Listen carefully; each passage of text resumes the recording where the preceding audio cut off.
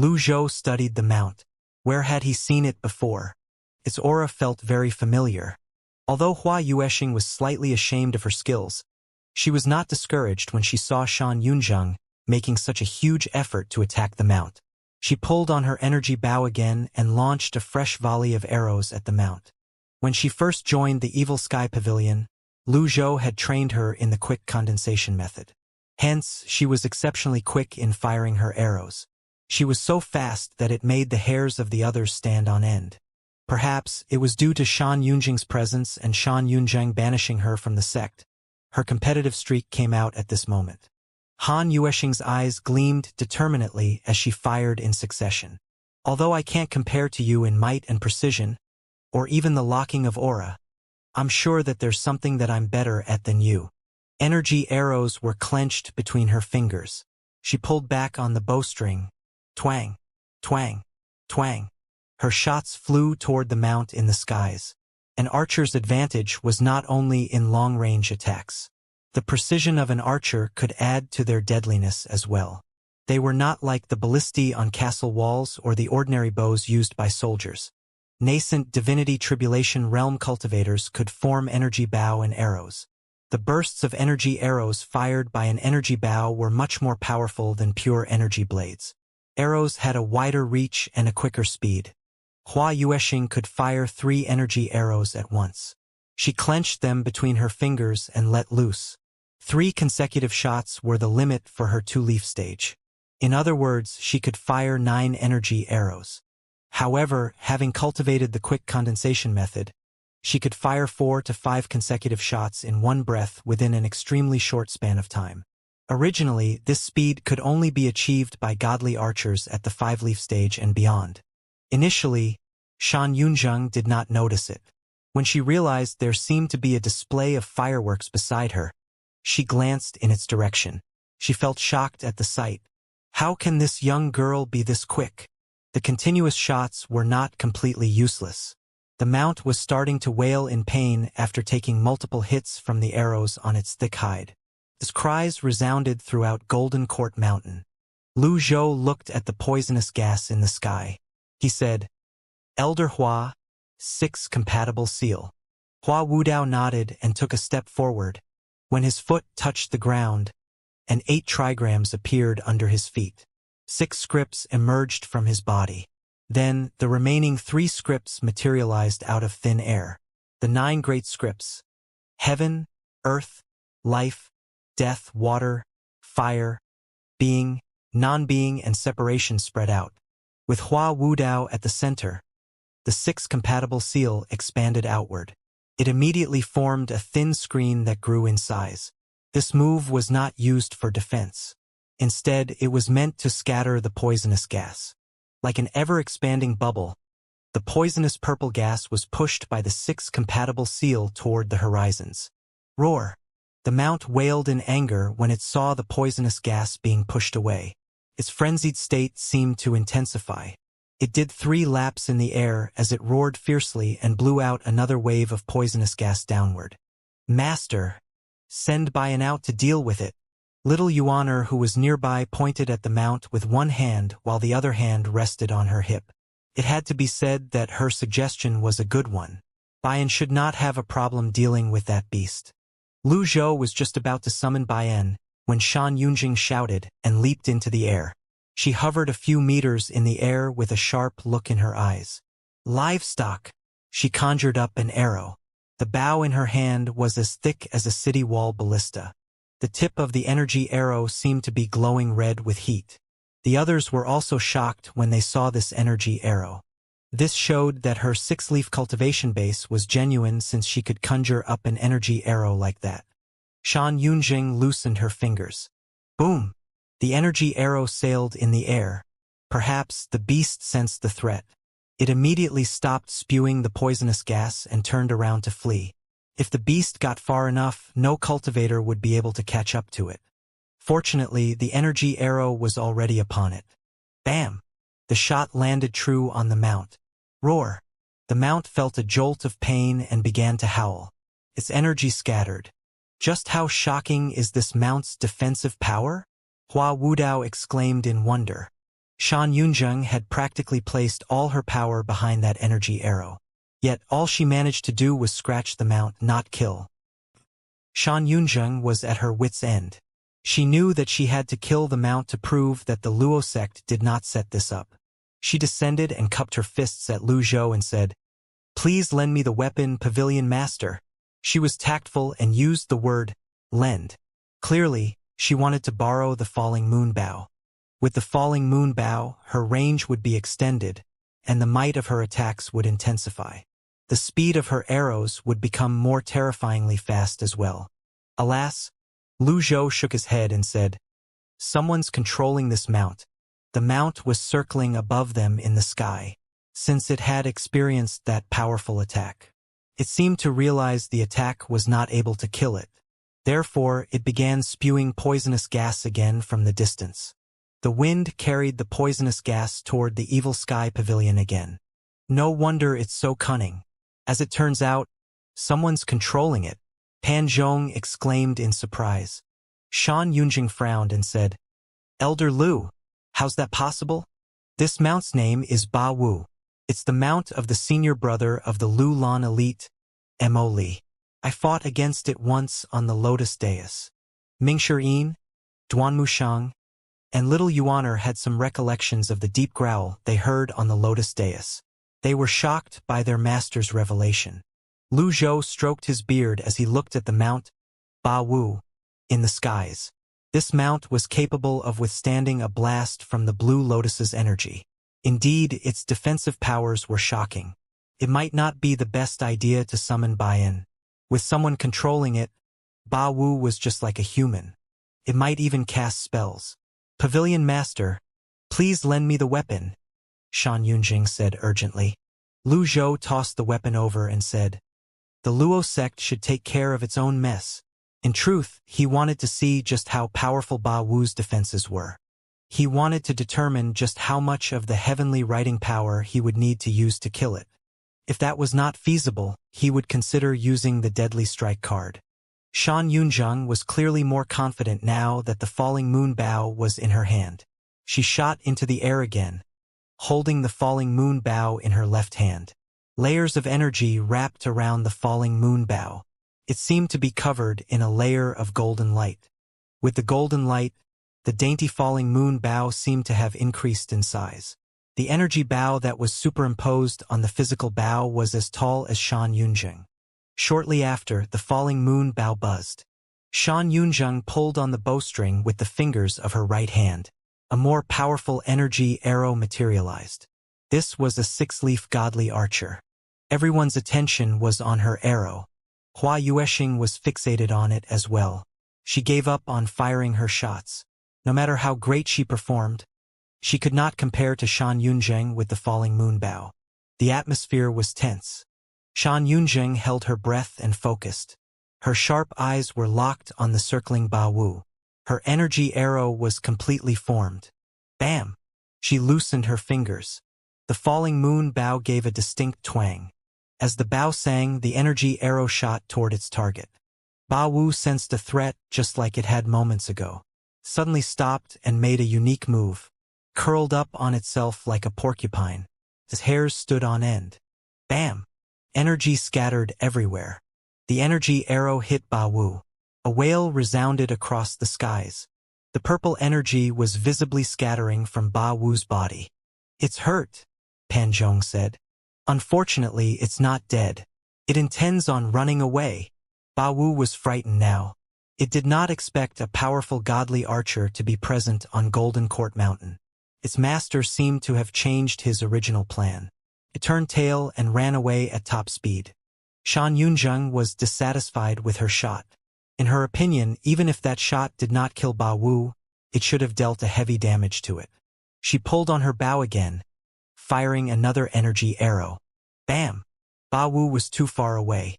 When the arrow landed on its target again, it clearly packed less of a punch than the previous hit. Livestock! Shan Yunzheng was feeling pressured. The more flustered she was, the more difficult it was for her to unleash her strength. Her aura and utilization of primal chi became chaotic and lost their rhythm. "This is bad. It's getting away." Ba Wu was hurt. It was sprinting away wildly on purple clouds.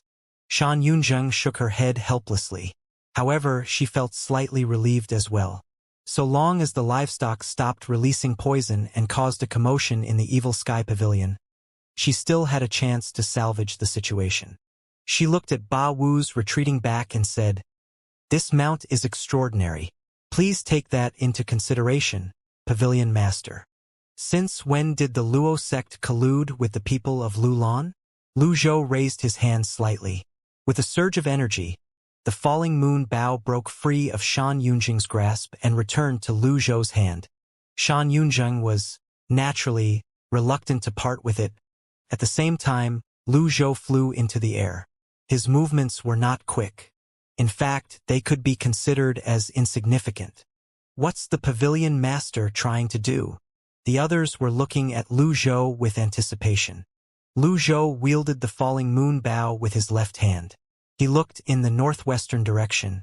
The falling moon bow shook. Lu Zhou's eyes were as bright as a raging flame. He looked at Ba Wu that looked like it was the size of a palm as it flew further and further away, growing smaller with each passing second. He raised the falling moon bow with his left hand as the Sutra of the Heavenly Writings' third power surfaced in his mind. Originating from nothing, but at the same time it comes from everything. Living in samsara and learning from it. This was the power of past lives. When the Heavenly Writings' extraordinary power surged, the space between his fingers began to emit a faint blue radiance. The members of the Evil Sky Pavilion who had seen Lu Zhou using this power before could not help but feel excited. Shan Yunzheng looked on with a complicated gaze. She was an extremely skilled archer. To her knowledge, at this distance, with the mount making a wild dash away, it was definitely out of shooting range. Let alone kill it, it was almost impossible to hit it. She shook her head. At this moment, the falling moon bow shook more violently. Ba Wu was only the size of a bean now. In a few more breaths, it would completely vanish in the horizons. Lu Zhou placed his right hand on the bowstring. He closed his eyes for a moment before he opened them again. A blue energy arrow materialized between his index and middle fingers. Shan Yunjing's eyes widened. She felt fear creep into her heart. Why does this energy arrow look exactly like mine? This was a condensation method that she had personally created. She had never taught anyone this skill. How was this possible? She was in disbelief. There was only one possibility. When she had used the skill earlier, Lu Zhou had seen her and learned it immediately. She was in awe despite herself. Meteor after the moon? Shan Yunzheng uttered the name of the skill as she looked at the energy arrow. She named the skill Meteor after the moon. As the name suggested, it was like a meteor chasing after the moon when it was fired. Moreover, it complemented the falling moon bow as well. Whiz! The falling moon bow's string moved. The blue energy that shrouded the falling moon bow intensified and grew in size. It was now twice the height of a man. A supersized bow and arrow were formed. Now, the others were shocked. However, Shan Yunjing noticed that the energy arrow seemed slimmer. An improvement?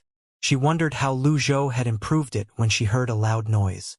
Lu Zhou had unleashed the meteor after the moon. At this moment, everyone's attention was focused on the attack. The blue energy arrow was like a meteor in the air as it shot toward Ba Wu that seemed like it was the size of a sesame seed. Could the arrow hit it at this distance? The energy arrow shot out with a terrifying speed. Everyone held their breaths as they stared unblinkingly at the energy arrow. Their heads turned from the right to the left as they followed the arrow's trajectory. On land, the commoners who were working the fields, the occasional passerby cultivators, and the other cultivators flying at a low altitude, were also attracted by the unique sound. All of them looked up at the energy arrow. What's that? Something flew out of the Evil Sky Pavilion. Strange. Let's not trouble ourselves with that. Anything can fly out of the Evil Sky Pavilion these days. The commoners were smart. They did not treat the Evil Sky Pavilion like an enemy. Therefore, they lived a peaceful life cultivating the fertile soil around the Evil Sky Pavilion. To them, evil was a subjective thing. They did not draw a distinct line between the noble and fiend paths. Anything that did not cause them harm, they did not consider as evil. Most of them were already used to the evil sky pavilion. Watching the happening in the pavilion had become the norm. In order to get a better look, Duanmushang, Zhaoyu, Little Yuaner, and the others rose into the skies and gazed into the distance. Pan Zhong and Zhou Jifeng were also hovering in midair. Due to their curiosities, Hua Wudao, Hua Yueshing, and Shan Yunjing rose into the air as well. A brilliant scene greeted their eyes. The energy arrow exploded like a firework in the distance, and a blast of purple gas emerged. Perhaps it was too far away, they only heard the noise seconds later. Bam! The sound was brief and muffled. It's a hit. Your might knows no bounds, master. No way. Really? Shocked, amazement, disbelief. Shan Yunjing trembled. She was a six-leaf godly archer, after all. When she saw that Ba Wu was already a huge distance away, she was convinced it would be impossible to hit it. However, facts spoke louder than words. The energy arrow Lu Zhou had fired had hit Ba Wu against her expectation. The purple rippled into the surroundings. It lingered for a while before it finally disappeared. Ding! Killed a mount. Reward: 1,500 merit points. Lu Zhou was pleasantly surprised to be rewarded for killing a mount. However, his expression remained unchanged as the faintly blue energy disappeared. He gauged his remaining heavenly writing power. He had used about 1/3 of it.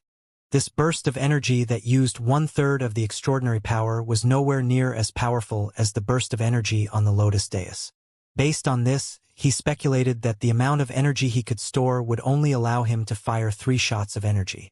Naturally, if his opponent was too powerful, he could unleash all of the energy in one go.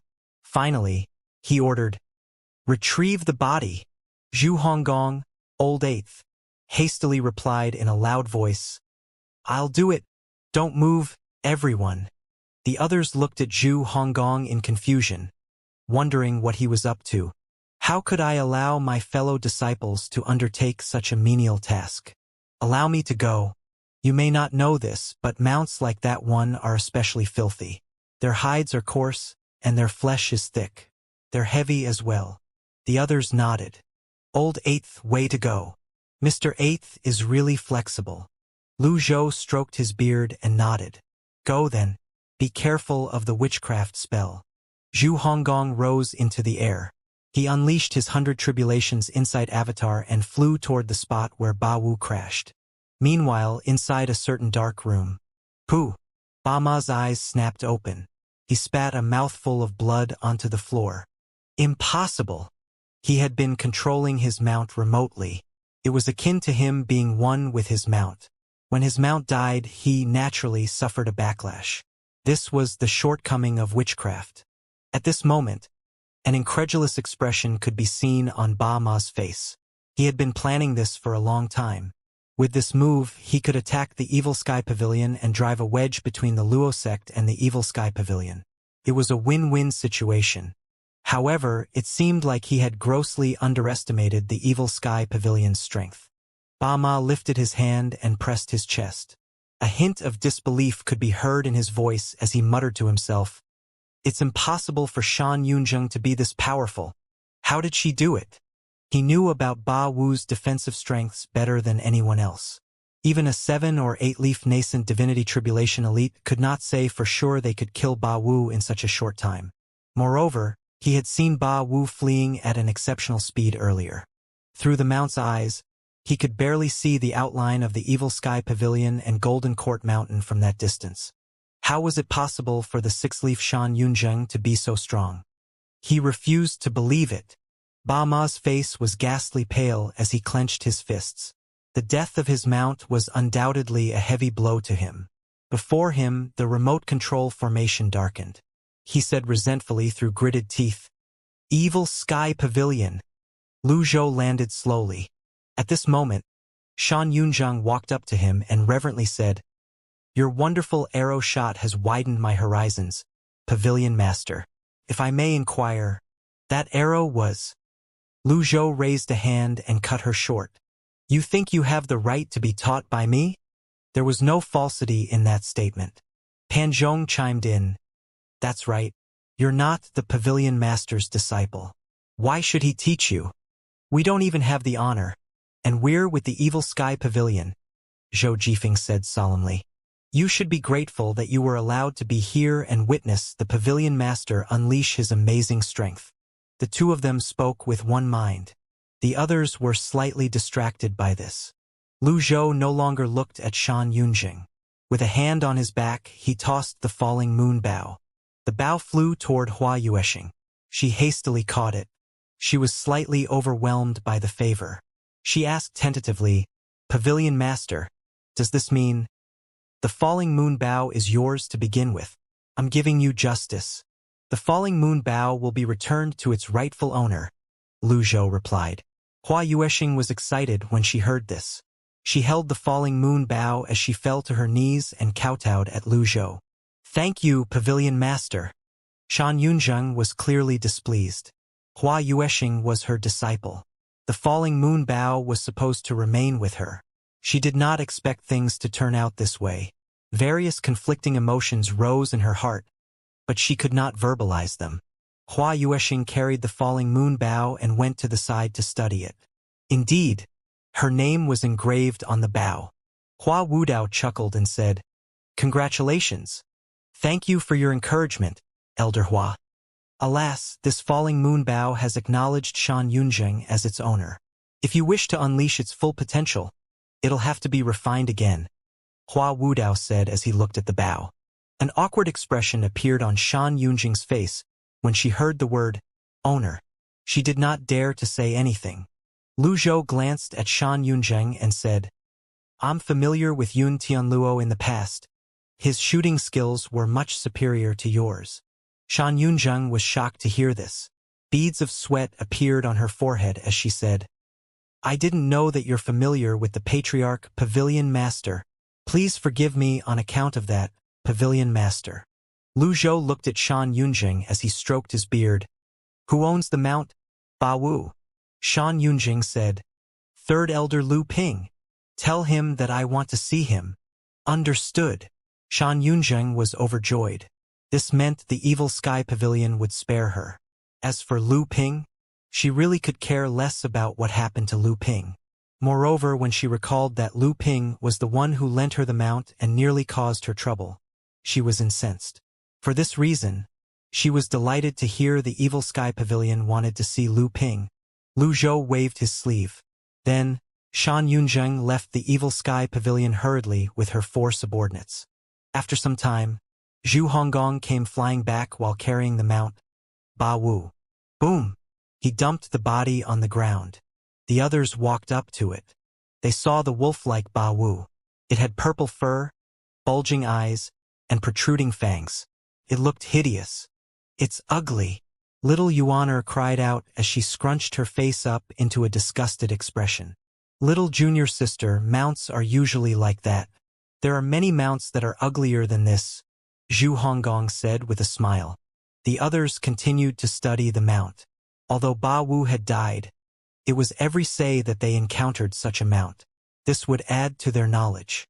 Master, please make a decision. Zhu Honggong bowed and made an inviting gesture.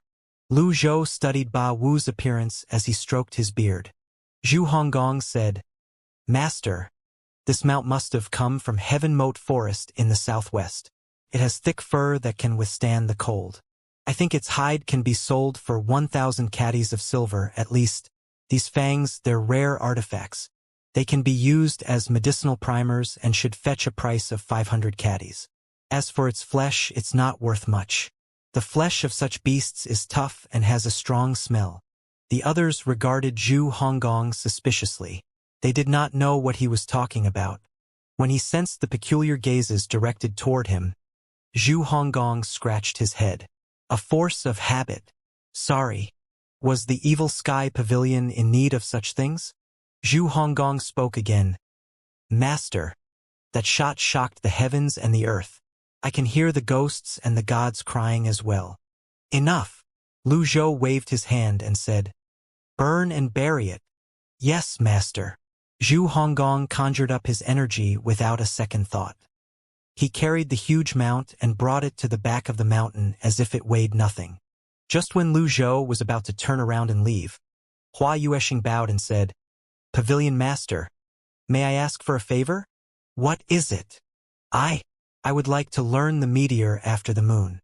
Lu Zhou stroked his beard and said, "It's not a high-level arrow skill at all. There are better skills in the books at the western and northern pavilions. When you're at the 5-leaf stage, you may consider coming up with your own arrow skills." When Hua Yueshing heard this, she said, "Thank you for enlightening me, Pavilion Master. I'll help you refine the falling moon bow once I have more time." After Lu Zhou finished speaking, he returned to the Evil Sky Pavilion. Hua Yueshing was slightly stunned by Lu Zhou's words. As Hua Wudao looked at Lu Zhou's retreating back, he quickly spoke on Hua Yueshing's behalf. "Thank you, Pavilion Master. Refining a weapon was no small feat after all. Congratulations. Felicitations." Pan Zhong and Zhou Jifeng cupped their fists and offered their congratulations. They were filled with envy and jealousy when they looked at the bow in Hua Yueshing's hand. They longed for the day where they could have their own weapons as well. Duamusheng knew what was going through Pan Zhong and Zhou Jifeng's minds. He brought his overlord's spear down heavily on the ground. Clang! The ground cracked. "You can think about your weapons when you're in the nascent divinity tribulation realm." "You're right, Mr. Third." Hua Wudao nodded in agreement. "Let's call it a day. Elder Lung and I don't have any weapons ourselves. Why do you insist on owning one?" Upon hearing Hua Wudao's words, Pan Zhong and Zhou Jifeng felt much better. If an elder with a higher status and cultivation than them did not even have a weapon, as juniors, they should not be complaining. Moreover, the falling moon bow was Hua Yueshing's weapon to begin with. It suited her best as well. In the pavilion, Lu Zhou called up the system dashboard and looked at his merit points again. Merit points, 33,200. After thinking about it, Lu Zhou decided to try his luck with the lucky draws. If he could get the 10 Worlds avatar, it would make his day. Lucky draw. Ding! Spent 50 merit points. Obtained reversal card X1. A good start. He had some luck. However, the next 10 consecutive draws resulted in thank you messages. Lu Zhou looked at his luck points and muttered, "Lucky draw. Ding!" Spent 50 merit points and 10 luck points. Obtained reversal card X10. Lu Zhou frowned. Was the system in collusion with the reversal cards? Perhaps the system was giving him a hint? In any case, this was better than nothing. Lu Zhou did another 20 draws. He was amused that the attempts resulted in thank you messages. He finally lost the urge to continue. After muttering to himself for some time, Lu Zhou called up the item mall. He purchased the avatar, the 10 Worlds. Ding! Obtained the avatar 10 Worlds. Spent 30,000 merit points. Equip. Lu Zhou did not equip it immediately. He looked at the price of the 100 Tribulations Insight avatar. 100 Tribulations Insight, 100,000. He fought the urge to curse as checked his remaining merit points. 1,600. It was a shame that he did not get refining talismans from the lucky draws.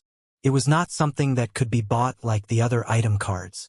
If he wanted to refine the falling moon bow, he would have to try again when he had better luck. He could not afford to purchase anything else with his remaining merit points. It was not even enough to buy a deadly strike card. Lu Zhou was still lamenting his poverty when, ding, killed a target. Reward, 1,000 merit points. Lu Zhou was no longer surprised by these notifications. He merely wondered which sex elder Yu Shangrong had targeted. He remembered the names on the list. None of them was worthy of any sympathy even if they died. Finally, Lu Zhou said, "Equip." Shortly after, Lu Zhou felt a new power course through his veins. The 9 transformations Yin Yang avatar faded away and was replaced by the 10 Worlds avatar. Nightfall. On the roof outside the Eastern Pavilion, Pan Litian and Jiang Aijian were merrymaking over wine. "Why didn't you tell the Empress Dowager that you're the 3rd prince?" Pan Litian asked as he looked at the moon in the sky. "Elder Pan, why didn't you tell Pan Zhong that you're his 4th progenitor?" Jiang Aijian retorted with a chuckle. Pan Litian straightened his back immediately and said, "Heh, I asked you a question. How can you reply with another question? Wait, how did you find out about this?" Zhang Aijin said with a smile, "That's easy. You were once close with the fourth prince at the southwestern border. I've investigated you back then." What a cunning brat. The two of them were enjoying the conversation when there was a surge of power in the eastern pavilion. Zhang Aijin was relatively new in the Evil Sky Pavilion. When he saw this, he frowned. Did someone invade the Evil Sky Pavilion? Only. Pan Litian shook his head and spoke with a tone that suggested that he was used to this. "You should get used to this. The pavilion master likes to try his hand in these peculiar undertakings." "Is that so?" Boom! The accumulation of energy was completed. The eastern pavilion fell silent again. Zhang Aijin turned around and nodded. He was just about to continue their conversation when there was another, more intense surge of power. Boom! Boom! It sounded much louder than the previous commotion in the eastern pavilion.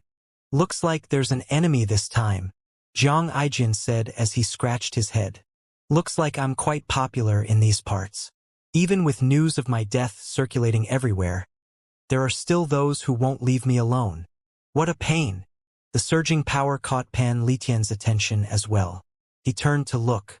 He was not young and inexperienced like Zhang Aijin. His experience, knowledge, and insights were superior to Zhang Aijin. While he could not understand what caused the disturbances in the Eastern Pavilion, he did not doubt his own judgments about the surge of energy coming from the Southern Pavilion this time.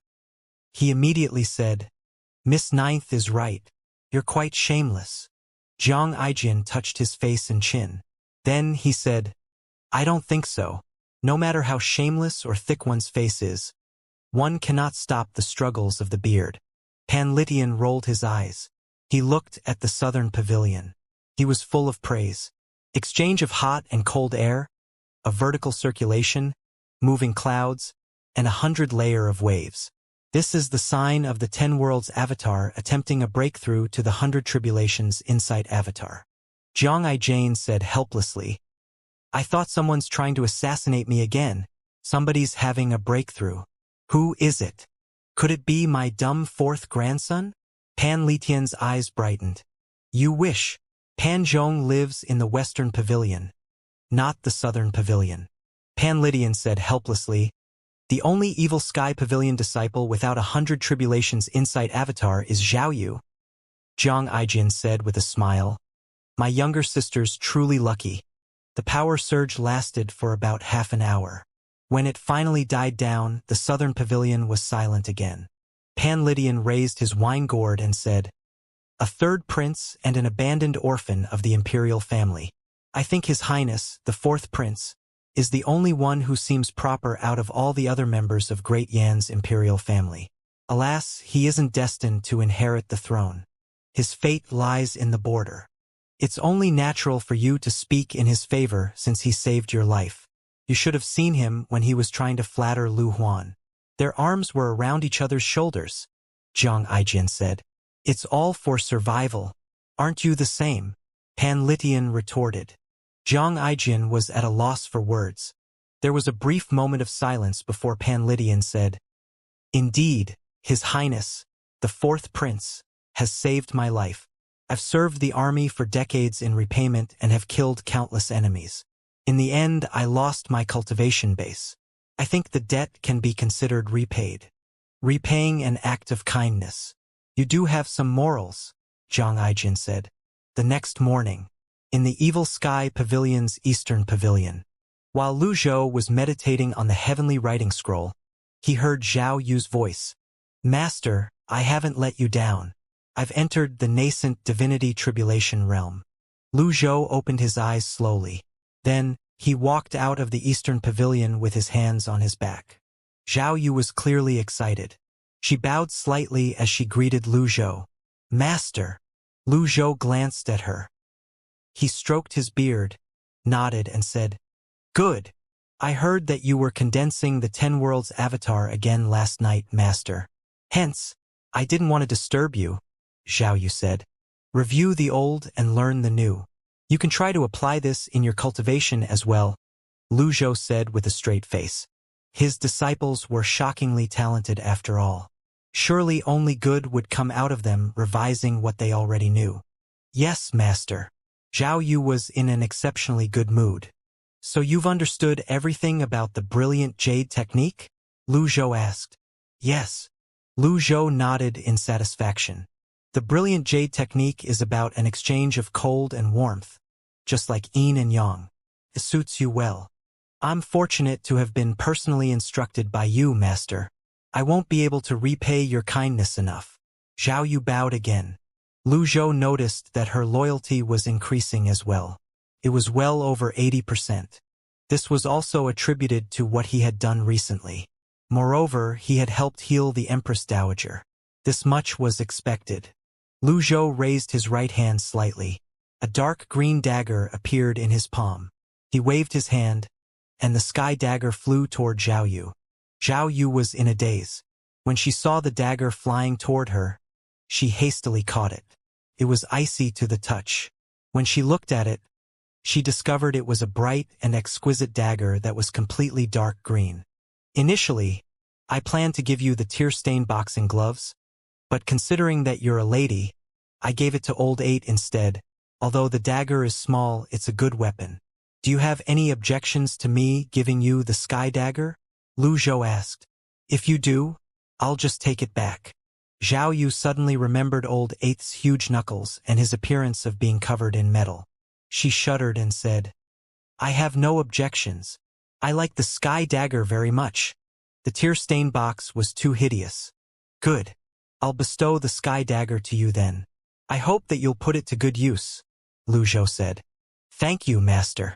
Zhao Yu was overjoyed as she kowtowed loudly toward Lu Zhou. After that, she did not waste any time to activate the sky dagger and have it acknowledge her as its owner. She was extremely excited to own the sky dagger. Ding! Activated the sky dagger. Grade, Heaven Grade. Owner, Zhao Yu. Reward, 1,000 merit points. Lu Zhou had expected this notification as well. At the same time, he was reminded that the tear-stained boxing gloves were not activated. At this moment, a female disciple appeared.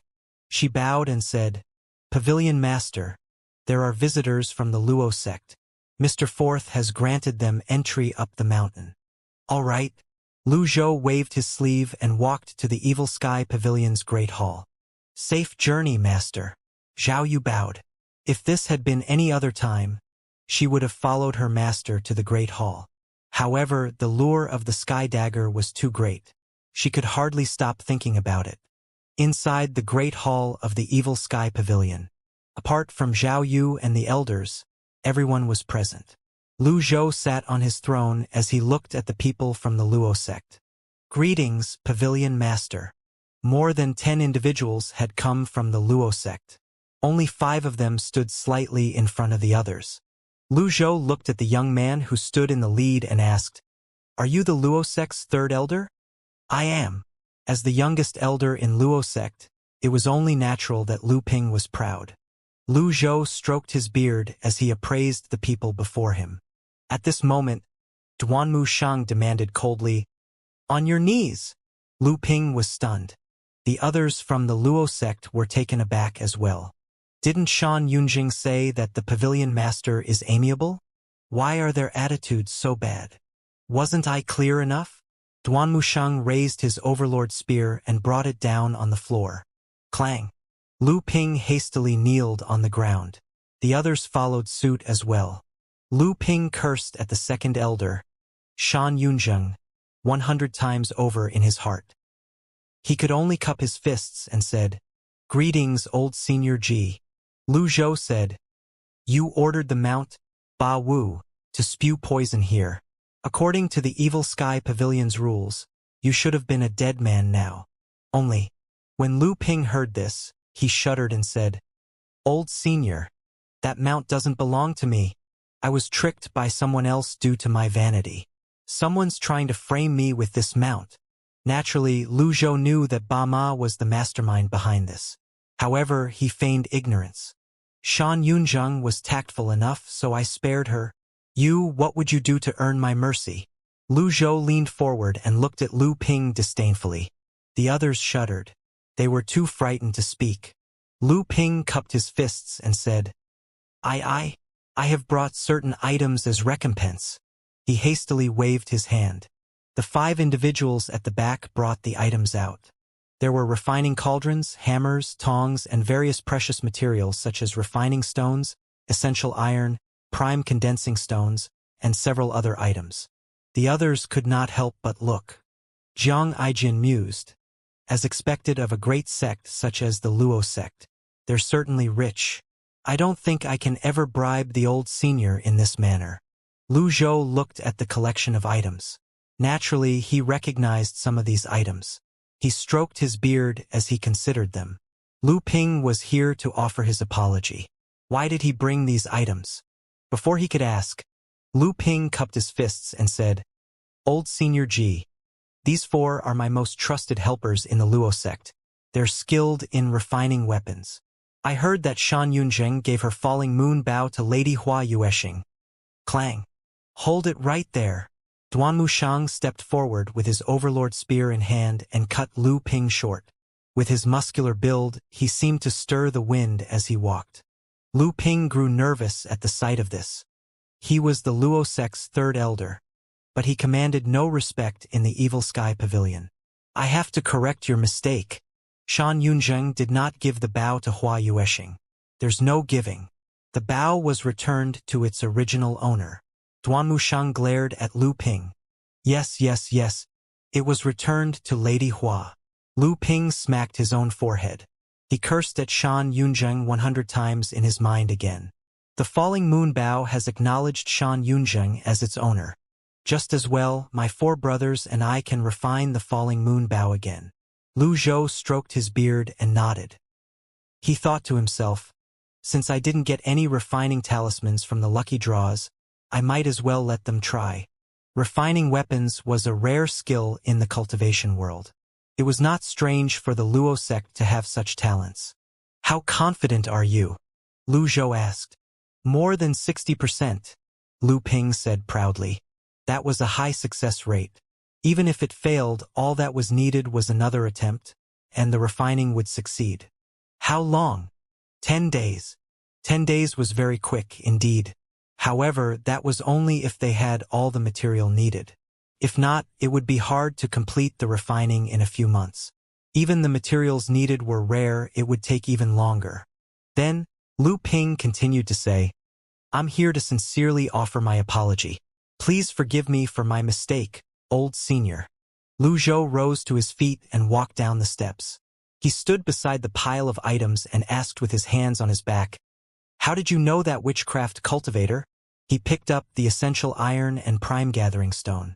He appraised them briefly before putting them back down. I was in the divine capital 10 days ago, and I befriended him there. It's my fault for being vain and accepting the mount, Lu Ping said.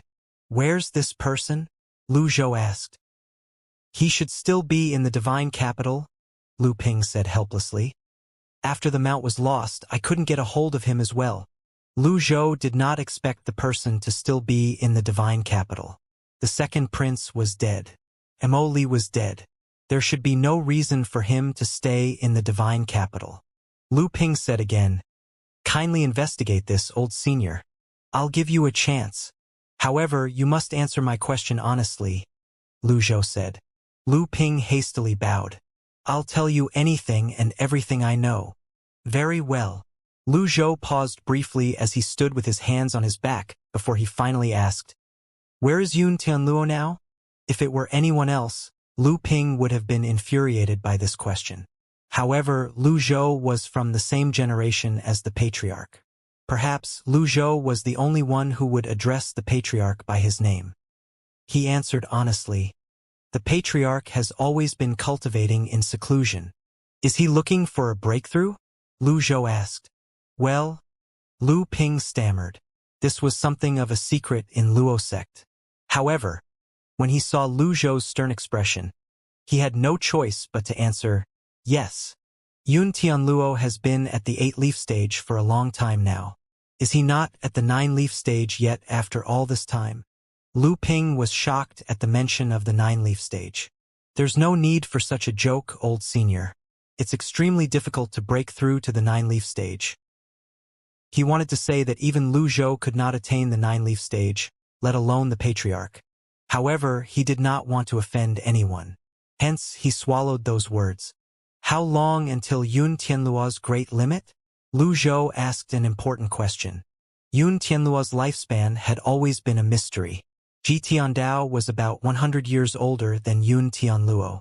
If attaining the nine-leaf stage was indeed damaging to one's lifespan, it was highly possible that Yun Tianluo would meet his end sooner. Lu Ping felt caught between a rock and hard place at this moment. He did not expect the Evil Sky Pavilion to inquire about these matters.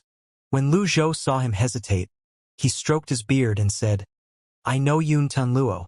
There's no need to worry. Lu Ping found that he had a point. Ji Tiandao's great limit was near as well, and he was not even nervous. Why would the Luo sect be nervous about their patriarch? Moreover, if the Evil Sky Pavilion had intended to attack them, it would have done so ages ago. There was no reason for them to delay. Around 30 years, Lu Ping replied. 30 years. Lu Zhou mused inwardly. Gong Yuandu spent about 100 years of his life and failed. Yun Tianluo had spent about 70 years, and he was not at the nine-leaf stage yet. In other words, at least 100 years of life was needed for a cultivator to attain the nine-leaf stage. Unfortunately, he had too few examples to confirm his theories. Lu Zhou asked again. So, Yun Tianluo is still cultivating in seclusion? Yes. With his hands on his back, Lu Zhou sighed and said, the stubborn man's efforts are in vain. He has only 30 years left. Why would he insist on trying? Lu Ping bowed and tentatively said, I guess everyone at the eight-leaf stage would give it a go. Isn't that so, old senior? Lu Zhou glanced at Lu Ping, causing a jolt of fear in Lu Ping's heart. If what Lu Ping said was true, Ji Tiandao's demise back then was most probably caused by his failure while trying to attain the nine-leaf stage. Although the battle between Ji Tiandao and the 10 great elites ended in a draw, he was still injured in the process. If the 10 great elites were to attack again, Ji Tiandao would have to attain the nine-leaf stage if he wanted to survive the attack. That was the most reasonable explanation. What a shame. Lu Zhou calmed down and said, I'll give you a chance. Lu Ping was overjoyed. He said at once, Thank you, old senior. I'll certainly refine the falling moon bow in 10 days and revert it to its ownerless state. 10 days won't be enough, Lu Zhou said. Ha! Zhang Aijian stepped forward with his arms crossed. He looked at Lu Ping and said, How can you be so dumb? Ba Ma was even willing to abandon his mount to cause a conflict between Luo sect and the Evil Sky Pavilion. If you return, he'll surely kill you along the journey. Lu Ping was shocked. When he thought about this, he could not help but feel a chill running up his spine. He hastily said, Thank you for reminding, comrade. Thank you, old senior. Escort him out. Lu Zhou waved his hand. Lu Ping was momentarily stunned. Then, he ventured awkwardly, Old senior. What is it? How long do I have to stay in the Evil Sky Pavilion before I can leave? Lu Ping had a feeling that something awful would happen to him if he stayed here for too long. Lu Zhou stroked his beard and said, Come to think of it, it's been a long time since I've met Yun Tianluo. Upon hearing this, Lu Ping started. What did Lu Zhou's words mean? His eyes widened. Zhang Aijian said with a smile, You should be honored. The old senior will be protecting you during your journey back to the Luo sect. Lu Ping was close to tears. There's no need to feel nervous. I'm quite close to Yun Tianluo. If I want to cause trouble, would I have allowed Shan Yunzheng to return? Lu Zhou asked. Lu Ping scratched his head. That was right. He was overthinking this. Initially, Lu Zhou did not intend to go to the Luo sect. However, it seemed that he would have to make a personal visit to confirm the connection between the nine-leaf stage and life. Perhaps he could learn something important from Yun Tianluo. The Yun sect was the only sect out of the 3 sects that had conflicts with the Evil Sky Pavilion. However, the Yun sect's forces were no longer what they once were. It was a far cry from the Tian and Luo sects. They could almost be disregarded. Yun Tianluo only had 30 years left to live. Yet, he was still cultivating in seclusion. There was even a chance that he might tomorrow. It was better for Lu Zhou to pay him a visit as soon as he possibly could. 15 days later, in the Luo sect, inside the meeting hall of the Luo sect's first holy land, the elders looked at Shan Yunjing, who did not seem to be in a good mood, and said, "There's no need to worry, second elder. Lu Ping is a cautious man. There won't be a problem during this trip." Shan Yunjing sighed and said, "The Patriarch said that we should never make an enemy out of the Evil Sky Pavilion. When I think about that now—" She trailed off. "Why do you seem defeated after your visit to the Evil Sky Pavilion?" The other elders laughed. When Shan Yunjing remembered Lu Zhou's amazing arrow shot, she shuddered inwardly. At this moment, a disciple appeared outside the meeting hall. "Greetings, elders. Elder Lu has sent word that the Evil Sky Pavilion Master will be personally making a visit here." The disciple appeared to be flustered. "What?" The elders rose to their feet abruptly. A frightened expression could be seen on all their faces.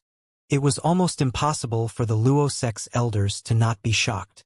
Shan Yuneng, who was in disbelief, said, "Bring me the letter." The disciple passed the letter to her.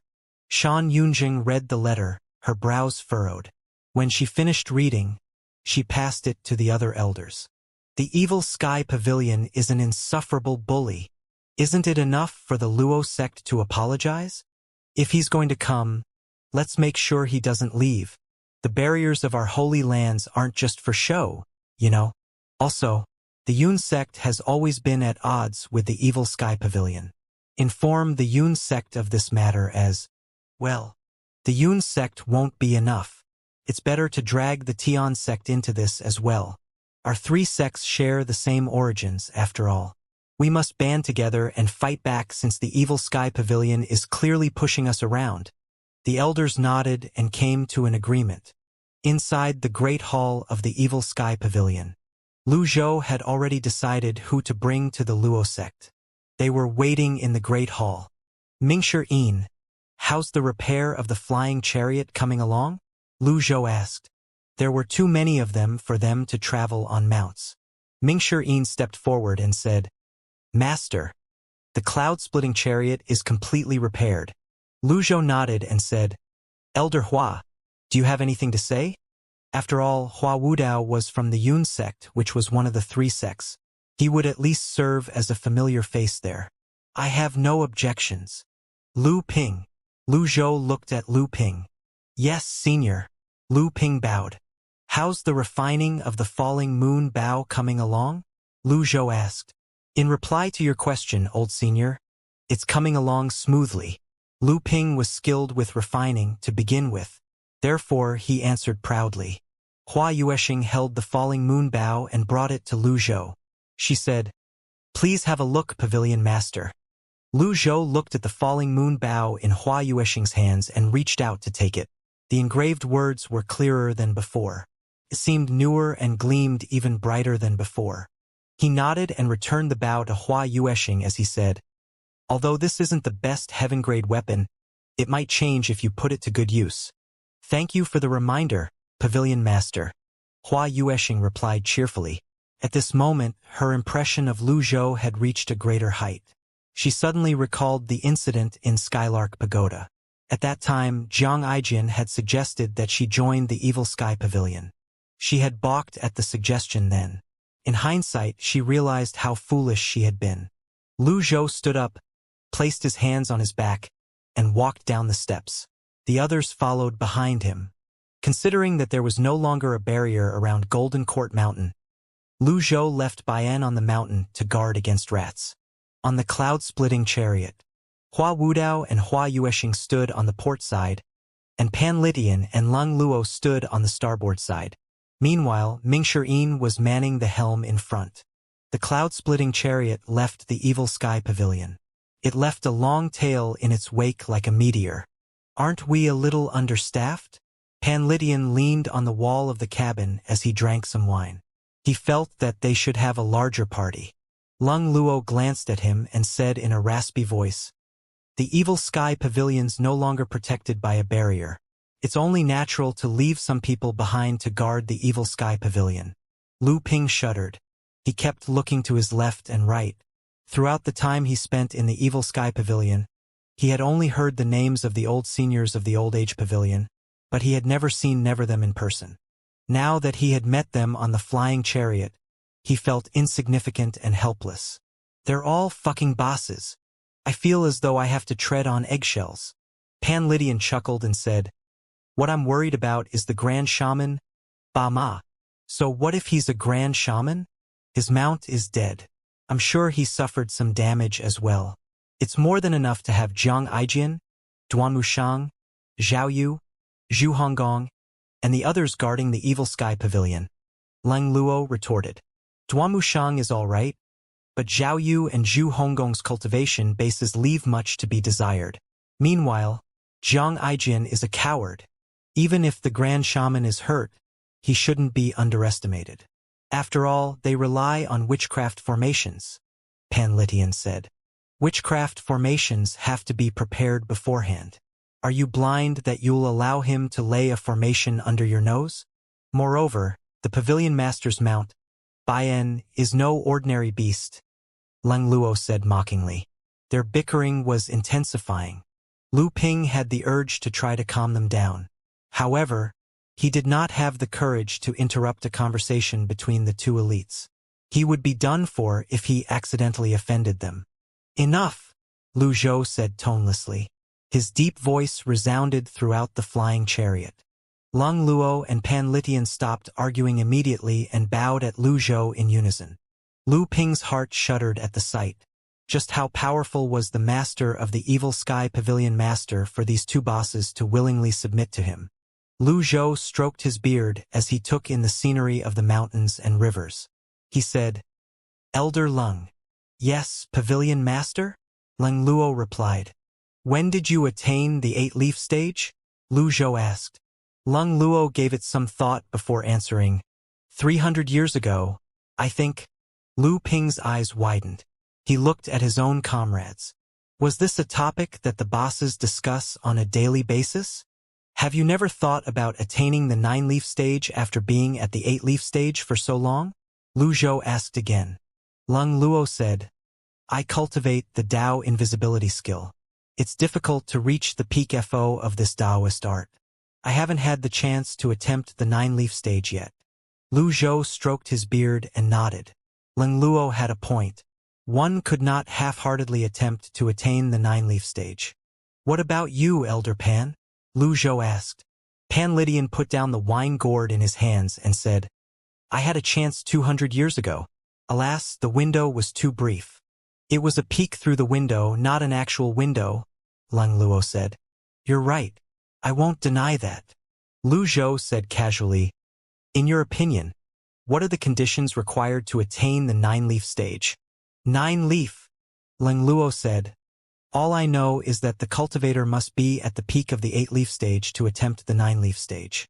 About the other conditions, I have no idea as well." "Me too." The two of them were surprisingly in agreement with each other this time around. Hua Wudao cupped his fists. "I'm sure that nobody knows the answer better than you, Pavilion Master." He was right. None of the members of the Old Age Pavilion had reached Lu Zhou's level. Lu Zhou said, "It's not impossible to reach the 9-leaf stage." Leng Luo, Pan Lydian, Hua Wudao, Ming Shiyin and Little Yuaner were shocked. Lu Ping and the others widened their eyes as well. The 9-leaf stage was a taboo realm set by the heavens. Was there actually a chance? Silence descended on the cloud-splitting chariot. After flying for a day and a night, traveling across several thousand miles past mountains and rivers, a number of peaks finally came into sight. Ming Shiyin said, "Master, those are the 20 peaks of Yun Tianluo. From their high vantage point, the 20 peaks resembled 20 huge trees that towered into the clouds. It was as if they were floating among the clouds.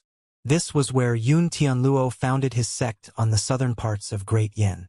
Only, Lu Ping, lead the way. If they were not led by those who were familiar with the surroundings, it would be easy to get lost among the sea of clouds. At this moment, Lu Ping was genuinely worried that he was leading a pack of wolves into a sheep's pen. The feeling intensified when he looked at personages such as Lang Luo and Pan Litian. Regardless of how powerful the three sects were, they would not want to make an enemy out of these people.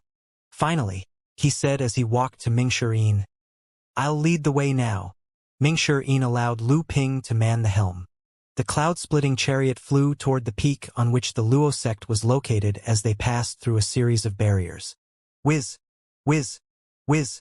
Every time they passed through a barrier, a low and deep hum would reverberate in the air.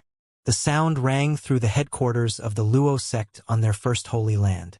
The elders and disciples flocked together and looked up into the skies. Finally, they saw a huge chariot with a tail similar to a meteor passing through the barriers. The elders of the Luo sect frowned. The evil sky pavilion's cloud-splitting chariot? Prepare to engage the enemy. There was a flurry of activity at once. The disciples stared at the cloud-splitting chariot intently, as though they were facing a great enemy. That can't be right. How did the cloud-splitting chariot manage to get past the barriers? Xianxia stepped forward. It's strange, indeed. Only core disciples know the correct route through the formations. How did the evil sky pavilion find out? There's no time to dwell on that. Are the people from the Tian and Yun sects here yet? One of the disciples answered, "They're on their way." The elders of the Luo sect looked at the other holy lands. The swirling clouds obscured their visions. The cloud-splitting chariot had already gone past the barriers and was now inside the holy lands of the Luo sect. Seeing this dire situation, someone raised a hand and said, "Prepare the ballistae." At this moment, a voice rang from the flying chariot. "I am Lu Ping. Stand down." His voice resounded in the skies above the Holy Land. The Luo sect disciples exchanged glances. Was Elder Lu the one who led the Evil Sky Pavilion's flying chariot here? The other elders were puzzled as well. The letter was from Lu Ping, and the person who led the Evil Sky Pavilion here was also Lu Ping. What was the meaning of this? Whiz, whiz, whiz. Primal chi wrapped around the flying chariot's body. It changed directions and headed toward the first holy land, which was situated between the first and second peaks. Came to a halt there. The three sects had 20 peaks and 10 holy lands. The Yun sect had 3 holy lands and 6 peaks. The Tian sect also had 3 holy lands and 6 peaks. The Luo sect had 4 holy lands and 8 peaks. From the quantity alone, it was easy to tell how powerful the Luo sect was. The additional holy lands owned by the Luo sect were collectively called the Heaven's Virtue. It was named by all 3 sects and was flanked by 2 peaks. It was on these holy lands that the Patriarch of the 3 sects cultivate in seclusion. The Evil Sky Pavilion's cloud-splitting chariot hovered in the air. Lu Ping turned around to look. He shot Mingshi an imploring look. Mingshi stepped forward and replaced him to maintain the flying chariot's altitude. The flying chariot stopped above the first holy land. Lu Ping was the first one to leap down to the holy land. The Luo sect elders were further puzzled when they saw Lu Ping. "Elder Lu, what's the meaning of this?" Lu Ping hastily gave an account of the series of events that transpired. When Xianxia heard this, she frowned and said, "The Patriarch is still cultivating in seclusion. Isn't this inappropriate?" "That's what I said."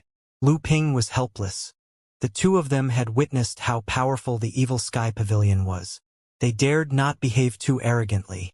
The other elders, on the other hand, were more confident and fearless.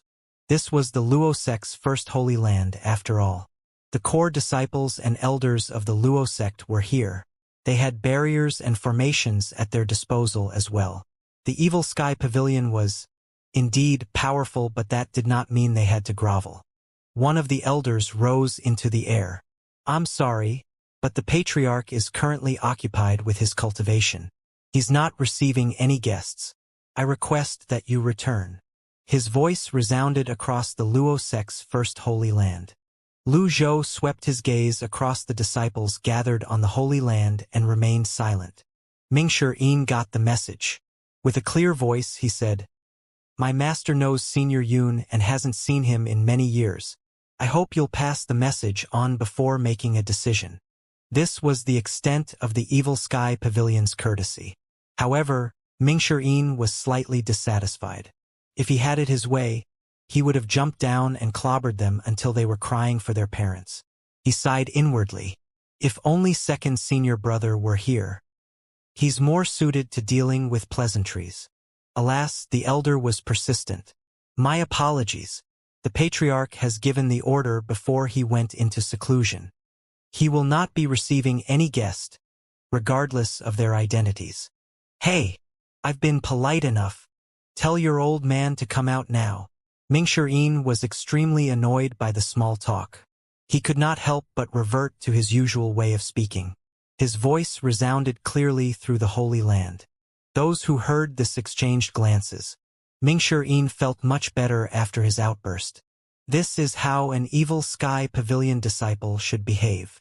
However, when he felt the peculiar way the others were looking at him, he said sheepishly as he scratched his head, I couldn't restrain myself.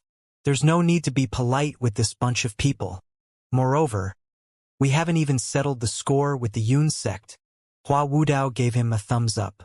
Lu Zhou's expression was calm as always, and he did not say anything. Mingshi felt relieved.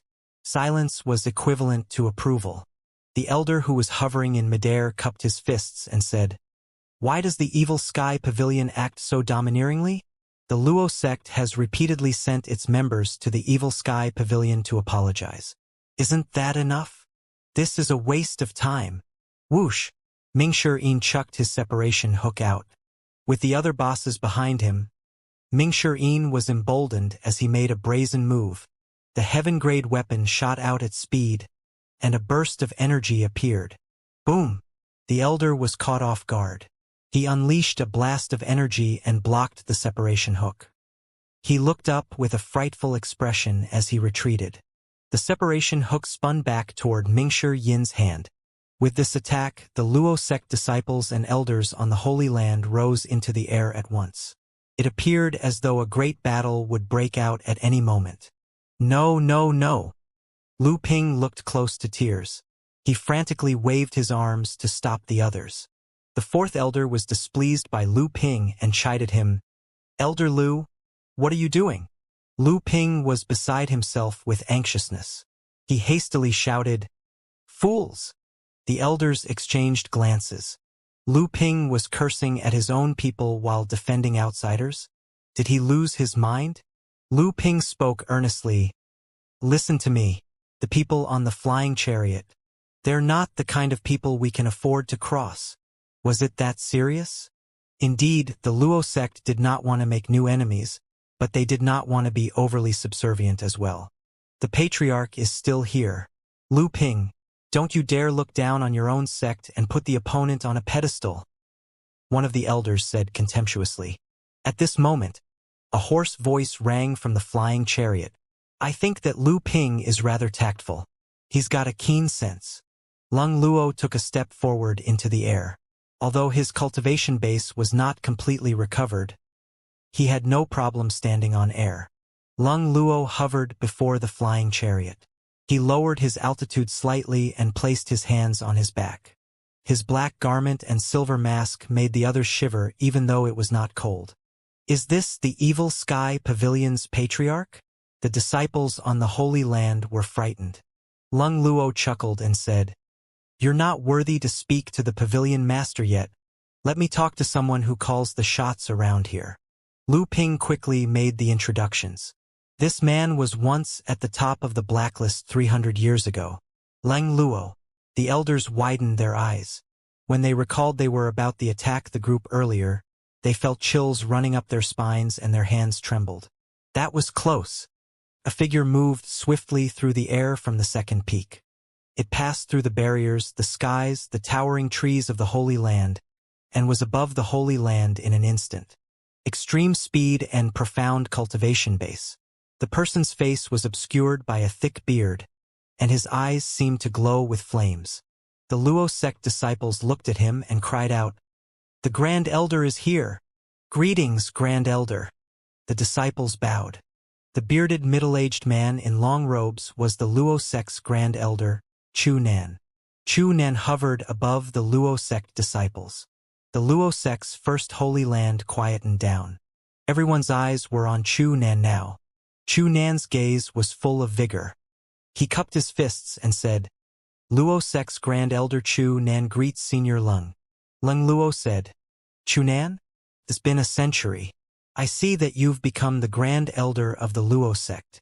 It's but a stroke of luck. I heard of the Evil Sky Pavilion's arrival, but I didn't think I was worthy to greet the Pavilion Master, Chu Nan said. Very well, Lung Luo said curtly in his deep and raspy voice. Chu Nan bowed. You've traveled far. It's only natural for the Luo sect to treat you with hospitality. May I be so bold as to offer my service to entertain you throughout your stay. Naturally, he did not want to offend these people. Lung Luo's appearance had already shocked the others. Unfortunately, Lung Luo was like Mingshi Yin. They did not like convoluted, elaborate, and superficial pleasantries. He said in a deep voice, I'll say this again, you have no right to speak to the Pavilion Master. Chu Nan was slightly stunned. He was the Luo sect's Grand Elder, after all. To think that Lung Luo would refuse him. The Patriarch is cultivating in seclusion. He's not receiving guests. As the third elder, Lu Ping felt that he had the right to speak up. He could not stand this any longer. He said loudly, Grand Elder, please ask the Patriarch to come out from seclusion. This is an important matter, and it's not a joke. Boom! Chu Nan launched a palm seal. The palm seal was extremely fierce and quick as it shot toward Lu Ping. Lu Ping started with a jump. He did not expect the Grand Elder to lash out at his own people. He raised his arms. Bam! There was a clash of energies. Lu Ping gave a muffled grunt as he fell down. His face was ghastly pale. He was no match for the Grand Elder. This move alone had determined that the Grand Elder was superior. Shut your mouth. Just keep your eyes peeled. Chu Nan spat. Then, he turned back to face Lung Luo with a smile on his face. I'm sorry. The young are often ignorant of proper etiquette. That was an embarrassing display, Senior Lung. Judging by his attitude, he was keeping up a polite facade while hiding barbs in his words. Wow, I'm impressed, Mingshi Yin said mockingly. Chu Nan looked at Mingshi Yin on the cloud-splitting chariot and said, This is a conversation between seniors. Juniors have no place here. The statement was clearly filled with thorns. Not only was he reprimanding Lu Ping, but he was taking a jab at Mingshi Yin as well. Mingshi Yin was about to launch into a fit of rage when Lung Luo raised his right arm. Mingshi Yin calmed down and decided to see what was going to happen. Lung Luo stepped forward and spoke with a deep voice. You like to bully your juniors? What do you mean, Elder Lung? When I was roaming the lands, you were still inside your mother's womb. Whiz! An 8-leaf avatar materialized. The instant it appeared, the 8 leaves on the golden lotus spun swiftly. This resembled a roulette spinning underwater. Energy rippled out from it like water droplets. It vanished within a breath. Chu Nan was standing the closest to it, so he took the brunt of the impact and was sent flying back. All it took was a small display of strength. A fearful expression could be seen on Chu Nan's face now. An 8-leaf avatar. Why would Lung Luo stay in the Evil Sky Pavilion when he has such a profound cultivation base? The elders on the Holy Land could not wrap their minds around this. They were more surprised and worried than anything else. Chu Nan was only at the 7-leaf stage, let alone the second elder, Shan Yunzheng, who was only at the 6-leaf stage. They were no match for an 8-leaf opponent. There was no need to mention the others. With that display of strength, nobody dared to stand up against Lung Luo. For some unknown reason, Lu Ping felt some of his indignance lessened. Lung Luo said in a deep voice, The Evil Sky Pavilion is only here to reminisce. Don't make me attack. The Holy Land was as silent as a graveyard. The atmosphere was slightly tense and cold. Nobody dared to step forward to face an 8-leaf cultivator. Swoosh, swoosh, swoosh. At this moment, several figures appeared in the air above the Holy Land. They came in small groups. Some of them were standing on their swords while others were stepping on oddly shaped weapons. There were also those who came on the backs of beasts. Gradually, they began to fill the sky. The newcomers were dressed in 3 different robes. There were long white robes and long green robes. The people of the Yun sect and Tian sect are here. Chu Nan calmed down and leveled himself with the others. The Luo sect's Chu Nan welcomes the elders of the Yun and Tian sects. The disciples with weaker cultivation bases hovered in the air and awaited their orders. The elders of the Yun and Tian sects walked on air. They cupped their fists at each other as a form of greeting. Then they turned to face the Evil Sky Pavilion's cloud-splitting chariot. As an impressive lineup. They had the numbers after all. Clearly, the Luo sect had made ample preparations. Lu Zhou, who was on the flying chariot, did not seem worried at all. He only wanted to see Yun Tianluo. He had expected Yun Tianluo would not easily show himself. Lung Luo, Pan Litian, and Hua Wudao were more than enough to deal with these people. There was no need for him to do anything. The Deadly Strike card was now sold at 3,000 merit points apiece. He had 2 cards in his stock. It was a losing deal no matter how he used it. He could only use the heavenly writing power thrice. If they were to fight to the death, the Evil Sky Pavilion would be in a pinch. After all, Lung Luo and Pan Litian's cultivation bases were not completely recovered yet. Therefore, it was best to just intimidate them. Yun sect's Grand Elder, Zhao Ji, offers his greetings. Zhao Ji of the Yun sect cupped his fists. Yun sect's 2nd Elder Sun Hong offers his greetings. Yun sect's 6th Elder, Ding Fanqiu, offers his greetings. Ding Fanqiu's confidence was clearly lacking. Ming Shi'in waved at Ding Fanqiu. "Hey, we meet again, Ding Fanqiu. I see you've put on some weight since we last met." Ding Fanqiu was speechless. When he recalled having impersonated Ji Tiandao at Measure Heaven River, he felt awkward, and his wizened face turned red from embarrassment. With the actual person here, he could not bring himself to act haughtily. Tian sect's Grand Elder, Fang Wenxian, offers his greetings. An elder from the Tian sect was here as well. The others were all disciples. However, that was enough. With these numbers, they would not be too weak. Moreover, the Luo sect's Holy Land was equipped with formations and barriers. They were confident enough to engage the Evil Sky Pavilion in a discussion. Chu Nan rose and faced Lung Luo as he said, "Please stay your anger, Senior Lung. The elders of the Yun and Tian sects are here. The pavilion master can say whatever it is he wants to say to me." As soon as Chu Nan finished speaking, something flew out from the flying chariot. It was light and small. All the elders were elite, therefore, they had exceptionally keen eyesight. They were shocked by what they saw. A gourd. The ordinary-looking gourd that flew out looked shabby as it hurtled toward Chu Nan. Chu Nan found this strange as well. He was baffled. He cursed inwardly. The fiend path is the fiend path, after all. Littering on the Holy Land. Just look at their terrible character. He waved his hand as a blast of energy hit the gourd. Swoosh! The gourd was not repelled. It continued on its trajectory toward Chu Nan. It moved slowly as though it was a feather. At this moment, Chu Nan finally felt something was amiss. He raised his hand again. This time, he did not send out a blast of energy but sent out an energy seal instead. Palm seal flew out. Bam! The palm seal collided with the gourd bottle. The gourd bottle started spinning and increased in speed. Darn it! It's a weapon. Chu Nan raised both palms and launched a series of palm seals. Too late. There was a sigh from the cloud-splitting chariot. The gourd bottle suddenly burst forth with golden radiance.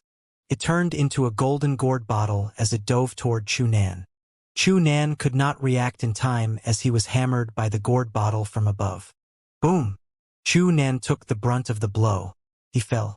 Only, bam! He crashed onto the limestone floor. A human-shaped dent was left on the floor. Elder! Grand Elder! Everyone else was shocked. Meanwhile, Pan Litian floated out of the flying chariot. He seemed to be drunk and tired. He spoke in a clear voice. "You useless mob. Know your place. I'm not Lang Luo who only knows how to dodge. Burp. Pan Lydian burped loudly and added in an equally loud voice. My gourd bottle can be fatal. Pan Litian's attack shocked everyone. Even Mingshi-yin, Hua Wudao, and Little Yuaner did not expect Pan Litian to attack so suddenly. Pan Litian cultivated genuine Taoist cultivation methods, not escaping techniques such as the Tao invisibility. Hence, if it came to head-on conflicts like this, his combat strength was greater than Lang Luo's. Therefore, Lang Luo would never fight him head-on. When Lang Luo heard the slight against himself by Pan Litian as Pan Litian attacked, he retorted, I don't understand how some people can take pride in bullying the weak with their weapons. Pan Litian laughed before he burped and said, Well, that's all I've got. On the Luo sect's holy land, the elders hastily rushed up to Chu Nan to check on his injuries. Several energy blasts reached Chu Nan at the same time, clearing the path. Grand Elder! Elder Chu! Chu Nan was lying on his back, facing the skies. His eyes were wide open. His face was red as though he had been holding his breath for a long time. After a while, it seemed like he could no longer endure it, and he spat out a mouthful of blood. His blood stained the ground, looking like the petals of red peach blossoms. After taking in a deep breath, he pointed with his right hand with great difficulties. Why you? Pan Litian seemed surprised that Chu Nan was still alive as he toyed with the gourd bottle in his hand. Lang Luo chuckled and said, Is that what you meant by fatal? That's nothing. My cultivation base isn't fully recovered yet. I miscalculated, Pan Litian said sheepishly. The two Old Age Pavilion's members hovered next to each other in the air. Their presence alone was enough to intimidate the elites of the three sects. The elders and disciples of the three sects looked up at the old man who had just appeared. Pan Litian's hair was disheveled, and his skin was as wrinkled as an old tree bark. Who's that old man? Surely his name has to be renowned if he's able to defeat Grand Elder Chu Nan with just a strike. Finally, Fong Wanxian, the Grand Elder of the Tian sect, cupped his fists and asked, How should I address you, senior? Pan Litian said lazily, What? Who's trying to ask for my name, so he can seek revenge in the future? Lang Luo shook his head and said, Pan Litian. A righteous man should never conceal his name regardless of his actions. Are you afraid? As soon as Lang Luo mentioned Pan Litian's name, a wave seemed to ripple through the crowd. It was as though a pebble had been thrown into a still lake. The elders huddled together in discussion. Pan Litian was the strongest elite of the Clarity sect. He had left the Clarity sect centuries ago and had gone missing. How did he end up joining the Evil Sky Pavilion? The elders were in shock and disbelief. Naturally, they were feeling worried as well. It dawned on them that it would be impossible for them to drive the Evil Sky Pavilion with this lineup. The Tian sect did not seem as bothered. However, the people from the Yun sect had grave expressions on their faces. The Yun sect held a grudge against the Evil Sky Pavilion after all. If the Evil Sky Pavilion decided to kill them, what were they supposed to do? Most importantly, what could they do? Zhao Ji, the Grand Elder of the Yun sect, finally said, I see, so it's Elder Pan. I don't want to waste words with you. Go and fetch your Patriarch now. I'm not a patient man, Pan Litian replied. He released his gourd bottle and it circled around him. A faint golden energy was faintly discernible in the air. Zhao Ji's expression soured. At this moment, Hua Wudao stepped forward and looked at Zhao Ji. Zhao Ji. Zhao Ji frowned. Elder Hua. Everyone in the Yun sect knew that Hua Wudao had left the Yun sect to challenge Ji Tiandao in the Evil Sky Pavilion. The Yun sect was supportive of him in his bid to overcome his inner demons. However, it was completely out of their expectations that he would end up joining the Evil Sky Pavilion. This naturally outraged the people in the Yun sect. All of them condemned him and thought he was a disgrace to the sect. Hua Wudao looked down at Zhao Ji and said, Tell your Patriarch to show himself. Hua Wudao. How could you? Whoosh! Hua Wudao leaped down. As he descended, he unleashed the 9-script 6 compatible seal. The 8 trigrams and 9 scripts expanded outward. The golden scripts were brilliant and dazzling. He did not use it as an offensive move now. Previously, he had used it to disperse Ba Wu's poisonous gas in the Evil Sky Pavilion. Now, he used it to intimidate the others. After all, the technique made for a majestic display. Although he only unleashed his skill for an instant, it was enough to prove that he had a profound cultivation base. 9 scripts, 6 compatible seal? 7 leaf. Zhao Ji's eyes were filled with incredulity. The Luo sect's elders suddenly understood why they were told that they were not worthy to speak to the master of the Evil Sky Pavilion master. Just the men that the Evil Sky Pavilions was leagues above the people from the 3 sects. None of the sect leaders of the 3 sects were here. What right did they have to talk to the Evil Sky Pavilion's master? It was clear the absence of their sect leaders was an act of disrespect against the Evil Sky Pavilion. Hua Wudao landed in the center of the First Holy Lands Plaza. He surveyed his surroundings before he said, "Go and fetch your Patriarch. Don't you think it's embarrassing to show your petty schemes in front of several old seniors?" The faces of the elders of the 3 sects turned red from embarrassment. Hua Wudao was originally an elder of the Yun sect. Although he had joined the Evil Sky Pavilion, the people of Yun sect still respected him despite being outraged. It was ingrained into them after all. Moreover, his words made sense. Ji Tiandao, Lung Luo, Pan Litian, Hua Wudao were all experienced and knowledgeable elites. When they roamed the lands, all of them were still in their mother's wombs. They were just humiliating themselves by trying to use their petty schemes against these people. At this moment, Lu Zhou, who was still in the cloud-splitting chariot, finally spoke. "Yun Tianluo, come out." His voice was deep and loud. Then, a strange thing happened. His voice rolled out in a discernible waves toward the other 9 holy lands. Circles of light rippled out from the flying chariot. The people of the 3 sects looked up. A mixture of shock, awe, and disbelief brimmed in their eyes as they looked at the sound waves. They began to feel skeptical. Was Lu Zhou truly at the 8-leaf stage and not higher? Even Lung Luo and Pan Litian, who were 8-leaf cultivators themselves, appeared shocked. They could not determine which sect this technique belonged to. The Confucian and Buddhist sects had more powerful sound techniques, while the Taoist sects were less skilled in this area. The power behind the sound wave was not strong. In fact, it could even be considered as weak. However, the sound wave's penetrative force was great. They easily breached the barriers and formation as they rippled through the mountains. When the sound waves finally disappeared, the entire place was deathly still. No one dared to make a sound nor move. The elders of the 3 sects and the hundreds of disciples who hovered in the air looked at the heaven's virtue. It was where their patriarch was cultivating in seclusion. The clouds parted, the fog lifted, and the azure skies could now be seen. The clouds and fog around heaven's virtue parted as a mysterious wind blew. Shortly after, from the middle of heaven's virtue, another sound wave rippled out. It was deep and powerful as well. A hint of annoyance could be heard in the tone. "Strike your mouths."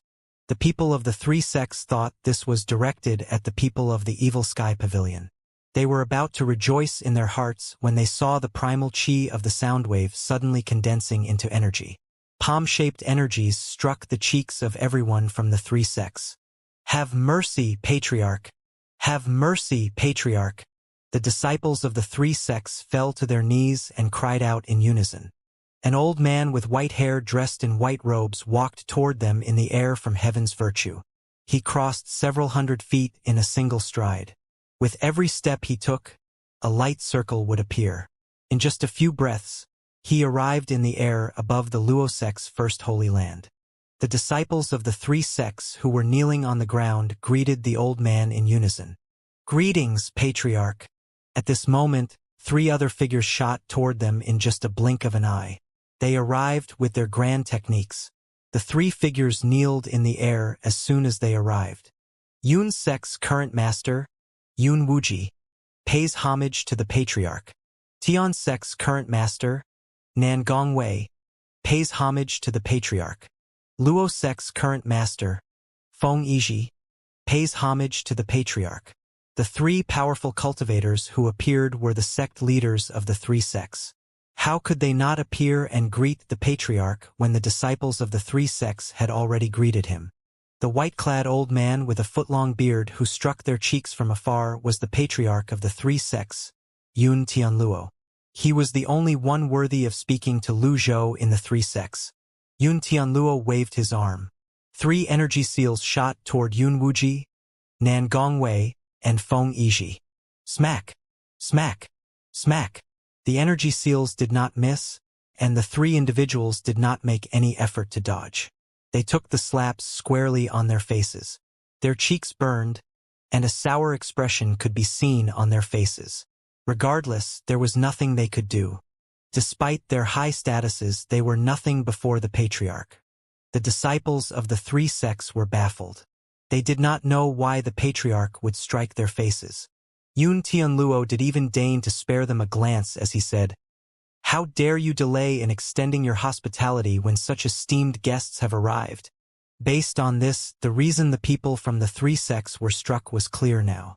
They began to feel frightened and realized the immensity of the Evil Sky Pavilion since even the Patriarch treated them so courteously. "We've made a mistake." The three sect leaders simultaneously lowered their heads, filled with regrets. Yun Tianluo stepped forward. Upon seeing this, Lung Luo and Pan Lydian cupped their fists at Yun Tianluo before moving aside to make way for him. The gift of a foot was returned with 10 feet. Yun Tianluo raised his eyebrows and said, "Brother Ji, you're an old man now. Why did you come here instead of staying put on your mountain? Yun Tianluo, you have 1 foot in your coffin. If I were to come any later, you might have turned into a pile of bones." Lu Zhou slapped on the armrests of his chair and flew out of the flying chariot. He hovered in the air with his hands on his back across Yun Tianluo. An incredulous expression could be seen on Yun Tianluo's face as he said with a sigh, "You look younger. I don't think I can keep this up anymore." Lu Zhou kept one hand on his back as he stroked his beard with the other. "Am I not welcomed here?" Yun Tianluo waved his hands. "I'm glad that an old friend has come to visit. I apologize on behalf of my disciples who did not know any better." As he spoke, he bowed at Lu Zhou. The disciples of the three sects were frightened by this display. They had never seen their Patriarch lower his head to anyone before. Naturally, they did not dare to have any opinion about this. This way, Yun Tianluo made an inviting gesture. Lu Zhou took him up on his offer and descended. Lung Luo and Pan Lydian followed closely behind him. "Master, I want to go as well." Little Yuaner had been itching to go down. She felt bored staying on the flying chariot. She hastily alighted from the flying chariot and flew toward Lu Zhou. Yun Tianluo studied little Yuaner for a moment before he nodded and praised her. "Great talent, great foundations.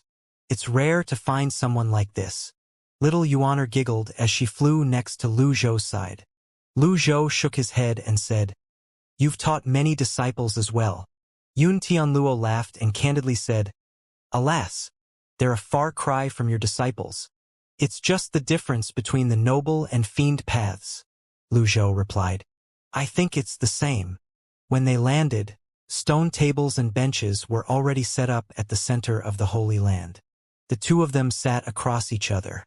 The others could only stand behind them at a respectful distance. Yun Tianluo looked at Lung Luo and Pan Lydian before he glanced at Hua Wudao, who was standing further away. He said, "Brother Ji, what business brings you all the way here?" The disciples of the Luo sect served fruits and tea as Lu Zhou and Yun Tianluo spoke. When he saw this, Yun Tianluo waved his hand. Whoosh! The served items flew toward the faces of the Luo sect's disciples. Impudent! The Luo sect disciples fell to their knees at once, trembling in fear. Yun Tianluo said in a deep voice, "Please forgive this display, Brother Ji. The young ones are not aware of the customs. At their level, food like tea and fruits were no longer fit to be served." Lu Zhou was not a person who fussed over minor matters. He said, "No matter. I'm here to see you, and not to have you discipline your disciples." "You have a point. I'll cut to the chase then." "Fine by me." The two of them locked eyes. The conversation between two beings of their level piqued the curiosities of the people around them. They wondered what these two people were going to talk about. What was so important that the two patriarchs had to meet face to face? Leng Luo waved his hand.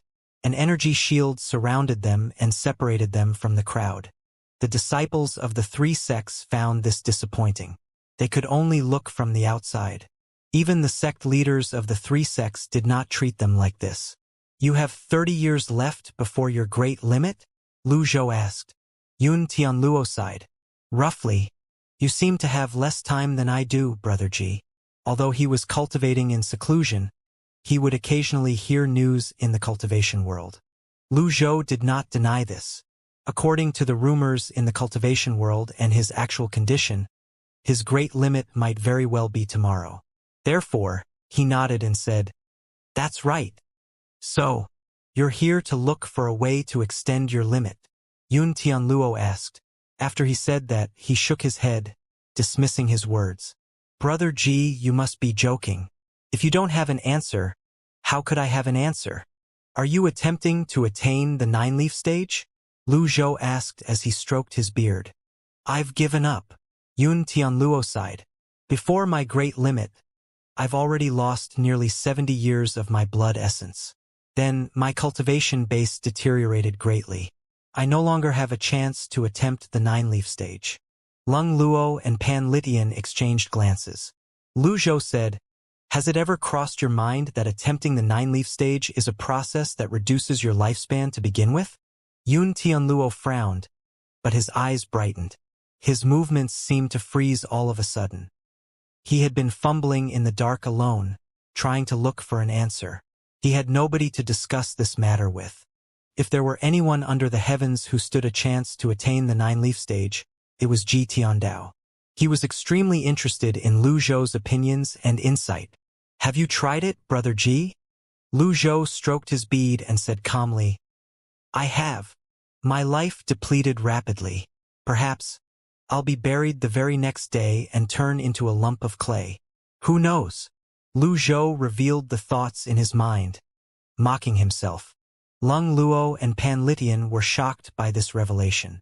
When they listened to the two old men speaking, it was as though they had been granted permission to peek through the gap of a door to a different world. However, it seemed like nothing but darkness lay behind the door at this moment. Yun Tianluo was slightly stunned. Then he said with a sigh, Don't worry, Brother Ji. I'll probably follow right behind you. Lu Zhou stroked his beard and nodded as he looked at Yun Tianluo expressionlessly. Are you ready? For what? Death, of course. Lu Zhou's words were blunt and calm. Yun Tianluo looked at Lu Zhou with his eyes that had seen many, many years past. The longer he looked at Lu Zhou, the more he felt something was amiss. He finally asked, Aren't you, Brother Ji? They were both old men who had one foot in their graves. Perhaps it was not appropriate for them to speak of death in such a facetious manner. However, as Yun Tianluo thought more about it, he felt that it was precisely because they were at this point in their lives that they could speak about death in such a way.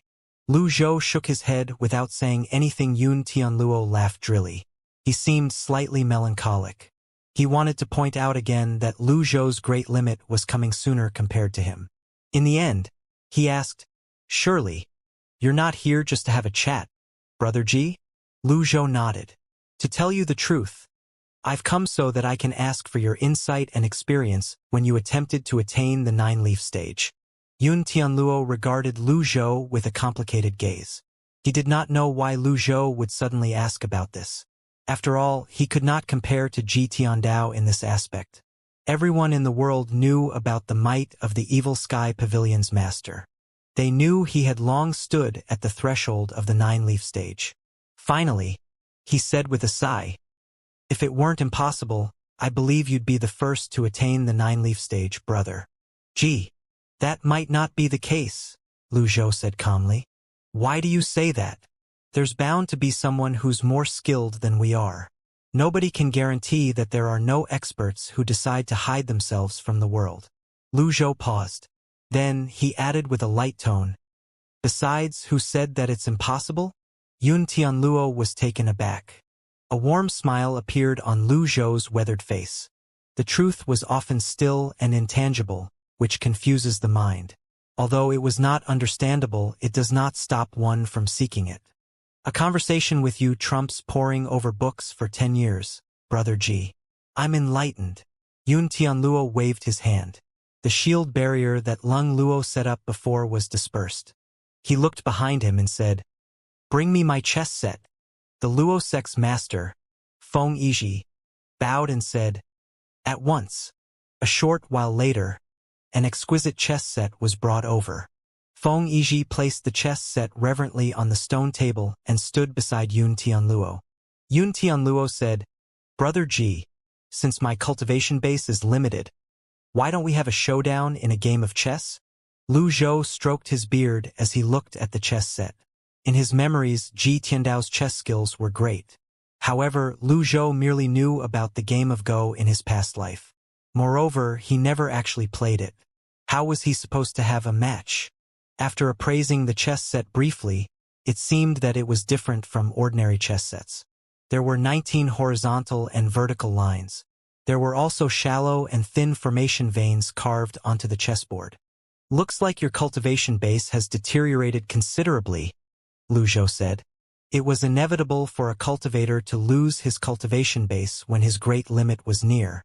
It was quite impossible for Yun Tianluo to best Lu Zhou in a contest of cultivation bases. Yun Tianluo nodded. "I thought that you'd suffer the same fate. I'm surprised to see you're doing far better than I've expected." They were not fools. Both of them had lived for nearly a millennium. Yun Tianluo could see that Lu Zhou was full of vigor. Once a person had enough experience, knowledge, they would have a keen eye for observation. "Shall we?" Yun Tianluo picked a black stone. "Aren't we going to decide who picks which color, and who goes first?" Lu Zhou glanced at the stones. "You're older than me, Brother G. Surely you won't mind." As Yun Tianluo spoke, he placed the stone on the upper left corner. Along the intersecting formation veins, golden energy flowed and shone. The formation veins on the chessboard were activated by the stone. Lu Zhou understood. There was something else behind the chessboard. The power flowed along the formation veins. At this moment, Lu Zhou picked a white stone and placed it on the lower right corner. Thud! The stones sat across each other. The Holy Land shone at this moment. The disciples of the three sects backed away. They looked around at the changes in their surroundings with shocked expressions on their faces. "Good." Yun Tianluo offered his compliments. Another stone was placed. Energy surged. With this move, countless energy blades circled above the Holy Land. Lu Zhou's expression was calm. He understood what was going on. This chessboard was the key to activating the barrier's formation. Open and close. Chess skills were not needed here. The important thing was for him to figure out how to break the formation. Lu Zhou focused on the formation veins on the chessboard. He ignored the 19 lines completely. Energy shrouded the formation veins. The energy seemed similar to the energy blades that appeared above the Holy Land. The chessboard is the world. Lu Zhou placed a stone. Tap. Another stone was placed. The energy blades in the skies seemed to be swept away by a huge hand. Yun Tianluo placed another stone. The formation shone brightly. Several energy blades spun and shot toward Lu Zhou in a neat formation. "Get back!" Lung Luo, Pan Litian, and Little Yuaner retreated to the edge of the Holy Land. The Luo sect master, Feng Yizhi, leaped away from them and landed among the crowd. Everyone was looking at the energy blades with shocked expressions. Boom! Boom! Boom! When Lu Zhou placed his stone, more energy blades burst forth in the Holy Land. Their energy blades collided. After some time, the energy blades suddenly faded into thin air. Yun Tianluo suddenly opened his cloudy eyes. He looked at Lu Zhou and made some noise out of shock. Lu Zhou held a stone between two fingers. He was focused on the formation veins on the chessboard. Yun Tianluo felt as if the pent-up frustration in his chest had been dispersed as realization dawned on him. "I see. What do you mean?" Lu Zhou did not look up. "The lack of moves is the best move. No stones are better than having them. I'm impressed that you aren't influenced by the lines under the circumstances, Brother G." Yun Tianluo replied. Lu Zhou was still looking at the formation veins on the chessboard. It's not that I'm disregarding the lines. I don't even know how to play. Yun Tianluo smiled faintly. He picked a stone and placed it on the chessboard. Tap. Another soft sound rang in the air. This time, Yun Tianluo placed it at the center of the board. The formation's veins suddenly connected with the 19 lines. A blindingly bright light shone on the Holy Land, obscuring everyone's sight. Lu Zhou cocked an eyebrow and looked up. A slight frown could be seen on his face. Yun Tianluo seemed to have disappeared. In his place was a peculiar sight. A young man was swiftly growing. His joy, anger, sadness, happiness, tough times, and good times played out before Lu Zhou's eyes. The young man was cultivating painstakingly. This was Yun Tianluo's consciousness. Lu Zhou had once guessed that his lost memories had been sealed inside the crystal through similar methods. He had confirmed this from Yu Shangrong. Did Yun Tianluo attach his consciousness to the chessboard while he attempted the 9-leaf stage? The scene changed. The sun and moon crossed the skies. Night and day alternated. Yun Tianluo sat in a world filled with energy. Lu Zhou saw vast amounts of power gathering in Yun Tianluo's Dantian Sea of Qi. The power of a peak 8-leaf elite. Lu Zhou could sense how mighty this power was. It was expanding and growing at an extreme speed. Was this the process of attempting the 9-leaf stage? Lu Zhou saw that the golden lotus under Yun Tianluo behaved like a vortex that secretly absorbed the power. Only 100 tribulations inside Avatar could produce a golden lotus. The golden lotus was like the roots of a tree which provided power for the leaves to grow. However, at the moment the golden lotus was absorbing power. Yun Tianluo did not seem to notice this. Lu Zhou had difficulty believing this. He wondered, is this the reason his cultivation base deteriorated? Whiz! The power dispersed. The golden lotus vanished. The surroundings returned to their original state. Yun Tianluo held a black stone between his fingers and his arm was suspended above the chessboard. Lu Zhou was in the same posture. They looked into each other's eyes. Lu Zhou did not place his stone onto the chessboard. Instead, he looked at Yun Tianluo who sat opposite him. His eyes seemed devoid of emotion. It was quiet and still. The disciples of the 3 sects only saw that the 2 old men were having a game of chess. When the energy blades in the skies vanished, they saw them maintaining their strange posture for a long time. This continued for a very long time. They saw Yun Tianluo's index and middle fingers starting to tremble. The black stone between his fingers slipped out of his grip and fell onto the chessboard. Clack! The formation veins on the chessboard dimmed. The golden radiance faded as well. The stones on the chessboard seemed to be eroded by the wind. The 19 lines were still clearly visible, but the formation veins had vanished. Patriarch! When Fengji, the sect master of Luo sect, saw this, he was so anxious that he wanted to rush to his patriarch's side. Yun Tianluo said tonelessly, Nan Gongwei. Yes, Patriarch? Deal with anyone who dares approach us with the heaviest punishment of the 3 sects, Yun Tianluo said. Nan Gongwei was taken aback. He was confused. Nevertheless, he bowed and said, As you command. Nan Gongwei planted himself in front of the old men. The disciples of the 3 sects and elder you could only stop in their tracks. They sighed and shook their heads. Yun Tianluo looked at Lu Zhou and said, I've lost. He shook his head lightly. His mental state seemed to have deteriorated compared to before. I had 2 reasons for having a game of chess with you. First, it was to spar with you, Brother G. However, you weren't affected by the 19 lines at all. Second, I hope I'd be able to see what's sealed in the chessboard. There are many things that I can't remember clearly anymore. I'm not sure if I was any help to you, Brother G. He seemed to be mocking himself. Play your piece, then. Lu Zhou looked at Yun Tianluo with a calm expression and said, I've already seen what you're trying to show me. Is there a need to continue this game? It's only right to accept a loss in a game of chess. 30 years. Gone in the placement of a stone, Yun Tianluo said. To be more precise, He had sealed his memories regarding his attempts to attain the 9-leaf stage in the chessboard. Finally, he decided to unseal it with a game of chess. The price of unsealing the memories was his life. Lu Zhou could guess as much when he saw Yun Tianluo's obvious exhaustion.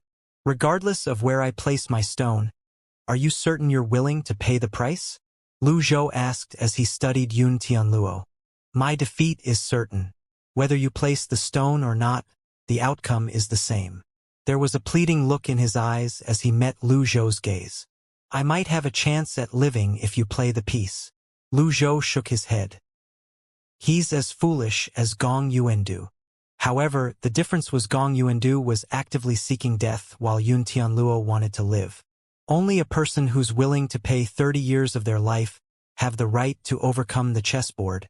What a foolish setting. Lu Zhou looked at the eroded chessboard. He brought his arm down slowly. Just when Yun Tianluo thought that Lu Zhou would place the stone on the appropriate spot, Lu Zhou moved to the left and placed the white stone in between 4 black stones. Dar! Yun Tianluo was taken aback. There was a gust of energy before the chessboard dissolved. There was a flash of light on the veins of the Holy Land under their feet. Then, everything went quiet. Yun Tianluo leaned backward. Nan Gongwei was baffled. He asked in a hoarse voice, Patriarch, why? Yun Tianluo did not answer him. He looked at Lu Zhou and said, Thank you for being merciful, Brother Ji. This way you'll lose less, 30 years.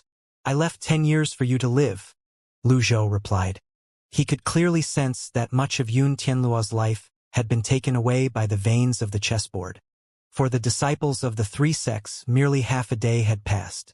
However, for Yun Tianluo, 20 years had gone by in just a blink of an eye. I didn't expect you to make this move, Brother Ji. Yun Tianluo was slightly moved. He could not understand why Ji Tiandao, who was older than himself, would give up on a stone like that.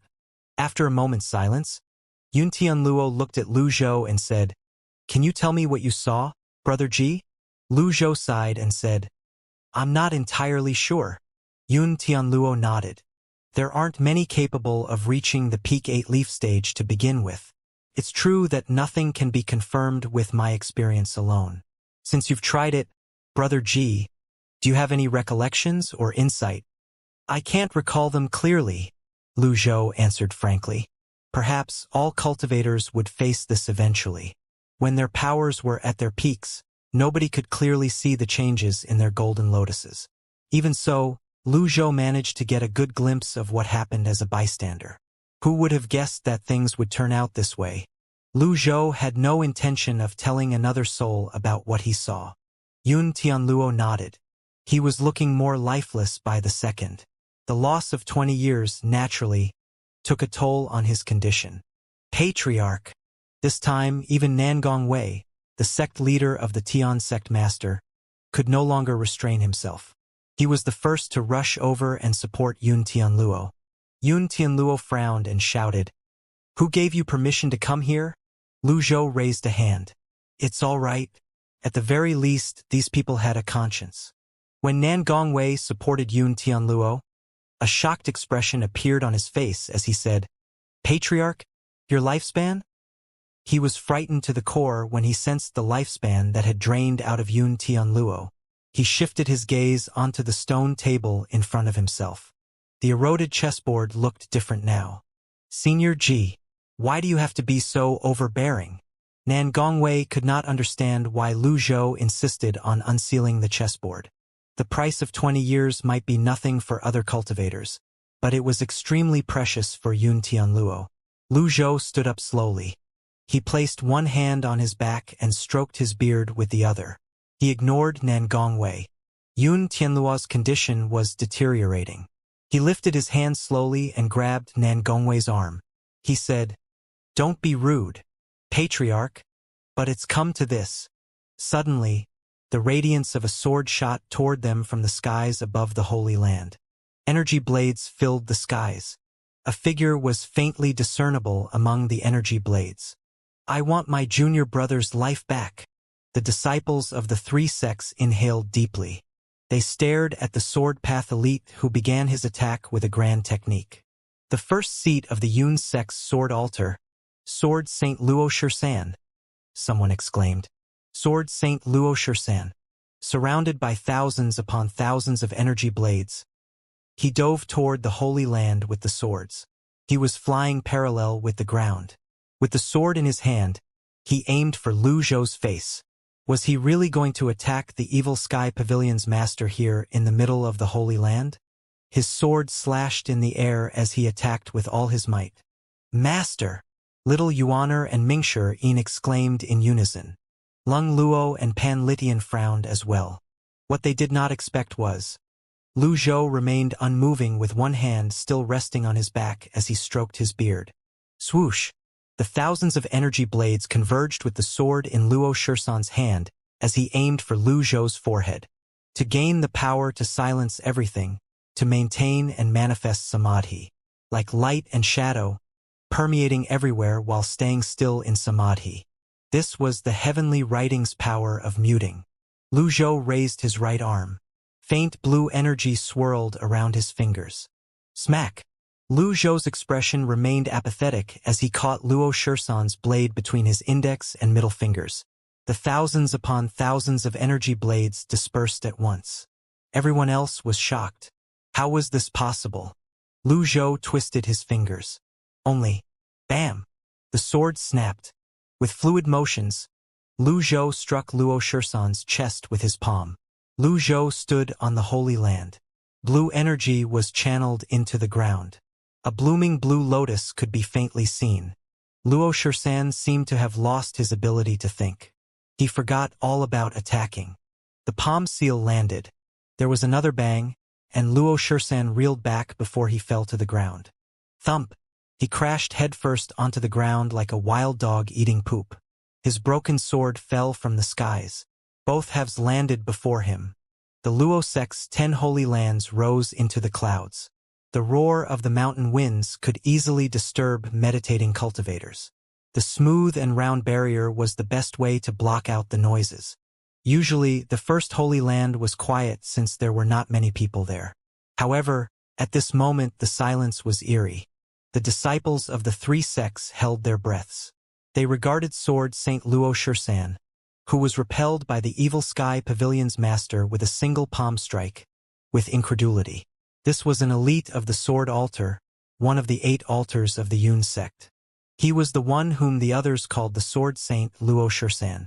Luo Shursan was not dead. He merely felt as if he had been hit by a sledgehammer in the chest. He felt that his innards were injured. It was an understatement to say he was in agony. He tried his best to suppress his surging blood essence. A grand nascent divinity tribulation realm elite like himself was sprawled on the ground, finding it difficult to even sit up. Nobody went up to help him, shocked by Lu Zhou's precise and unbelievably strong palm strike. This was the same for the elders, sect masters, and Yun Tianluo himself. Even Lung Luo and Pan Litian, who stood at a close distance behind Lu Zhou, were confused. How did Lu Zhou manage to unleash such a powerful palm strike? There was a brief moment of silence. Finally, Luo Shursan could no longer suppress his surging blood essence. His face flushed from the effort. With a muffled grunt, he spat out a mouthful of blood. Senior Luo, Elder Luo. The Yun sect disciples cried out in worry. The other Yun sect's elders regarded the evil Sky Pavilion's master fearfully. A single palm strike was all it took to defeat the Sword Altar's first seat. Just how skilled and powerful was the old villain? The Earth-grade sword was as fragile as paper faced with Lu Zhou. Yun Tianluo rose to his feet. He pushed Feng Yizhi, who had been supporting him, away. He pointed at Luo Shursan and said, "Are you trying to rebel?" Luo Shursan acted as if someone had just doused him with a pail of cold water. His hatred instantly vanished. "Patriarch, who gave you the guts to try and assassinate my distinguished guest?" Yun Tianluo questioned. Lu Zhou stroked his beard and spoke indifferently. "You want to avenge the sword freak Luo Chongqing?" "Yes," Luo Shursan replied unhesitatingly. "If it weren't for Yun Tianluo, I would have taken your life with that single strike," Lu Zhou said honestly. The catching of the sword and the palm strike had used up 1/3 of Lu Zhou's ordinary power. Naturally, he could have used more than half of his capacity to kill Luo Shirshan. However, he did not do that. Yun Tianluo had exchanged 20 years of his own life to show him his memories of attempting to attain the nine-leaf stage. It was the least he could do to repay Yun Tianluo. How could my brother die in vain? Luo Shirshan said, seemingly mad. A scornful laugh rang from the cloud-splitting chariot. What a joke! Luo Chongqing tried to assassinate my second senior brother while my second senior brother was injured. Do you expect us to stay idle and let you try and kill us? Assassinate! Luo Shirshan looked up at the flying chariot. The one who had spoken was the Evil Sky Pavilion's fourth disciple, Mingshi Yin. After hearing Duan Xing's exaggerated version of the story, he clearly knew what happened. Mingshi Yin enunciated each word clearly as he said, "The Yun sect has sent more than 10 divine court realm cultivators in a bid to kill my master Blue Sun Mountain. Tell me, how do you think we should settle the scores? Moreover, your sixth elder, Ding Fangqiu, impersonated my master and committed crimes near Measure Heaven River in my master's name. Seriously, tell me how we should settle the scores." Mingshi Yin continued on his tirade. "You call yourself the Sword Saint of the Yun sect, a member of the Noble Path. Yet you behaved as if you do not know what honor, propriety, justice, and integrity mean. If I were you, I'd prioritize justice over my family and kill Luo Chongqing first. Perhaps I would have a modicum of respect for you. As of now, you're worse than pond scum." Mingshi Yin's words were exactly the thoughts in Lu Zhou's mind. He was very satisfied with his fourth disciple's words. Luo Shirshan blushed. The others wondered if it was caused by indignance or the lingering effects of the palm strike. Yun Tianluo usually cultivated in seclusion. It had been a long time since he cared about such matters. Otherwise, he would not have stood by and done nothing when the three sects split and went rogue. Yun Tianluo swept his gaze across the three sect masters. Is this true? The Yun sect master, Yun Wuji, kneeled. He lowered his head and said, Patriarch, I can explain this. About Ding Fangqiu, I've already sent our special envoy, Li Yundao, to apologize to the Evil Sky Pavilion, and we offered a sable magnolia as compensation. That score has been settled. As for attacking the senior and assassinating the Evil Sky Pavilion's Mr. Second, the Yun sect admits to this crime and has no one to blame. Mingshi Yin smiled and said, That's more like it. However, I have to correct you. My master killed Luo Chongqing out of self-preservation. At the end of the day, you're the ones who were wrong. Logically, the Yun sect should be apologizing to my master. The disciples of the three sects looked up at the cloud-splitting chariot at the same time. His words sounded strange, yet there was no flaw in his logic. It was like a brigand who tried to butcher someone with a saber but was killed himself. Who could he blame? Mingshi Yin's words left Luo Shirshan fumbling for a retort. However, it was not over yet. Luo Shirshan, you're the only person whom my second senior brother spared. With your understanding of my second senior brother, do you think that he would do something so despicable? Luo Shirshan was left speechless again. Although he did not have many encounters with Yu Shangrong, he was certain that Yu Shangrong was not a mean and petty man. On the other hand, it was likely that his junior brother Luo Chongqing committed those acts. He knew his junior brother well. His junior brother had no qualms about resorting to despicable means as long as he could achieve his goals. Yun Tianluo nodded slowly. He had basically understood the series of events. His eyes darkened as he said, Yun Wuji, Patriarch, come here. Yun Tianluo seemed a bit stiff and unnatural. It was as though he felt suffocated in his chest. Yun Wuji did not know what the Patriarch wanted, but he still obediently did as he was told. Yun Tianluo suddenly raised his hand and struck Yun Wuji across the cheek. There was no mercy in this strike.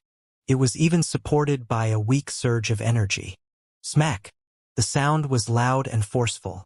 The slap was firm. The side of Yun Wuji's face swelled immediately. Go!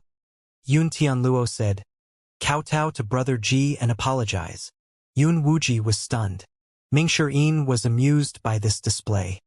He wondered, that slap must be all the Patriarch of the three sects is capable of now that his cultivation base had deteriorated so much. Lu Zhou sighed slightly. At Yun Tianluo's age, he no longer served as a powerful deterrent. The three sects were already separated and operated independently. This reminded Lu Zhou of Ji Tiandao or his current self. At their age, all they could do was slap people across the face. In the end, he said, "There's no need for that." I've always been reasonable. On account of Yun Tianluo, I won't hold this against the Yun sect. However, if you do this again..." Lu Zhou trailed off, leaving the rest of the unsaid words to the other people's imagination. This made the Yun sect's people tremble. Lu Zhou mused, "It's better to quit while you're ahead in these situations. It won't do any good to have a complete fallout. Besides, if kneeling and apologizing were useful, why would the fist be needed? Moreover, it would help improve his cultivation base in any way." What he did not expect was for Yun Tianluo to be moved by this gesture. Yun Tianluo bowed and said, "I thank you on behalf of the three sects, Brother Ji." Lu Zhou waved his sleeve and spoke without a change in his expression. "It's nothing." After he said this, Lu Zhou turned around and walked in the air toward the cloud-splitting chariot. Nobody stopped him. Nobody even dared to breathe loudly. The intimidating pressure of the Old Age Pavilion's members was enough to make the three sects freeze. Lu Zhou returned to the flying chariot. Mingshi began his flattery. "That was amazing, Master." The Luo sect's Lu Ping went on board the flying chariot as well. He said, "I'll send everyone off." The others were speechless. It seemed like Lu Ping was disregarding the Luo sect. However, they were not in the position to comment. After bringing in so many bosses, it was only right for Lu Ping to see them off. They could not exactly charge ahead and fight to the death. Hua Wudao was the last one to leave the Holy Land. He did not say much. He merely cupped his fists at everyone else before rising into the air. Yun Tianluo cupped his fists and said, "Brother Ji, we shall meet again. We shall meet again." The two bosses looked at each other from a distance. At this moment, Lu Ping replaced Mingshi and manned the helm in his stead. The cloud-splitting chariot passed through the barriers via another route. Eventually, the cloud-splitting chariot vanished in the horizons. The disciples of the three sects felt relieved. The Patriarch, Yun Tianluo, shook his head with a sigh. Nan Gongwei, Yun Wuji, Feng Yizhi. The sect masters were startled. They hastily went up to their Patriarch and fell to their knees. The other disciples dared not say anything. They merely stood at the side respectfully. "Are my words meaningless now?" Yun Tianluo asked. "Never, Patriarch," Nan Gongwei said. "Do you know what was sealed within that chessboard?" Yun Tianluo's voice was gentle now. The three of them shook their heads.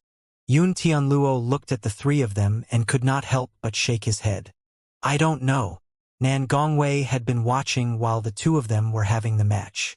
He saw the energy blades in the skies and the brightness of the veins on the ground. He merely felt that it was an exchange of ordinary skills. He did not think that it was anything special. Yun Tianluo shook his head again. He looked at the three sect masters and sighed heavily. "This is the reason why I'm not passing the chessboard to you. The thing that's sealed within is my secret of attempting the nine-leaf stage." Patriarch, Nan Gongwei, Yun Wuji, and Feng Yizhi cried out in unison and shuddered. They prostrated themselves and kowtowed. To think that their Patriarch had given such an important thing to an outsider instead of the three sects. Imagine the thoughts in these three individuals' minds. "Why?" Nan Gongwei rose to his feet abruptly with a complicated gaze. "Because you lot aren't worthy." Yun Tianluo waved his sleeve and turned around. He looked energetic, as though he had a surge of strength before his death. Yun Tianluo said, "Throughout the years that I've cultivated in seclusion, I've been thinking about what went wrong. I considered everything that I could think of and even sealed my memories. After fussing over it for a millennium, I suddenly understood something in a blink of an eye." He paused slightly before continuing. Difficult questions should be solved by intelligent men. Many cultivators disliked revealing their own insights and experiences of breakthroughs to the others. Many a time, the cultivation notes of grand cultivators would be more precious than high-tier cultivation methods. However, Yun Tianluo had been enlightened. It was extremely simple. Since he could achieve the breakthrough, why should he hoard his knowledge instead of giving it to someone who might have a chance? It was like what Brother Ji said, who says that everything is absolute. There has to be a way. There was nothing impossible. This was the reason he chose to have the match with Lu Zhou. It was not complicated at all. In fact, it was simple. If he had given the chessboard to the 3 sect masters, he would not be giving them a great gift. He would only be granting them a quick death. Patriarch, is that why you chose to have the match with the Evil Sky Pavilion? Nan Gongwei asked, puzzled. That's right. Yun Tianluo turned around slowly and said, Do you know why I told you to kowtow and apologize to Brother Ji? The 3 of them shook their heads again. This time, even the sword Saint Luo Shursan, who had a sour expression and was sitting nearby, looked in their directions. Yun Tianluo continued, I have a feeling, perhaps, he'll find a way to attain the 9-leaf stage. When he said this, the entire Holy Land fell silent. Everyone looked at their patriarch, Yun Tianluo, with a shocked expression on their faces. If anyone else had said this, no one would take it seriously. In fact, they would even ridicule the person. However, the person who said such words was Yun Tianluo, the patriarch of the 3 sects. How's that possible? Nan Gongwei asked incredulously. Brother Ji is older than I am. However, when we had a match earlier, I could see an endless source of energy from him. This shouldn't be possible for someone whose great limit is approaching. Waves of fear rose in the hearts of the 3 sect masters. They were reminded of how the sword Saint Luo Shursan, who launched an attack with a force that could shock the heavens and the earth and made gods and devils cry, was easily defeated by a single move from the Evil Sky Pavilion's master. Was this something that someone whose great limit was approaching was capable of? You were in the wrong. Even if you're right, you still have to swallow your pride, Yun Tianluo said before he turned around and walked to the edge of the Holy Land. The 3 of them were perplexed. The other disciples said in unison, Rest well, Patriarch. The cloud-splitting chariot passed through dozens of barriers. It left the 20 peaks behind and was out of the sea of clouds that obscured their sights. Little Yuaner scratched her head. She was thinking about what Mingshi Yin said earlier. She asked, Master, if 4th senior brother has a point, why didn't we wipe out the Yun sect? Lu Ping stumbled, he nearly lost his footing. The cloud-splitting chariot jolted slightly. I'm sorry. Lu Ping wanted to slap himself. Why did I volunteer to send these bosses off? Did my brain go on a holiday? However, if I had stayed back, those dumb Luo sect's elders would certainly blame me for this incident. It's not too bad to leave and listen to the boss's golden words. Little Yuaner suddenly added, Take this man at the helm, for example. Shouldn't he be chopped into tiny pieces? The flying chariot jolted again. Lu Zhou stroked his beard as he looked out at the sea of clouds. The little girl has indeed matured compared to before. At the very least, she understood Mingshi Yin's words. If she understood the words, it meant her principles were right. Without waiting for a reply from Lu Zhou, Mingshi Yin said with a smile, Little junior sister, that's the 3 sects territory. There are dozens of barriers and many elites. There's no need to have a complete fallout with them. What must be said, must be said. Otherwise, if words of this go out, everyone might think that the Evil Sky Pavilion is just a big pushover. Oh! Also, we must consider Yun Tianluo's pride. The heavens and the earth had been transformed into the chessboard on which they pitched their skills against each other. He spent 20 years of his life to answer Master's question. We're a reasonable bunch, aren't we? Mingshi Yin said. Little Yuaner nodded like a chick pecking on grains. I get it now. Thank you, Master. Mingshi Yin scratched his head. Shouldn't it be, thank you, senior brother? Only, Lu Ping was puzzled. Aren't the bosses supposed to be discussing the 9-leaf stage or the Great Limit? Why are they talking about these things instead? Ding! Instructing Ci Yuaner. Reward: 100 merit points. Lu Zhou turned to look. He nodded slightly. At this moment, Lu Ping pointed to a black area below the flying chariot and said, "Something's not right." Mingshi Yin swiftly leaped to the edge of the flying chariot. He peered over the edge.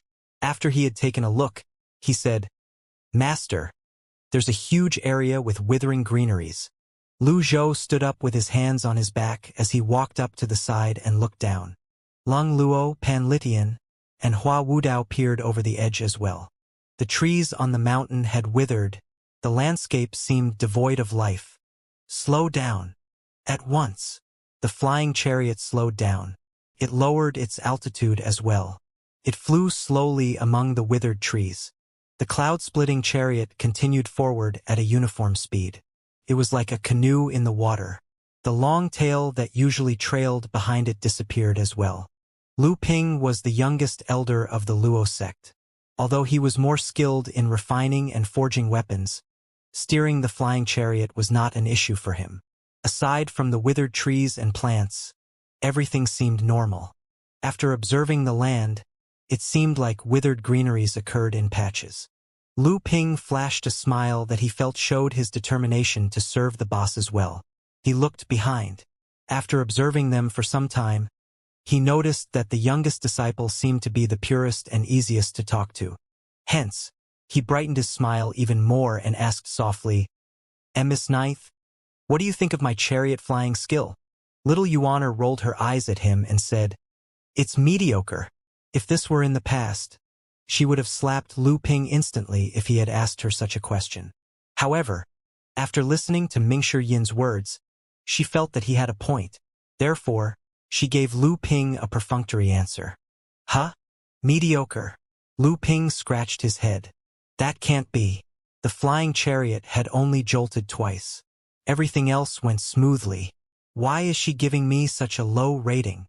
"You're a far cry compared to my fourth senior brother," Little Yuaner said. Lu Ping glanced at Mingshi Yin, who was standing beside him. He wondered inwardly, good gracious, even the Evil Sky Pavilion's Mr. Fourth is tasked with manning the helm? Looks like this is honorable labor. Mingshi Yin observed the withered area below. He said, "Master, the withered area seems to thin up ahead." Lu Zhou stroked his beard and nodded. At this moment, Lung Luo, who was also observing this with his hands on his back as he stood beside Lu Zhou, said, "This looks fishy. Did someone do this?" Pan Litian remembered the scenery he saw in the Black Forest. He remembered that everything had withered after the Great Fire ran its course. "I suspect that someone is trying to go against the will of the heavens and borrow some years." The bosses were finally discussing a high-end topic. Lu Ping immediately perked his ears up. He listened to their conversation carefully and seriously. Lu Zhou said, "Many have tried to borrow life from the heavens throughout history. None of them ended well. Throughout the history of the cultivation world, many cultivators came up with various methods to extend their lives. These individuals did not have the fortune to attain the 8-leaf cultivation base, and yet they experienced the ill effects of the 8-leaf stage." "Master, shall I go down and investigate?" Mingshi Yin asked. "No need." Lu Zhou looked in the direction of the Evil Sky Pavilion and said, "Let's return to the Evil Sky Pavilion for now, the Nether Sex branch in Yi Province." Yu Zhenghai pointed at the western side of the map and said, "Yi Province is mostly under the Nether Sect's control. Wei Zhuiyan's men are weak. Yi Zhou will belong to the Nether Sect in less than a month." Si Wuya said, "Wei Zhuiyan was ordered to quell the disturbance, but it's a shame that he's not the real commander-in-chief of the 3 armies. However, we must be careful about Li Jingyi." "You have a point, junior brother. This Li Jingyi has made her move twice. She's skilled, indeed," Yu Zhenghai said. "There's nothing to worry about Wei Zhuiyan's troops, but..." Si Wuya pointed at Lu Lan. "The other tribes?" Yu Zhenghai frowned slightly. "If Lu Lan manages to sneak in while Yi Province is in turmoil, we'll be fighting on 2 fronts, Si Wuya said. Yu Zhenghai nodded. "In that case, we'll assign some men to guard." He trailed off suddenly. When he thought about fighting on two fronts, he suddenly asked, "Any news from the Evil Sky Pavilion?" Wuxia said, "Initially, the Noble Path was looking for an opportunity to launch their new evil extermination plan after the barrier's disappearance." Xianxia smiled mockingly. "New evil extermination plan? They want to kill Master." Wuxia nodded lightly and said, "However, second senior brother's relationship with Master seems to have taken a turn for the better. They've made up." When Xianxia heard this, he frowned deeply as he sat down. With Yu Shangrong's return to the Evil Sky Pavilion, the Noble Path would not dare to make any rash moves. Smack! Yu Shanghai suddenly slammed his fist onto the table before himself, cracking it. He snorted and said, "I shouldn't have shown him mercy. I've said early on that second junior brother has a personality problem. Do you believe me now?" Wuxia was slightly taken aback. "What does this have to do with me?" Then he said, "Second senior brother has made a hit list. It contains the names of the people who attacked Golden Court Mountain back then. Anyone whose name is on the list will have their souls reaped by the sword." Yu Zhenghai said disapprovingly, "He's bound to lose with that attitude of his. Does he think that nothing in the world can touch him just because he's at the 8-leaf stage? If there had been no such thing as formations, barriers, or pills, the Nether sect would have conquered every sect in the world and unified them. For instance, Yu Zhenghai had studied the 10-terminal formation in the Divine Capital for many years and had yet to find a way around. Eldest senior brother, it's better to deal with the present for now. When we've taken E province, I suggest that we continue northward and conquer Liang province as well," Wuxia said. Upon hearing this, Yu Zhenghai was delighted. He said, "Sure." He walked up and gave Wuxia's shoulder a heavy pat as he said, "I don't have to worry about not being able to conquer the world with you by my side, junior brother." The Mausoleum of Swords. Inside the pitch-black sword mausoleum, the only source of light was a round opening above, through which a weak beam of the sunlight streamed in. Two black figures stood outside the 7-terminal formation.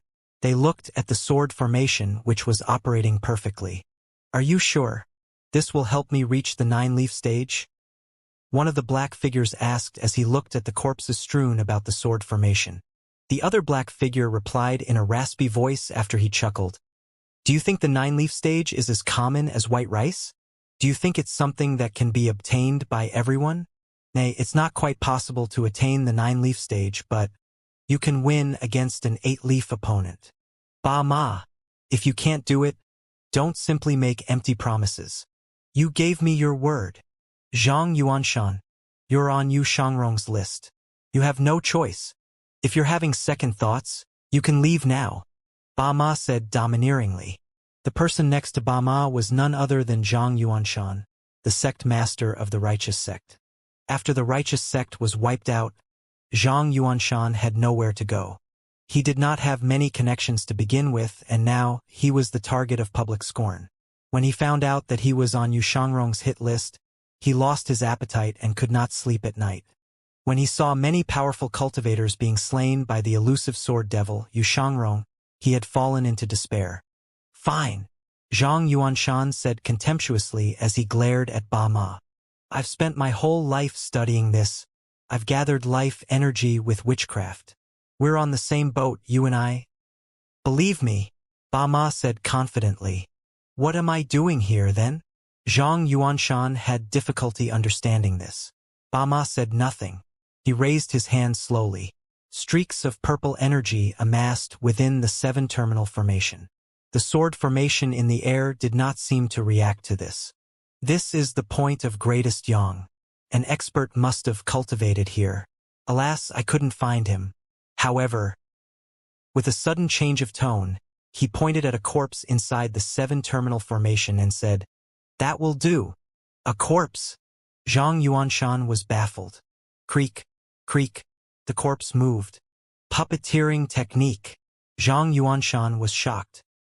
He was a Buddhist elite. Ba Ma sensed the corpse's condition.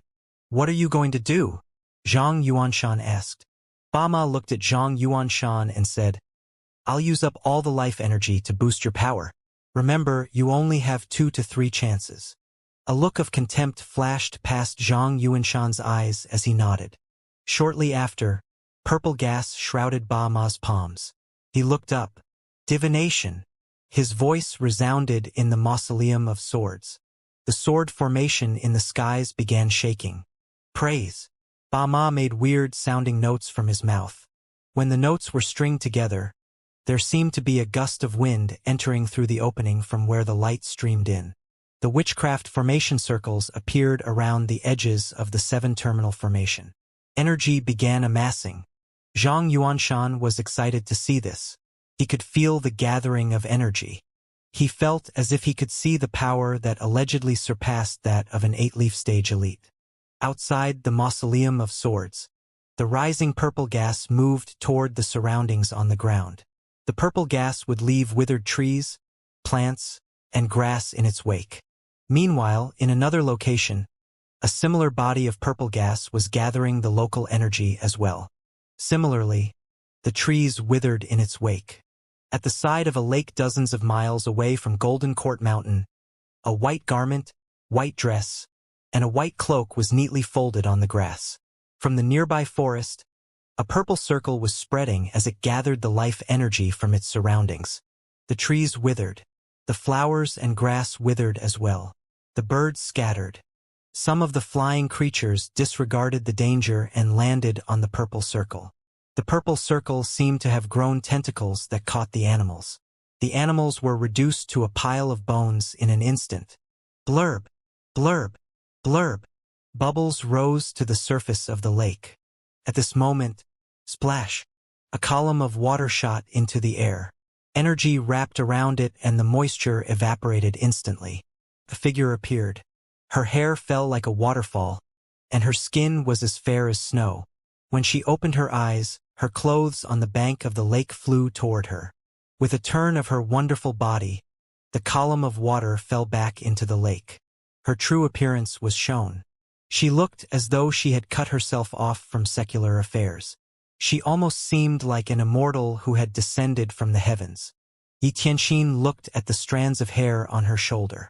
Under the light of the sun, her dark hair glistened. She frowned when she saw there were a few wet spots on her white garment. She utilized her primal qi to dry her robes again. She sighed. I have to work harder. Yi Tianxin walked in the air toward the shore. When she was halfway there, she sensed the abnormality in the air. She moved quickly. She was now flying above the treetops as she surveyed her surroundings. The scattered trees had withered. They looked jarring. Witchcraft? A grand shaman? Yi Tianxin had spent most of her time outside. When she founded the derived Moon Palace previously, she had studied witchcraft as well. How could she not be shocked when she saw this? She flew toward the nearby forest, picking up pace. She flew further and further away from Golden Court Mountain until she vanished from sight. After flying for dozens of miles, she still saw withered trees. There was no longer any need to investigate this. Her instinct told her something was fishy. Yi Tianxin continued to fly upward until she was high enough before she expended her energy. She looked in the direction of the Evil Sky Pavilion. It was too far away. Even during the brightest of days, she could only make out the blurry outline of Golden Court Mountain. She never knew what was happening there. She surveyed her surroundings again before she dove and landed next to a vanishing purple circle. She flipped her fair palm. The amorous hoop that was bright appeared as it spun. Swoosh! Her amorous hoop circled around her before it shot past the area above the purple circle and returned to her grasp. A puppet! There were no corpses inside the purple circle. Hence, there was no puppet to be controlled. Yi Tianxin could tell that the Grand Shaman was not around.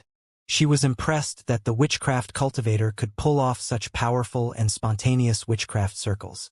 After muttering to herself for some time, Yi Tianxin rose into the air again. She hovered in midair. Someone's there. Yi Tianxin saw a tightly packed flying formation in the distance. She could not help but feel shocked. She did not retreat. Instead, she flew toward the group. It was a square formation formed by dozens of monks flying in the air. There was a huge body of energy carrying them along as they flew. Xianxia did not go closer. She never had good impressions about monks. Just when she was about to leave with her grand technique, a monk projected his voice. "Female benefactor, please stay." Xianxia frowned slightly as she asked, "What's the matter?" "Please don't misunderstand me, benefactor. My Buddhist title is Su Jing. I'm the abbot of the Heaven Choice Temple. I'm merely passing by," Su Jing said through voice projection. "Su Jing of the Heaven Choice Temple? You know me, benefactor?" The Buddhist master, Su Jing, was slightly surprised. Naturally, Xianxia would not tell him the reason. Instead, she said, "I have something else to attend to. Forgive me for leaving." "Benefactor, may I know how far Golden Court Mountain is from here?" Su Jing asked again. Xianxia found this hilarious. "You'll see Golden Court Mountain if you continue along this path for a while longer. Why do you even have to ask?" If she did not know about the Heaven Choice Temple, she would have left a long time ago. "I don't know," Xianxia replied curtly before she flew away. "Benefactor, please stay." Whiz! A 6-leaf 100 Tribulations Insight avatar materialized in the air. Su Jing and the monks behind him were instantly stunned. They were utterly shocked by this. "This? Abbot, we keep running into 6-leaf cultivators like they're very common here. Shall we head back instead? I don't think the Evil Sky Pavilion needs us." The monks looked tense. They knew that the Evil Sky Pavilion was powerful and full of elites. Naturally, their opponents were elites as well. However, it was really a blow to their self-confidence when they bumped into 6-leaf cultivators along the way. Su Jing frowned and said in a deep voice, "Benefactor Ji has helped the Heaven Choice Temple before. We should return the favor tenfold. If you're afraid, you can choose to leave the Heaven Choice Temple right now." "We dare not. We've made a mistake," the monks said in unison. Su Jing looked at the surroundings and said, "Golden Court Mountain's barrier has vanished for some time now. This is the moment when they need help the most. Being cowardly is unacceptable in the Buddhist sects. We'll remember your teaching. Also, don't even try to remind me about the difference between the noble and fiend paths." When Su Jing said this, his energy rippled out. "Understood." The disciples spoke in unison, "Amitabha." Half a day later, inside the Great Hall of the Evil Sky Pavilion, Lu Zhou looked at his remaining points on the dashboard. Merit points, 3,700. He could afford to purchase one Deadly Strike card with this amount. Perhaps he possessed the Heavenly Writing's extraordinary power so recently, the value of the Deadly Strike card had dropped in his eyes. Naturally, if he faced an opponent whom he could not deal with, the Deadly Strike card was still his best choice. During those situations, he would not have the luxury to consider the economic balance of the action. Ding! Killed a target. Reward: 1,500 merit points. When Lu Zhou heard the notification, he stroked his beard and nodded. He muttered to himself, "I think this disciple is too used to being free. He doesn't even write back." He did not know where Yu Shangrong was at the moment. However, when he considered the fact that Yu Shangrong had a profound cultivation base, he decided to let him be. He was putting him to good use by having him gathering merit points outside the mountain.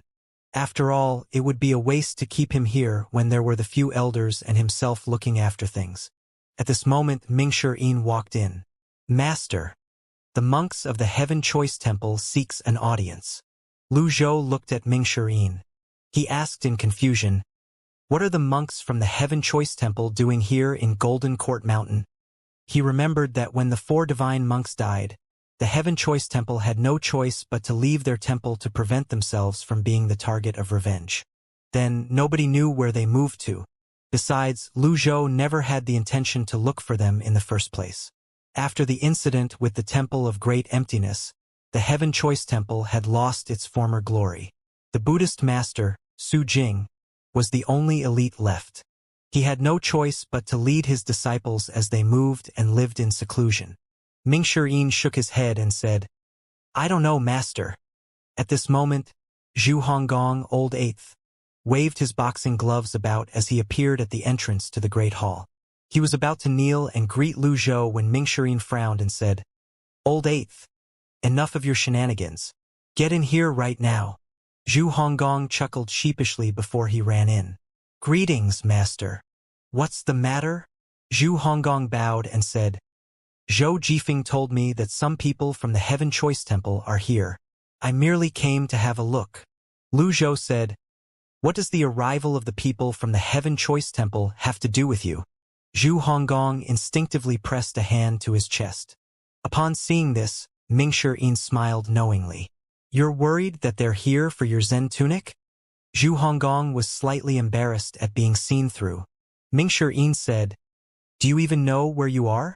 Even if you give them the courage of 10 lions, they won't dare to touch you." "You have a point, fourth senior brother." At this exact moment, Pan Zhong brought Buddhist master Su Jing and the other monks into the great hall. Su Jing straightened a palm.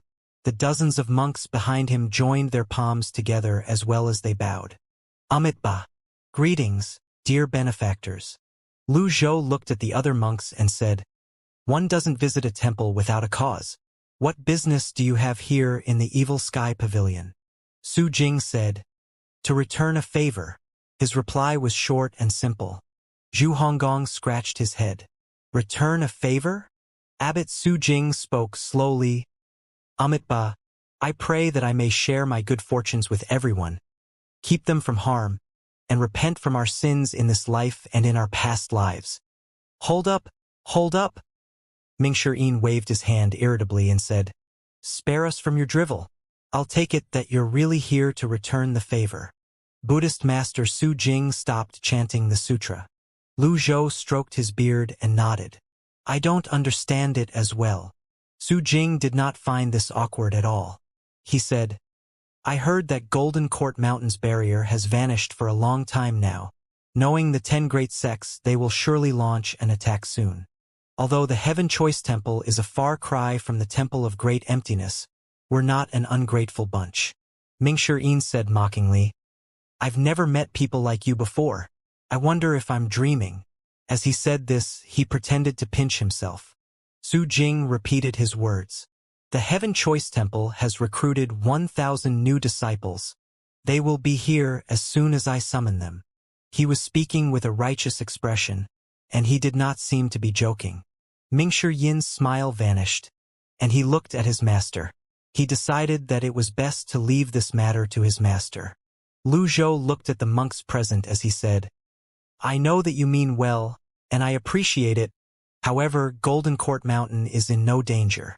Please return tomorrow." Su Jing was taken aback. He did not expect to be completely rejected. At this moment, Jiang Aijin walked into the hall with a smile on his face. "Old senior, please wait." When Lu Zhou saw Jiang Aijin, he stroked his beard and asked, "Do you have any brilliant ideas?" Jiang Aijin said with a smile, "I won't call it brilliant, but I do have an ordinary one. Let us hear it." The Heaven Choice Temple is skilled in Buddhist cultivation methods that include sound techniques and healing skills. Jiang Aijin looked at the monks. They might just come in handy, what with all the strange happenings lately. What strange happenings? Ever since he came back from the 3 sects, Lu Zhou had been thinking about the 9-leaf stage. He had also been going through the scene of Yun Tianluo attempting to attain the 9-leaf stage. He rarely asked about the happenings of the world. Jiang Aijin said, "While you were at the 3 sects, I loitered around the area during my free time. I noticed that there were signs of withering in several places. I was curious, and I went to investigate. As I expected, the area near the Divine Capital, Ruby Eye, Anyang, Upper Prime, and even the Mausoleum of Swords have signs of withering." He paused before continuing, "Only a grand shaman is capable of such a feat." Mingxirin could not help but feel slightly shocked as he said, "Grand shaman? The grand shaman that was lying in wait outside the obedient villa back then?" Jiang Aijin nodded. The Confucian sect's expansive heavenly energy and the Buddhist sect's cultivation methods have much more of a suppressing effect on witchcraft. Hence, I suggest that they remain here. Upon hearing this, Mingxirin rolled his eyes and said, "I thought that it would be some legitimate reason, Do you think the evil sky pavilion needs reinforcements from them? What a joke. You, Abbot Sujing, how long do you plan on remaining in Golden Court Mountain? Abbot Sujing turned around and said, naturally, until the day of Benefactor Ji's great limit. When Zhu Honggong heard this, he was about to display his loyalty by hurling abuses at Sujing. However, to his surprise, his master waved his hand and said, Sujing. Buddhist master Sujing faced Lu Zhou reverently. Lu Zhou said, I appreciate the fact that you intend on repaying me. When Ba Ma is dealt with, you may leave. He thought to himself, I'm just worried that you won't live to see the day of my great limit. When Sujing heard this, he wondered in his mind, who's Ba Ma? However, he did not hesitate when he responded with a straightened palm, Amitba. Bring them to the northern pavilion. I know Buddhist master Sujing. Allow me to escort them. Zhu Honggong pulled Sujing out of the Great Hall. The moment they were out of the Great Hall, Zhu Honggong grabbed Sujing's hand anxiously and said, I'm so happy to meet you here. Help me remove the suppressing formation veins from the Zen tunic. Sujing smiled sincerely. He straightened his palm and said, Amitba. Quit your Amitba ing. There aren't that many rules in the Evil Sky Pavilion. Let's go, go, go. For sure, for sure. The two of them put an arm around each other's shoulders as they walked toward the northern pavilion. The monks who saw this were shocked and flustered. The great hall was silent at this moment. Lu Zhou sat down. He addressed Mingshi Yin. Summon Elder Pan and Elder Lung here. Yes, master. Shortly after, Lung Luo and Pan Lydian followed Mingshi Yin into the great hall. The two of them cupped their fists slightly at Lu Zhou and sat down at the sides. Why did you summon us here, pavilion master? Pan Lydian asked. Lu Zhou stroked his beard and said, the others may leave. Mingshi Yin and Jiang Aijin were stunned. They wondered what matter was so serious that they even had to leave. Mingshi Yin waved his hand. The female disciples left the great hall. Master, I want to listen as well, Mingshi Yin said after he mustered up his courage. He had a feeling what his master was about to discuss was important. In terms of closeness and trustworthiness, he felt that he was comparable to Lung Luo and Pan Lydian. Jiang Aijin bowed and said, old senior, you can just treat me as a pillar. I'll just stay here quietly. I won't say anything to anyone no matter what I hear. Lu Zhou looked at the two of them and said, since the two of you want to stay, you'll do well to listen carefully. Yes, master. Thank you, old senior. Lung Luo and Pan Lydian had an expectant expression on their faces. Surely, it was something extraordinary if the pavilion master was taking it so seriously. Lu Zhou's gaze fell on Lung Luo and Pan Lydian. When I was having the chess match at the Luo sect's Holy Land, I discovered a way to attain the nine-leaf stage. Although Pan Lydian and Lung Luo had seen and experienced many things, they were still shocked when they heard this. Jiang Aijin lost his footing and sat limply on the chair. Mingshi Yin looked at his master. A mixture of shock and awe could be seen in his eyes. Lung Luo said tremblingly in a hoarse voice, you saw the answer during the chess match, pavilion master? Lu Zhou stroked his beard and nodded as he said, Yun Tianluo sealed his method of attaining the nine-leaf stage inside the chessboard. Although he had limited examples to refer to, Lu Zhou could form his own conclusions based on his past knowledge and experience. The golden lotus under the 100 tribulations insight avatar is what's stopping cultivators from attaining the nine-leaf stage. The four of them were stunned. For a time, they did not know what they were supposed to say. This was because Lu Zhou's statement had basically challenged the fundamental knowledge of the cultivation world. It was common knowledge that everyone in the cultivation world strived to condense the golden lotus of the 100 tribulations insight avatar. With a golden lotus, they would be an elite. Lu Zhou spoke slowly. When a cultivator attempts to reach the 9-leaf stage from the 8-leaf stage, the golden lotus would absorb the cultivator's power and life. This is the truth behind the great limit. Countless cultivators have tried to attain the 9-leaf stage throughout the years. The numerous failures led to the discovery of the truth of the great limit. The great limit deterred other cultivators from attempting to attain the 9-leaf stage. Gradually, it became a fact to cultivators that it was impossible to attain the 9-leaf stage. The golden lotus is absorbing life.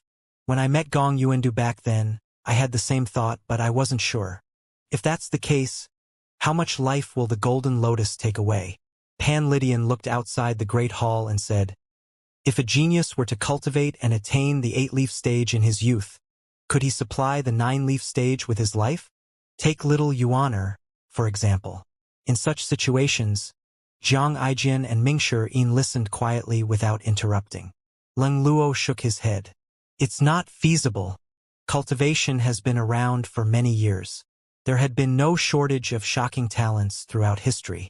Yet, I don't remember any of them reaching the 9-leaf stage. Lu Zhou said. So, the golden lotus will take at least 1,000 years of life. Point 11. The great hall fell silent. Even a falling needle could be heard. 000 years. That was the longevity that only top cultivators could achieve. Most cultivators could not even make it to the 8-leaf stage, let alone having 1,000 years to live. For them, how could they ever attain the 9-leaf stage? Leng Luo and Pan Lydian shook their heads helplessly. At this moment, Zhang Aijian could not hold it in any longer. He bowed and said, may I offer my 2 cents? Let's hear it. When I was inside the palace, I read some books in the warehouse. Some of them contained records of the 8-leaf stage. I didn't think much of it then about them, but now I remember some of the information does sound similar to what you're saying, old senior. Zhang Aijian stroked his chin and continued, I can't really remember the original text, but there was one piece that said that a cultivator can only attain the 9-leaf stage if he was at the 8-leaf stage while he was still inside his mother's womb. Leng Luo, Pan Lydian, and Mingshi Yin were speechless. Although the statement was crude and ridiculous, it did bear some semblance to what Lu Zhou said. If a cultivator was at the 8-leaf stage in his mother's womb, he would have 1,000 years to live, and he would have a chance to reach the 9-leaf stage. However, was it possible for someone to attain the 8-leaf stage while they were inside their mother's womb? Mingshi Yin rolled his eyes and said, even if you're already at the 8-leaf stage in your mother's womb, how are you going to guarantee that the golden lotus won't absorb 1,500 or 2,000 years of life? Mingshi Yin's question stumped everyone. Lu Zhou glanced at Mingshi Yin. Leng Luo and Pan Lydian sighed. They were both 8-leaf elites. Naturally, they knew about the difficulties beneath the surface. At the end of the day, it's still a problem that can't be solved, Leng Luo said with a sigh. No, Lu Zhou said curtly. The 4 of them turned to look at Lu Zhou in unison. They saw an unbelievable expression of confidence on Lu Zhou's face. Lu Zhou said, let's think about this in reverse. In reverse. Zhang Aijian and Mingshi Yin scratched their heads. Leng Luo and Pan Lydian could not quite understand this statement as well. No matter how they thought about it, it was a problem with no solution. Please be clear, Pavilion Master. Leng Luo rose to his feet. Pan Lydian dared not dawdle. He stood up as well. Mingshi Yin and Zhang Aijian did the same. Lu Zhou's eyes were as bright as flames as he looked at everyone gathered there and said, since the golden lotus is taking life away, all we have to do is to cut it off. Leng Luo, Pan Lydian, Zhang Aijian, and Mingshi Yin looked as though they had been struck by a bolt of lightning. This statement stirred up waves in their hearts. Leng Luo and Pan Lydian, who had close to a millennium worth of experiences, and the young Zhang Aijian and Mingshi Yin were equally stunned at this moment. Zhang Aijian gulped. Wait up. Let me breathe. He raised a hand and rubbed his chest before saying, old senior, if the gold lotus is severed, we'd suffer great damage. We won't be in peak condition. How are we supposed to attain the 9-leaf stage? The 4 of them had forgotten about the differences in their age. This was also a question that the other 3 wanted to know the answer to. Lu Zhou smiled warmly and said, isn't there a way to sever the golden lotus without being affected? The 4 of them were stunned. From the current situation, Lu Zhou was of the opinion that there were 2 ways to enter the 9-leaf stage. The first way was to fulfill the requirement of the 8-leaf golden lotus and enter the 9-leaf stage conventionally. This method was very difficult because nobody knew how many years of life the golden lotus would absorb. It was possible for it to absorb 1,000 or even 2,000 years. This was also the reason why Lu Zhou stocked up on reversal cards. The second way was to sever the golden lotus. Lu Zhou's tone was calm as he said, "Have you ever thought about it? A cultivation method whereby the golden lotus is severed." The four of them gulped. Such a cultivation method was unheard of. However, who could say that it was impossible when nobody had studied it before? A 9-leaf stage without the golden lotus, that can only be regarded as a quasi-9-leaf stage at most, Zhang Aijian said. Even without the golden lotus, it's still a realm higher. It's enough for your opponent to crush you with the difference in your levels and his avatar. From what we know now, the height of a 9-leaf avatar would be at least 150 feet, Ming Shirin said. Lung Luo and Pan Litian nodded. The two of them sighed. Pan Litian said with a sigh, "I'm old. My mind isn't as sharp as you youngsters." After saying this, Zhang Aijian and Ming Shirin looked at Lu Zhou in unison. Pan Litian's old face blushed. He felt slightly embarrassed. "If I'm old, what would that make the pavilion master?" This was awkward. In any case, their discussion today was sure to change their previous cultivation methods. Lung Luo and Pan Litian bowed at the same time. "It's better to listen to you than read the books for 100 years. Ming Shirin and Zhang Aijian were speechless. Lu Zhou stroked his beard in satisfaction as he nodded and said, "They're merely thoughts. If you're trying it out, proceed with extreme caution." The four of them bowed deeply. They knew that they were not supposed to attain the 9-leaf stage by severing their golden lotuses unless they had a perfect plan or had no other choice. That method was too shocking. Naturally, Lu Zhou was merely providing them with a new way to think about this.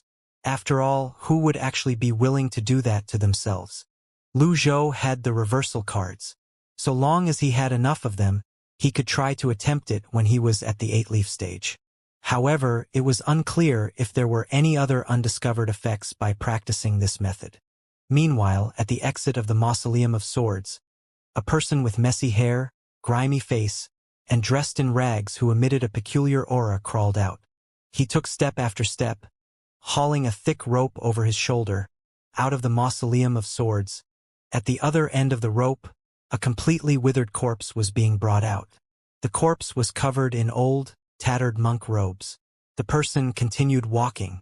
In the next second, he appeared several hundred feet away. The grime covered his entire body, and the peculiar aura seemed to cling to him like a black mist. Wherever he passed, the plants would wither. He slowed to a stop only when he was out of the Mausoleum of Swords. Several Brahman C8 Meridian's cultivators flew over from the distance. When they landed, they bowed simultaneously. "Greetings, Sect Master." "Sect Master. What happened?" The remaining disciples were shocked when they saw Zhang Yuanshan's appearance. It was true that the righteous sect had been reduced to fleeing for their lives on a daily basis, but surely there was no need to go so far as to look like this.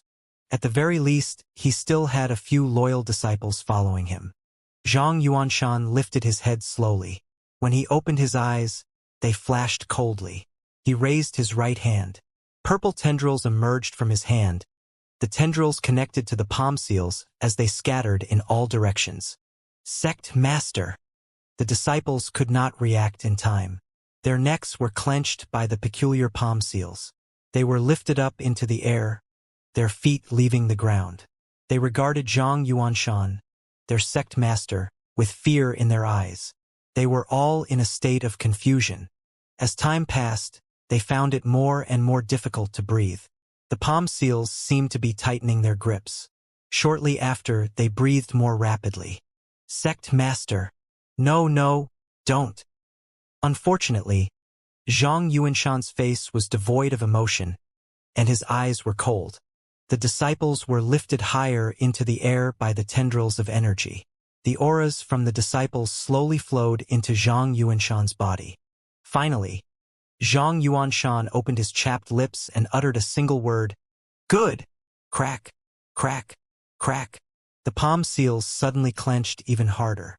The disciples' necks snapped, and they no longer breathed. The life energy from their bodies was harvested by the tendrils of energy.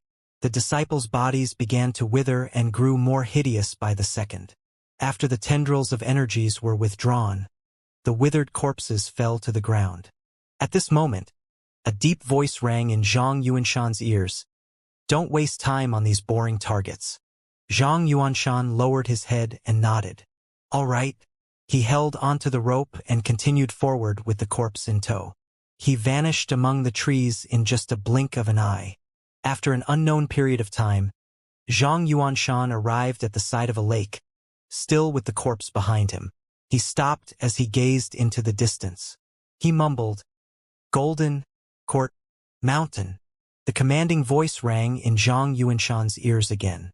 "Continue on your way. Golden Court Mountain isn't your target." "All right." Zhang Yuanshan pulled on the corpse and continued on his way. Strangely, the path he walked on was all the withered places. It seemed they were not random and were connected in a line. He eventually vanished at the end of the lake. Meanwhile, in the air above the forest around the lake, a white-clad figure looked in the direction where Zhang Yuanshan had disappeared and murmured, "A puppet." Yi Tianxin looked at the surface of the lake before shifting her eyes to the direction of the Golden Court Mountain. A hint of hesitation could be seen on her face. The next day, gray clouds gathered in the skies. It was a gloomy day. The green jade altar was quiet and peaceful. A person stood at the center of the green jade altar. His eyes were closed. His hands were placed on the hilt of the sword before himself. "Mr. Second, you shouldn't wait any longer. The righteous sect's territories belong to the Nether sect for a long time now. Zhang Yuanshan is also known for his cowardice. There's no way that he'll show up," a Nether sect disciple said with a bow. Yu Shangrong did not open his eyes. He smiled faintly and said, "There's no rush." "Ah. Thank you for the kind suggestion," Yu Shangrong said politely. At this moment, black patches began to appear among the huge trees several miles from the green jade altar. "Mr. Second, it looks like it's going to rain. The sect master has asked me to make sure that you have a comfortable stay here." The disciple suddenly felt that the legendary sword devil was rather approachable. He decided that he should try to get on Yu Shangrong's good books. Who knew if they might even end up being friends? How proud would he feel being friends with the sword devil? The cultivation world would envy him. All of a sudden, Yu Shangrong said, "Stand back." He did not look at the disciple. A sudden blast of energy suddenly shot out. Ha! Bam! The Nether sect's disciple was sent flying out of the green jade altar. As he was sent flying back, he finally realized his sect master was right. Mr. Second was truly a terrifying person with a kindly appearance. Meanwhile, Yu Shangrong looked at the forest in front of him. His longevity sword vibrated slightly in his hand. He was neither worried nor afraid. Instead, a faint smile could be seen on his face. A strong opponent? The longevity sword vibrated again. It was as though it had a tacit agreement with its owner. This is interesting. Yu Shangrong naturally liked a challenge. He would like to face a strong opponent. After crossing so many names off the list, he was getting slightly bored. Many of the so-called elites were so weak. The emergence of a peculiar energy wave before him had piqued his interest. The trees slowly withered as their leaves fell. At this moment, Yu Shangrong finally saw Zhang Yuanshan with his messy hair and dirty face as he pulled on a rope. He moved closer. In an instant, he had arrived near Yu Shangrong. It took him but a few breaths to reach below the green jade altar from the forest. This scene was peculiar. Imagine seeing a monster who was covered in a layer of grime while it pulled on a corpse. Yu Shangrong frowned slightly. At this moment, the person who dragged the corpse looked up. He said haltingly, "Yu Shangrong, we finally meet." A hint of energy was laced in his words. "Zhang Yuanshan?" Yu Shangrong did not expect Zhang Yuanshan to turn out like this. He found it strange. "You want to kill me? Anyone whose name is on this list will be killed by my sword." Yu Shangrong was not intimidated by Zhang Yuanshan's appearance. He maintained a nonchalant attitude. "All right." Zhang Yuanshan spat the word out with great difficulties. His eyeballs were rolling. After that, He stood motionlessly as though he was preparing for something. Yu Shangrong sensed the peculiar wave of energies from Zhang Yuanshan. He smiled faintly and said, "Interesting." He raised the longevity sword with his right hand and flicked with his thumb. Zing! The longevity sword left its scabbard. The sword left no trace in its wake. Several energy blades formed before Yu Shangrong. They circled around the longevity sword and dropped. He was merely testing the water. The sword skill was not at all powerful. Whoosh! Whoosh! Whoosh! The energy blades gathered together and shot toward Zhang Yuanshan. Zhang Yuanshan did not move from his spot. Boom! Boom! Boom! The energy blades struck Zhang Yuanshan's body and dissipated. However, he did not fall. An elite could learn about many things with just a single strike. Yu Shangrong looked down from his high vantage point and said with a disapproving tone, "Witchcraft. You have sharp eyes." Zhang Yuanshan felt the mighty power contained within his body, but still he made no moves yet. He had 2 to 3 chances. Therefore, he had to seize the best chance to kill Yu Shangrong. The longevity sword returned and hovered before Yu Shangrong. He glanced at the longevity sword and said, "I hope that you'll satisfy my sword." He pushed away from the ground lightly and dove from the green jade altar that towered into the clouds. This was his skill, the snowy mountain. It was named for how the energy blades would fall unceasingly like the snow. They appeared as light as snowflakes but were bitingly cold. Yu Shangrong appeared unruffled. When he brought his sword down, the air around within dozens of meters began to stir, and energy blades appeared around him as he dove down. The energy blades of the snowy mountain along with the longevity sword stabbed Zhang Yuanshan. At this moment, a surge of black energy appeared from where Zhang Yuanshan stood. It rose into the air like black smoke and merged with the energy blades. Yu Shangrong's expression did not change. He felt the force within the black energy. He was slightly confused by it but did not dwell on the matter. Instead, he focused on attacking. Vigor contained within the black energy. He did not dwell upon the slight confusion in his mind. Instead, he focused on attacking. This was the attitude of a sword path elite. They might look ordinary when they were idle, but as soon as they made a move, it would be shocking. He closed the distance of several hundred meters and was upon his target in just a blink of an eye. He brought his sword down. Bam! Zhang Yuanshan did not dodge. Yu Shangrong's blade pierced Zhang Yuanshan's heart. Yu Shangrong's sword that was shrouded with powerful energy wreaked havoc through Zhang Yuanshan's extraordinary 8 meridians. An ordinary cultivator's life would end once their vital organs were injured. However, Zhang Yuanshan only narrowed his eyes and joined his palms together. A peculiar wave of energy surged out of his body like a tidal wave. Whiz!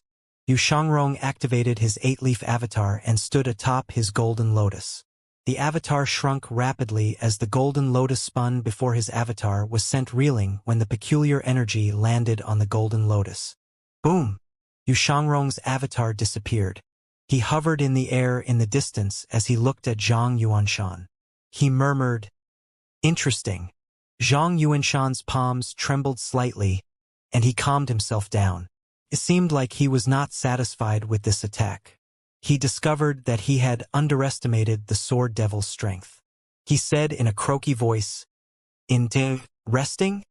I've challenged many elites in the past from the 9 provinces to the 4 seas. Naturally, there were a few who were quite a challenge. You seem to be one of them now," Yu Shangrong said as he recalled what had just taken place.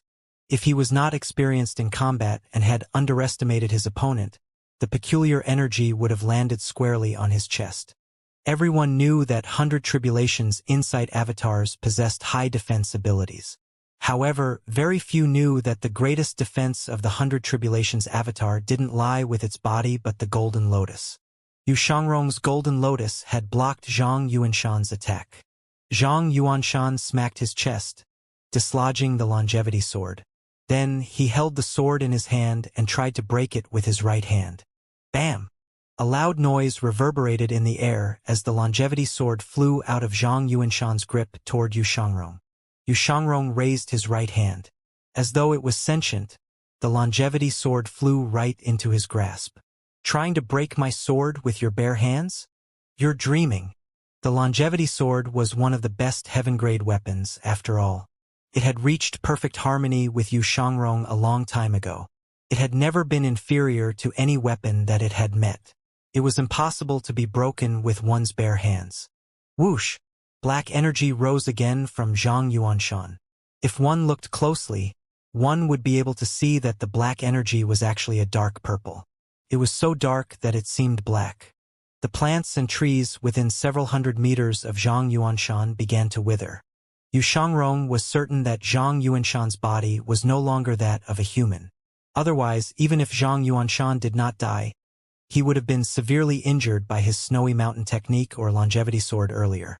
However, Zhang Yuanshan was clearly unaffected by his attack. The black energy formed a huge circle that spanned several hundred meters. On the green jade altar, the nether sect's disciples could not suppress their curiosities. They walked up to the edge and watched the battle. The two opponents faced each other from a distance. Whiz! Yu Xiangrong activated his avatar. The 100-foot avatar was almost as tall as the green jade altar. The nether sect's disciples were thoroughly shocked by this sight. The shining golden avatar was extremely intimidating. BZZT, BZZT, BZZT. Yu Xiangrong's longevity sword vibrated intensely. With a calm expression on his face, he shot toward the horizon, appearing in front of his avatar. An awe-inspiring scene unfolded before everyone's watchful eyes. The avatar's arms seemed to be moving. The nether sect's disciples were confused. They had never seen nor heard about avatars with moving body parts. The longevity sword was wrapped by a powerful energy, and a massive energy blade appeared. The avatar held the energy blade between its hands. This is my original sword skill, merging my avatar and my sword. I haven't thought of a name for it yet. Swoosh! The avatar brought its arms down. The huge energy blade slashed at Zhang Yuanshan. At the critical juncture, Zhang Yuanshan swung the rope in his hand, lifting the corpse up. He had used the corpse against the energy blade. All of a sudden, the withered corpse suddenly opened its eyes, and powerful energy surged out of it. Meanwhile, a black avatar in an upside-down position clashed with the energy blade. Boom! One of the nether sect's disciples on the green jade altar exclaimed, "Fiend Zen!" However, this was clearly more than just Fiend Zen. Yu Xiangrong frowned as he retreated with his avatar. He knows how to defend himself using his golden lotus? It seemed like he had been too careless. Zhang Yuanshan had copied his move.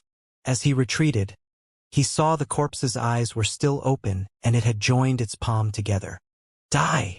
Zhang Yuanshan cried out. This was his second chance. The black avatar flew out swiftly with the lotus in tow. Nobody had ever witnessed such a technique before. Where could they have seen someone battling by tying a corpse to the end of the rope and to use it as a weapon? Don't. Disregard. Me. Zhang Yuanshan said stiltedly as he stomped his feet. Shooting up into the air like a fired arrow, the corpse flew along with him. Along with the avatar, they formed a vertical formation. Mr. Second! The nether sect's disciples cried out in worry. Yu Xiangrong was sent flying back at an extremely fast speed. In just an instant, his figure could no longer be seen from the green jade altar. Zhang Yuanshan's arms turned black. The black energy and Kong Yuan's corpse launched wave after wave of attacks.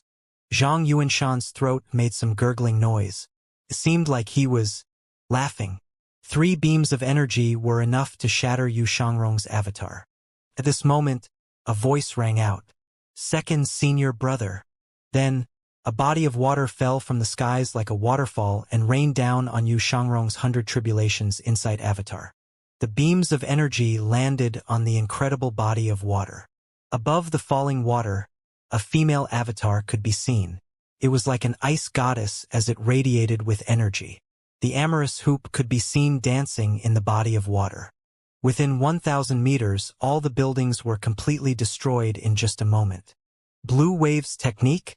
6th junior sister. Yu Xiangrong looked up. He glanced at her before he said forcefully, Stand back! He had already regained his footing at this time. He shot toward the opposite direction. His avatar had disappeared. Zhang Yuanshan had a murderous expression on his face, as he said in his creepy voice, "Curse! Curse you!" The newcomer was none other than Yi Tianxin. She had done everything she could to block the attack from Kong Yuan's corpse. However, there was still Zhang Yuanshan to contend with. Zhang Yuanshan's arms grew bigger and his muscles bulged. The third chance. Everyone must die. Yi Tianxin recalled her amorous hoop. She took Yu Shangrong's advice and swiftly retreated with her avatar. Second senior brother, he has a grand shaman supporting him. The enter and return 3 souls should be able to deal with it. As Yi Tianxin projected her voice to Yu Shangrong, she felt an energy closing in on her.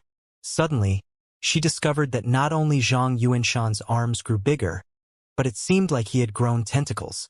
Some of the tentacles were already upon her. The sudden appearance of the tentacles took Yi Tianxian by surprise. She tried to block the incoming tentacles with her wave-like energy. Boom! Boom!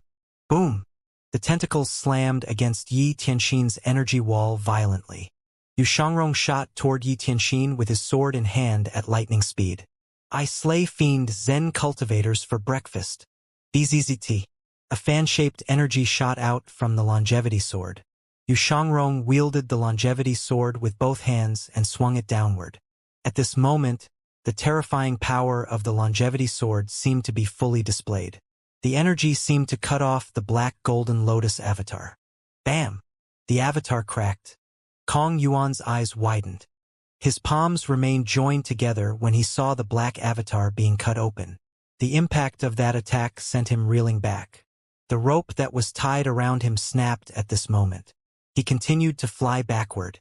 Yu Shangrong did not even deign to spare a glance at Kong Yuan.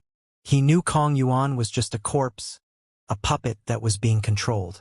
He looked at Yi Tianxin behind him, who was currently being attacked by the tentacles, and said, "Junior sister, defend with your golden lotus." Oh! Yu Shangrong's eyes gleamed at this moment. He began to fly out at blinding speed toward Zhang Yuanshan. Meanwhile, Yi Tianxin's avatar had retreated. Her golden lotus bloomed and kept the tentacles at bay. In front of Zhang Yuanshan, there were many tentacles. They were like a thicket of vines that kept whipping at the air. The tentacles were shrouded in purple energy.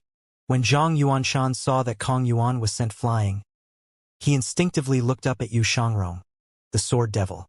Yu Shangrong had his back toward the gray sky and he was charging toward Zhang Yuanshan in the air at a 45-degree angle.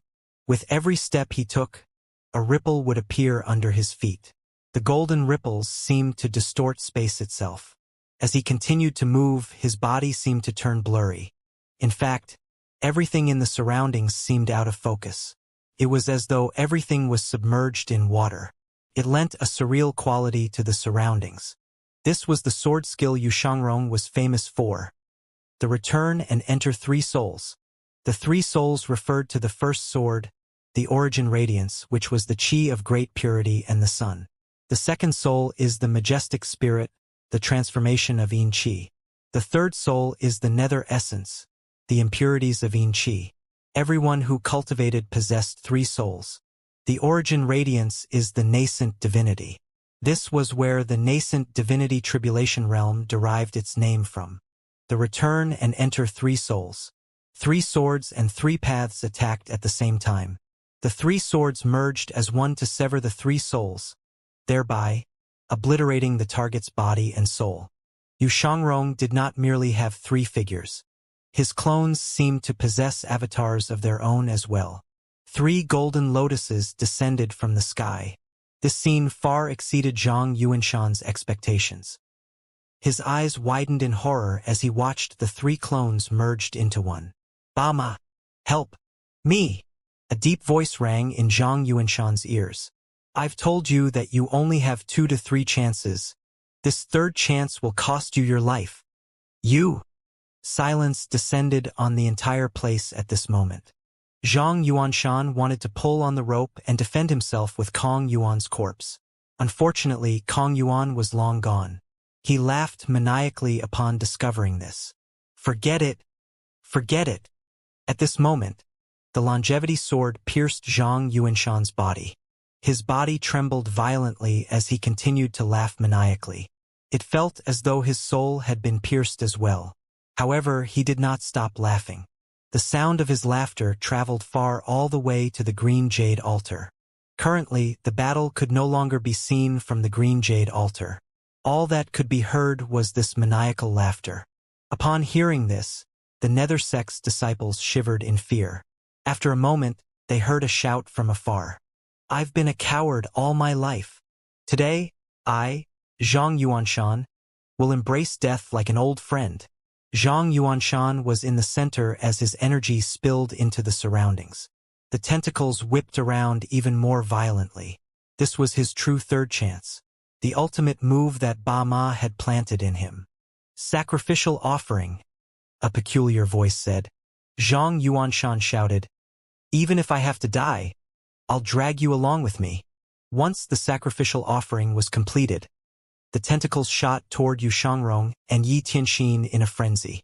The entire place seemed to be filled with tentacles. Yi Tianxian had already retreated far away as she repelled the tentacles. Meanwhile, Yu Shangrong was still at the center of the fight.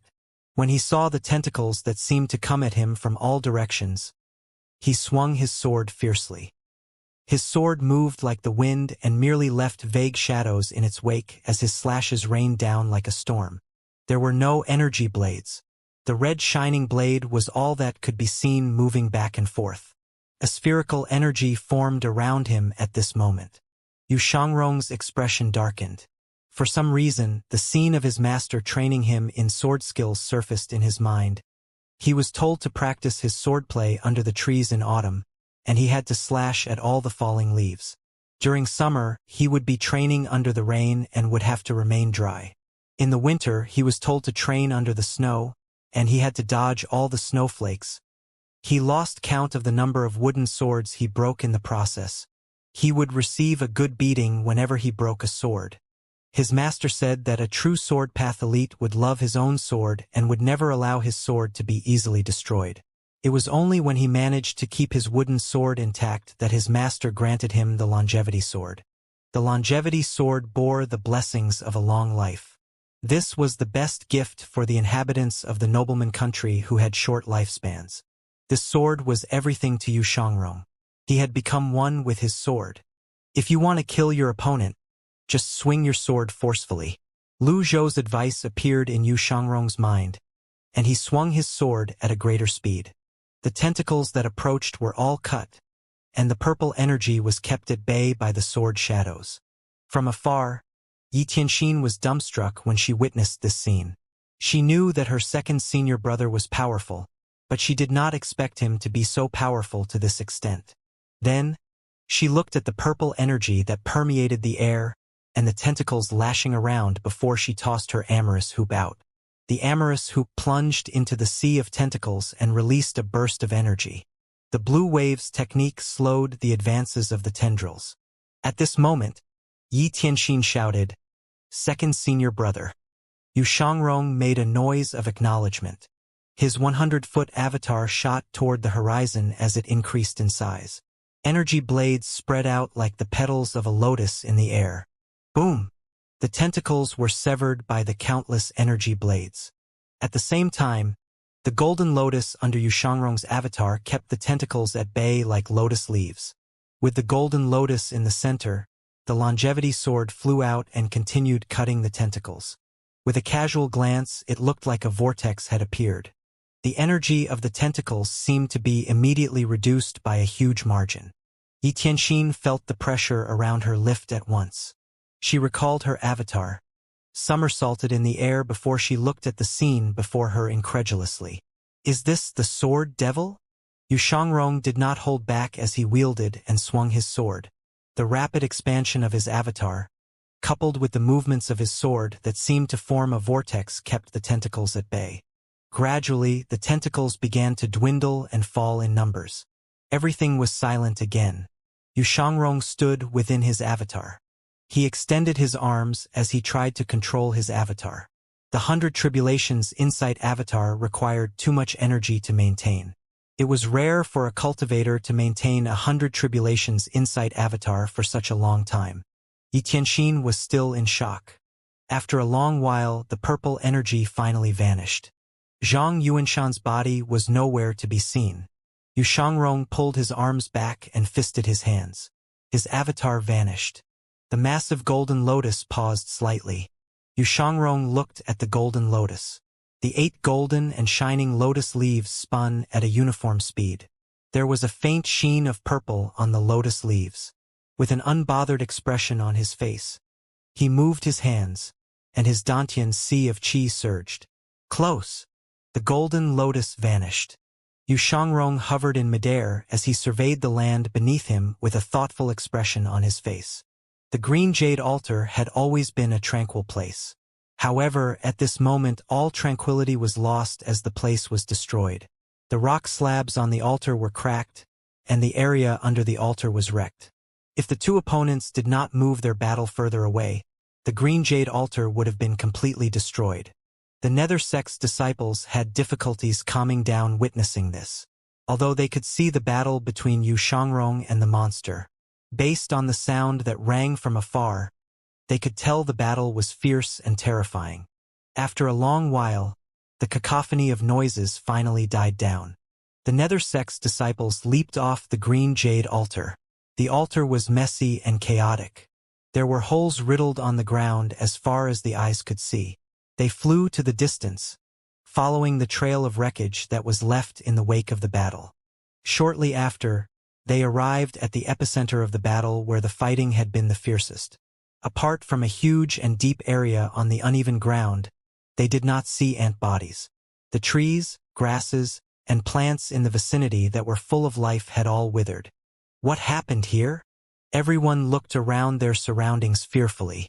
There's more than one monster. I saw that person fling another person who was tied to a rope. It looked like a dried corpse, someone said before a retching noise could be heard. It seems like a puppeteering and witchcraft technique. This bodes ill for Mr. Second. I'm afraid. No way. Mr. Second's cultivation base is profound. There's no way he'd be defeated so easily. In this world, there's bound to be someone who's stronger than you. There's nothing certain in the world. The sect master once said that the power of an individual will always be inferior to the power of a group. When the disciples recalled the black avatar and the purple and black tentacles they saw on the green jade altar, they shuddered despite the warm temperature. The disciples were still busy speculating among themselves when a small purple circle rose into the sky nearby. It seemed like a cloud of purple smoke that resembled the shape of Ba Wu, the mount. It looked like a fox. Upon seeing this, the disciples immediately retreated in shock.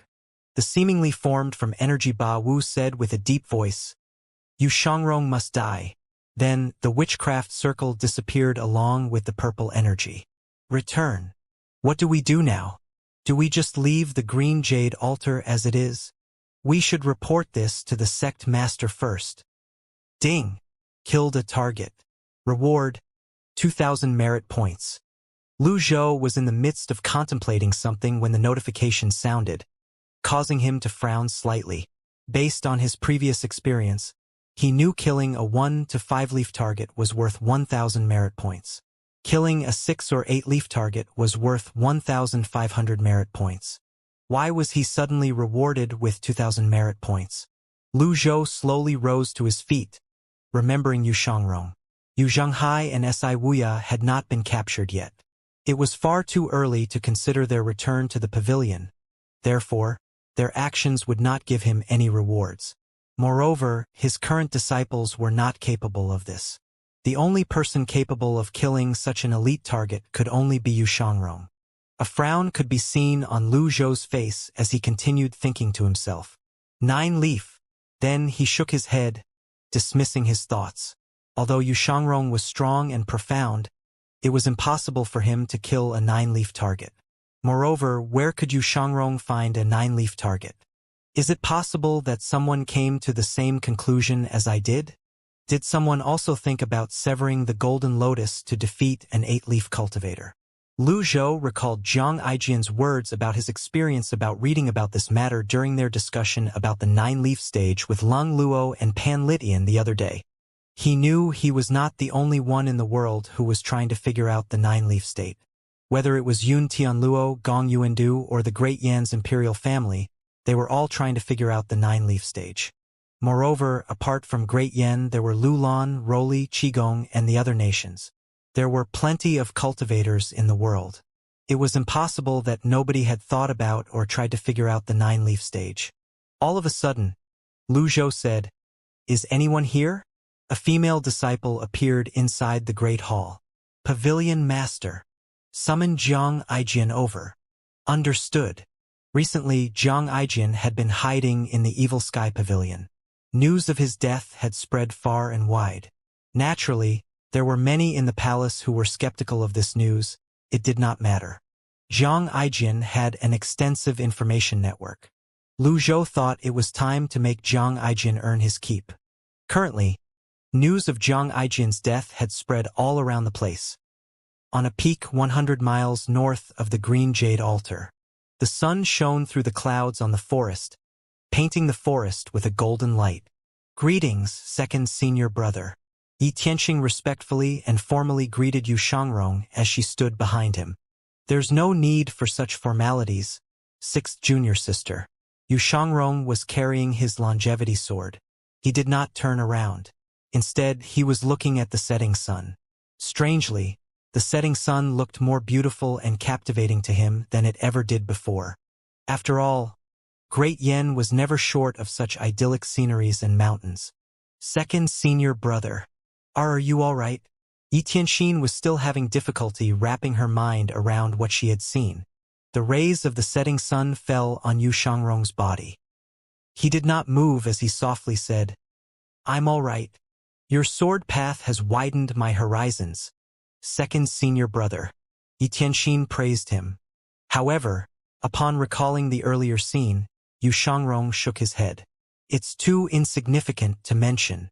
I heard that you've rejoined the Evil Sky Pavilion, second senior brother. I wonder if it's true." Yi Tianxin rarely bothered herself with the cultivation world. She had been cultivating in isolation all this while. She would only go out to run the occasional errand. When she had first heard about this news, she was skeptical. Yu Shangrong smiled faintly and said, "Ahem. So the hit list, it's true as well?" Yi Tianxin asked in surprise. At this moment, Yu Shangrong finally turned around. His gaze fell on Yi Tianxin. Yu Shangrong's gaze made Yi Tianxin feel nervous and tense. Ever since she left the Evil Sky Pavilion and became the derived Moon Palace Master whom everyone revered, the sixth elite on the Black Roll, and the Jade-Face Shura whose name alone struck fear in those who heard it, she had never felt as nervous as this. "Emicham." Yu Shangrong nodded again. Yi Tianxin was in awe. The hit list that was circulating in the cultivation was filled with elites. They were all impressive people, and yet, they all died by her second senior brother's sword. Just how strong was he and his techniques? A gentle smile could be seen on Yu Shangrong's face as he asked, "Sixth junior sister, didn't Master forgive you?" Yi Tianxin was taken aback, speechless. Her expression turned unnatural. She did not know how to answer the question. Yu Shangrong had no intention of forcing an answer out of her. "You don't have to answer me if you don't want to." In the end, Yi Tianxin replied, "I'm afraid that I won't be able to return to the Evil Sky Pavilion ever again." Yu Shangrong said, "You have a long life ahead of you. Just be yourself." "You're right, second senior brother." Yi Tianxin nodded. "What plans do you have after this?" Yu Shangrong asked. Yi Tianxin did not answer immediately. Instead, she walked to the edge of the peak and looked down at the forest. She sighed softly with a lost look in her eyes. "I don't know. I'm like a headless fly." She suddenly felt that she had said too much, so she stopped talking. Yu Shangrong said, "If you don't have a goal now, just find a new one." Yi Tianxin was stunned. Her thoughts were not as simple as her second senior brother's. However, life was often not complicated. The more one worried, the more one would be restricted. Moreover, it was not like she had no goals. She was just not determined enough to pursue her goals. After a while, she asked, "Are you returning to the Evil Sky Pavilion after this, second senior brother?" No, Yu Shangrong shook his head. "After I'm done with the hit list, I'll head north." "Where are you going?" "Brackish Mountain," Yi Tianxin asked, perplexed. "Brackish Mountain? Where's that?" She had never heard of such a place, therefore, she concluded it must be some remote mountain village. Yu Shangrong replied honestly, "It's my hometown. It's a place that's only a shadow of its former self. There's nothing but coldness and darkness there." Yi Tianxin was even more confused. She wondered why Yu Shangrong would describe his hometown as cold and dark. At the very least, he had a hometown to return to. The fair folk had nowhere to return to. Upon thinking about this, she asked with a sigh, "Second senior brother, do you blame me?" "I've heard about what happened," Yu Shangrong said. Yi Tianxin was happy with his answer. It seemed like her senior brother did not blame her. She suddenly remembered her conversation with her seventh junior brother, Si Wuya, and asked, "Second senior brother, do you believe that someone in this world can live for 2,000 years?" Yu Shangrong was slightly taken aback. This question had an edge to it when it was directed to a nobleman.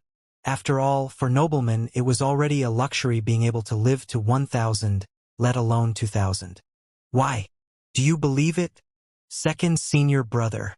I've been looking for an item all this time. It's called Cheng Huang. There are many that said that anyone who rides on Cheng Huang will live for 2,000 years. Despite looking for it for so long, my search has borne no fruit," Yi Tianxin replied. If Yi Tianxin had told anyone else about this, they would have persuaded her to stop her futile search. However, Yu Shangrong was different. He firmly believed one needed to have goals to achieve before one's death. He smiled faintly and replied, "Don't lose your determination and keep searching. What if the chances are slim? It's better than none." Yi Tianxin was speechless. It was true. A slim chance was better than none. She bowed. "Thank you for your counsel, second senior brother." Yu Shangrong nodded. "The sun is setting. You should head back, junior sister." Take care, senior brother." Yi Tianxin bowed again before she turned around and left. Gradually, darkness descended. Yu Shangrong did not move. He looked on silently as the sun set behind the mountain. He gripped his longevity sword tightly as he stood riveted to the spot. Bam! A crack appeared in the rock. The longevity sword was wedged between it. Yu Shangrong sat down cross-legged as he joined his palms together. Whiz! His 100 Tribulations Insight avatar appeared. However, its size was not huge. In fact, it was only half his height. He had intentionally made his avatar as small as it could be. He raised one palm, facing up, before his avatar hovered above his palm. It resembled a golden statue on a golden lotus. However, the golden lotus was no longer purely gold.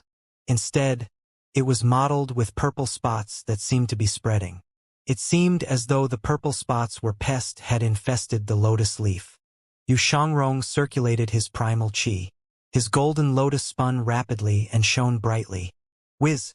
After a round of treatment, the purple spots merely showed signs of slowing down after being suppressed by his powerful cultivation base. They did not disappear. Yu Shangrong frowned slightly. He did not achieve this victory easily. In fact, it was slightly difficult compared to his other battles. Even when he sparred with his eldest senior brother in Radiant Cloud Forest back then, he was not forced to use all of his might. In his opinion, Zhang Yuanshan was only the sect master of a second-rate sect, someone cowardly who stubbornly clung to life. He should have been able to deal with Zhang Yuanshan with just a single sword strike. Who knew Zhang Yuanshan would give him so much difficulty? A grand shaman from Lulan? Yu Shangrong muttered to himself and scoffed. "You're lucky that you encountered me and not." He did not finish his sentence. He recalled his avatar, and with a push of his feet, he flew northward.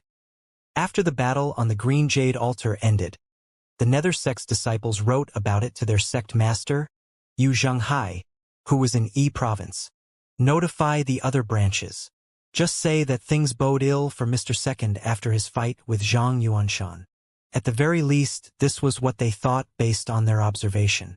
Their words could be interpreted in many different ways that all seemed to mean the same thing. Yu Shangrong could be hurt, gravely injured, missing, died. There were many ways to interpret their words. That was how a new rumor began to spread in the cultivation world. The major sects of the cultivation world sighed in relief. Public opinion was powerful enough to melt metal. When there were enough people spreading the rumor, there was no longer any need to verify its authenticity. As time passed, the rumor became more and more exaggerated. Every storyteller would add their own twist to it. In the battle on the Green Jade Altar, the Sword Devil, Yu Shangrong, couldn't defeat Zhang Yuanshan and was grievously wounded. Why did the cowardly rat, Zhang Yuanshan, suddenly attack? The Sword Devil had been too full of himself. In the end, he met his demise. The era of the Evil Sky Pavilion is about to come to an end. Since Yu Shangrong did not appear since then, it added to the credibility of the rumor. Under the cover of night, in a graveyard, a black figure hovered in the air. Its feet were only half a foot above the ground. It flew around the graveyard at this low altitude as its body emitted a dense purple fume. The sound of soil loosening rang in the air. The black figure flew back to its starting point and landed on the ground. He nodded with satisfaction. He held 2 ropes with a single hand. At the end of the rope was Kong Yuan, who was still dressed in his monk's robes. On the other end was Zhang Yuanshan, who was dressed in his Taoist robes. The witchcraft spell has taken effect. Yu Shangrong will vanish from this world. Next, it'll be the Evil Sky Pavilion's turn. Junior sister, I will drag the entire Evil Sky Pavilion down to accompany you in the other world. 7 days later, in the Great Hall of the Evil Sky Pavilion, Lu Zhou had been meditating on the heavenly writing scrolls for quite some time. His extraordinary power was now completely replenished. He was thinking about the 9-leaf stage when Mingshi walked into the hall with a letter in his hand. Meanwhile, little Yuaner was practicing her control over the Nirvana sash inside the Great Hall. 4th senior brother, look at this. I can mold the Nirvana sash into various shapes now. Master taught me. That's great. Mingshi gave a perfunctory reply and walked swiftly into the Great Hall.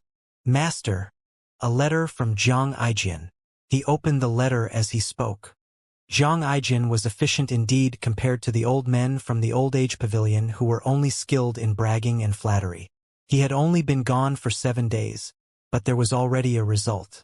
Mingshi read, Old Senior, there's no need to investigate the matter you've entrusted me to investigate. The entire cultivation world is saying that things don't look well for the Sword Devil after losing to Zhang Yuanshan. However, the veracity of the rumor has yet to be confirmed. I'll try to verify the rumor as fast as I can. The other thing I want to report to you is that the Nether sect has conquered E province. Wei Zhuoyan is an imposter, after all. He doesn't have the power to quell the disturbance in E province. There's more to say, but I'm running out of space. Please turn to the back of the letter. Upon reading the last sentence, Mingshi frowned. What's he playing at? There's more on the back of the letter? I didn't notice anything when I opened the letter. In any case, Mingshi cleared his throat and continued reading. With rumors of Golden Court Mountain's barrier disappearing, Mr. Second's unknown state, and your approaching great limit, you should be careful of the noble path forming an alliance. It's been a long time since I've penned a letter to you, old senior. If I can get another good sword as compensation, I'll surely be more motivated. Ha ha ha. Mingshi expression turned stiff when he read the end of the letter. Only the first part of the letter was useful. He felt as though he should not have even bothered to read out the second part of the letter. Mingshi said to Lu Zhou, Rumors. These are all rumors. With second senior brother's cultivation base, there's no way Zhang Yuanshan would be able to even touch a strand of senior brother's hair. Moreover, Zhang Yuanshan is nothing but a coward. However, Lu Zhou did not share the same opinion. Based on the reward he obtained, the matter seemed more complicated. He was only certain that Zhang Yuanshan had died. However, He was not sure if Yu Shangrong was unharmed. After all, up until now, none of his disciples had died, so he was not sure if the system would even notify him of his disciples' deaths. Lu Zhou slowly rose to his feet. He stroked his beard and paced as he said, "Your second senior brother prefers to act alone. He doesn't like to write letters." "You're right, master. He's a grown man. He should know better to report on his well-being every once in a while," Mingxirin said. "Let him be." Despite Lu Zhou's words, he truly did not wish for any harm to come to Yu Shangrong. If he were to lose such a great helper, he would definitely have trouble coming to terms with it. After a while, Mingxirin bluntly asked, "Master, what should we do about eldest senior brother? He has conquered Yi province now. Clearly, he plans to against the imperial family." Lu Zhou did not answer Mingxirin. "I'd like to capture that rascal as well and ask him about what happened in the past." The problem was, things were not so simple. The Nether sect had many branches and hidden bases. After his battle with Yu Shangrong in Radiant Cloud Forest, nobody knew where Yu Zhenghai was hiding at the moment. Yi province was huge. It would be like looking for a needle in a haystack. Moreover, the Nether sect had expanded its forces from tens of thousands of members to hundreds of thousands of members in a short time. There were also the 4 great protectors who were all skilled in their own right. They also had Si Wuya as the brain of the operation. Lu Zhou stroked his beard as he pondered this. He had never met Yu Zhenghai since he transmigrated here. They had several close encounters, but that was it. The sect master of the greatest fiend sect under the heavens ran away quicker than most. Am I that terrifying? Have Zhang Aijin pay more attention to Yi province. If there's time, I'll go to Yi province and personally capture that rascal. Yes, master.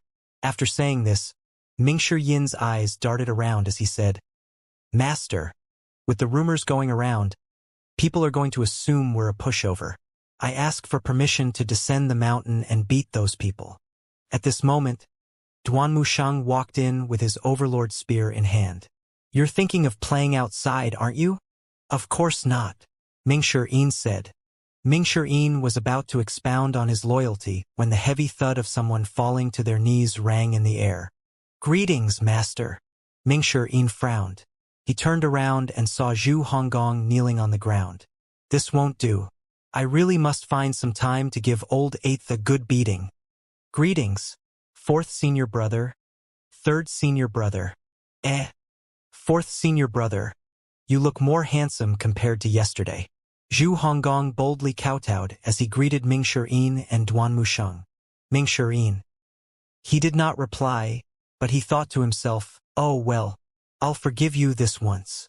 Zhu Honggong walked up to them and said, "Master, I have a report to make." "Let's hear it." "I received a letter from the traitor Si Wuya. He thinks that I'm still as easily manipulated as before. He has no idea that under your meticulous care and guidance, I've become extremely smart," Zhu Honggong said, not forgetting to flatter Lu Zhou while he was at it. Cut to the chase. "Read the letter." Duan Mushang raised his overlord spear. Zhu Honggong opened the letter at once and read, "Dear Master, allow me to pay my respect to you." Duan Mushang walked up to Zhu Honggong suddenly and grabbed his collar, lifting him up from the ground. "That's about enough." Tears streamed down Zhu Honggong's face. "It's true. That's what the letter says." "Enough."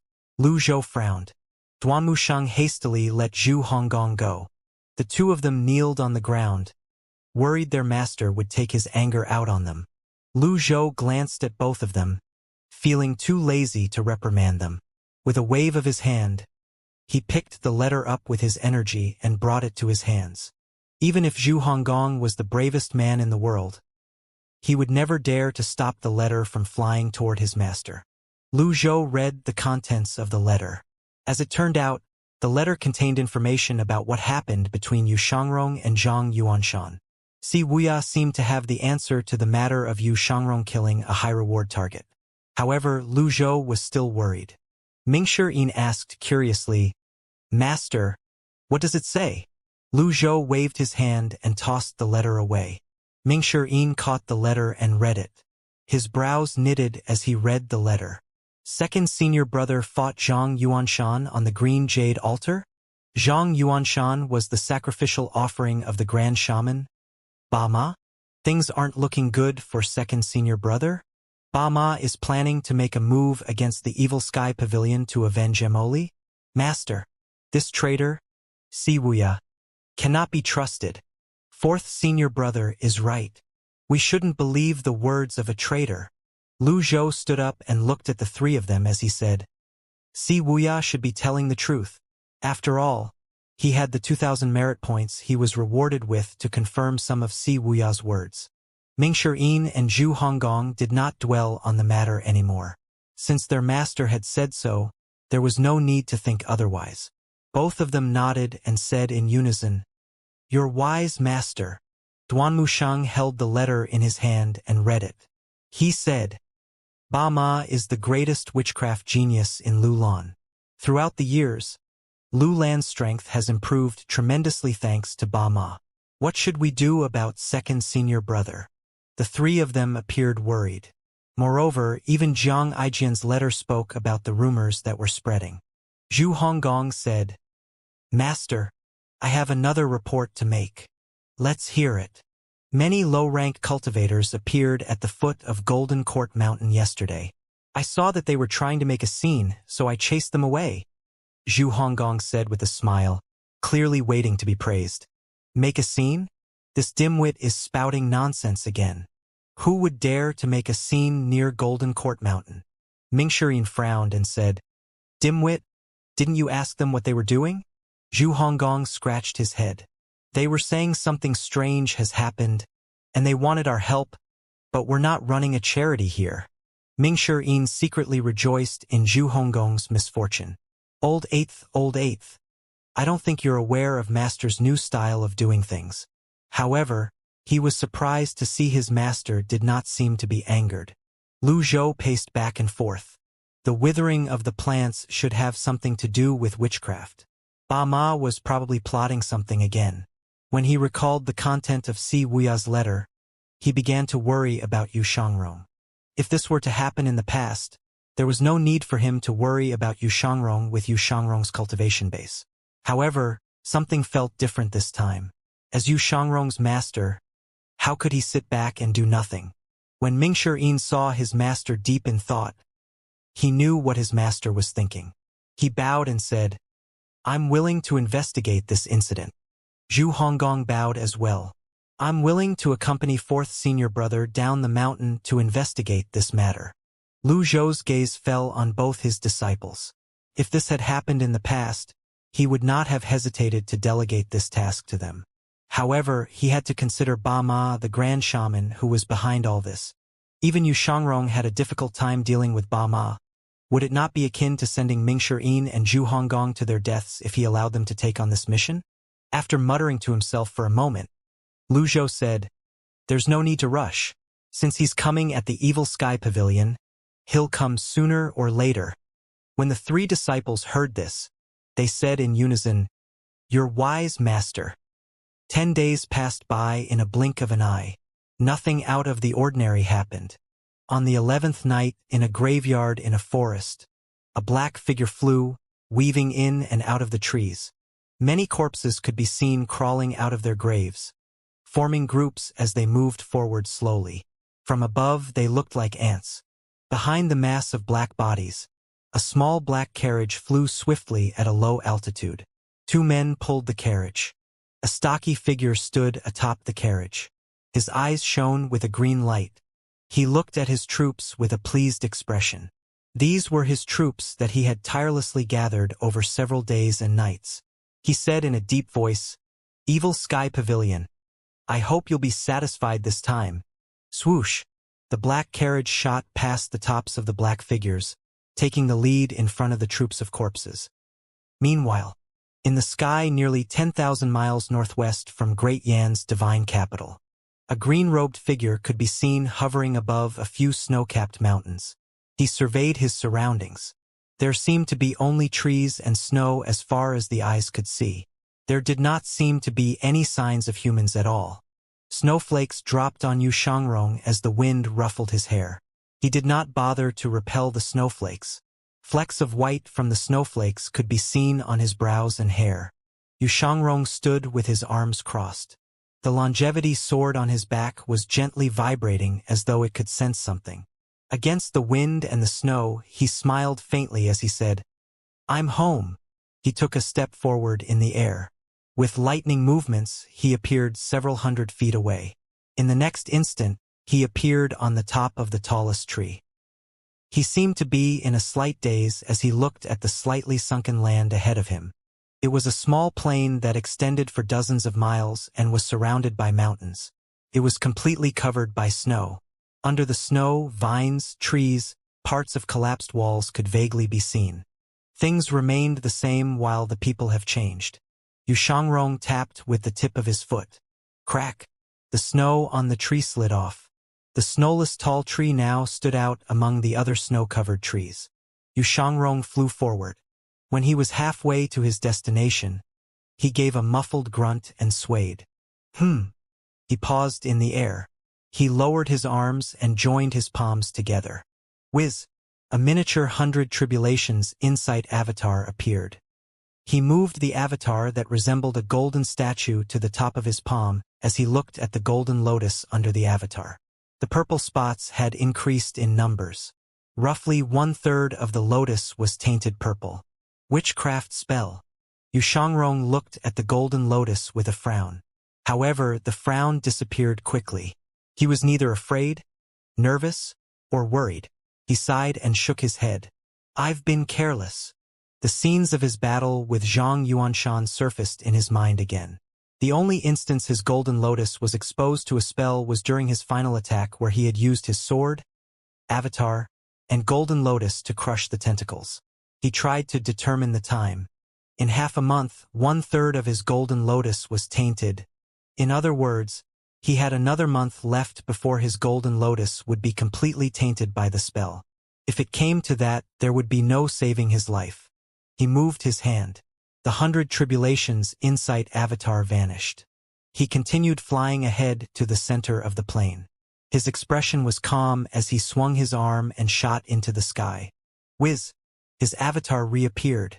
His 100-foot-tall avatar released a blast of hot air. Although 1/3 of his golden lotus was tainted purple, he was still able to release this terrifying burst of power. With this surge of power, the snow around him melted away rapidly and the moisture evaporated. In just a short time, the snow within several thousand meters of him was melted by his primal chi.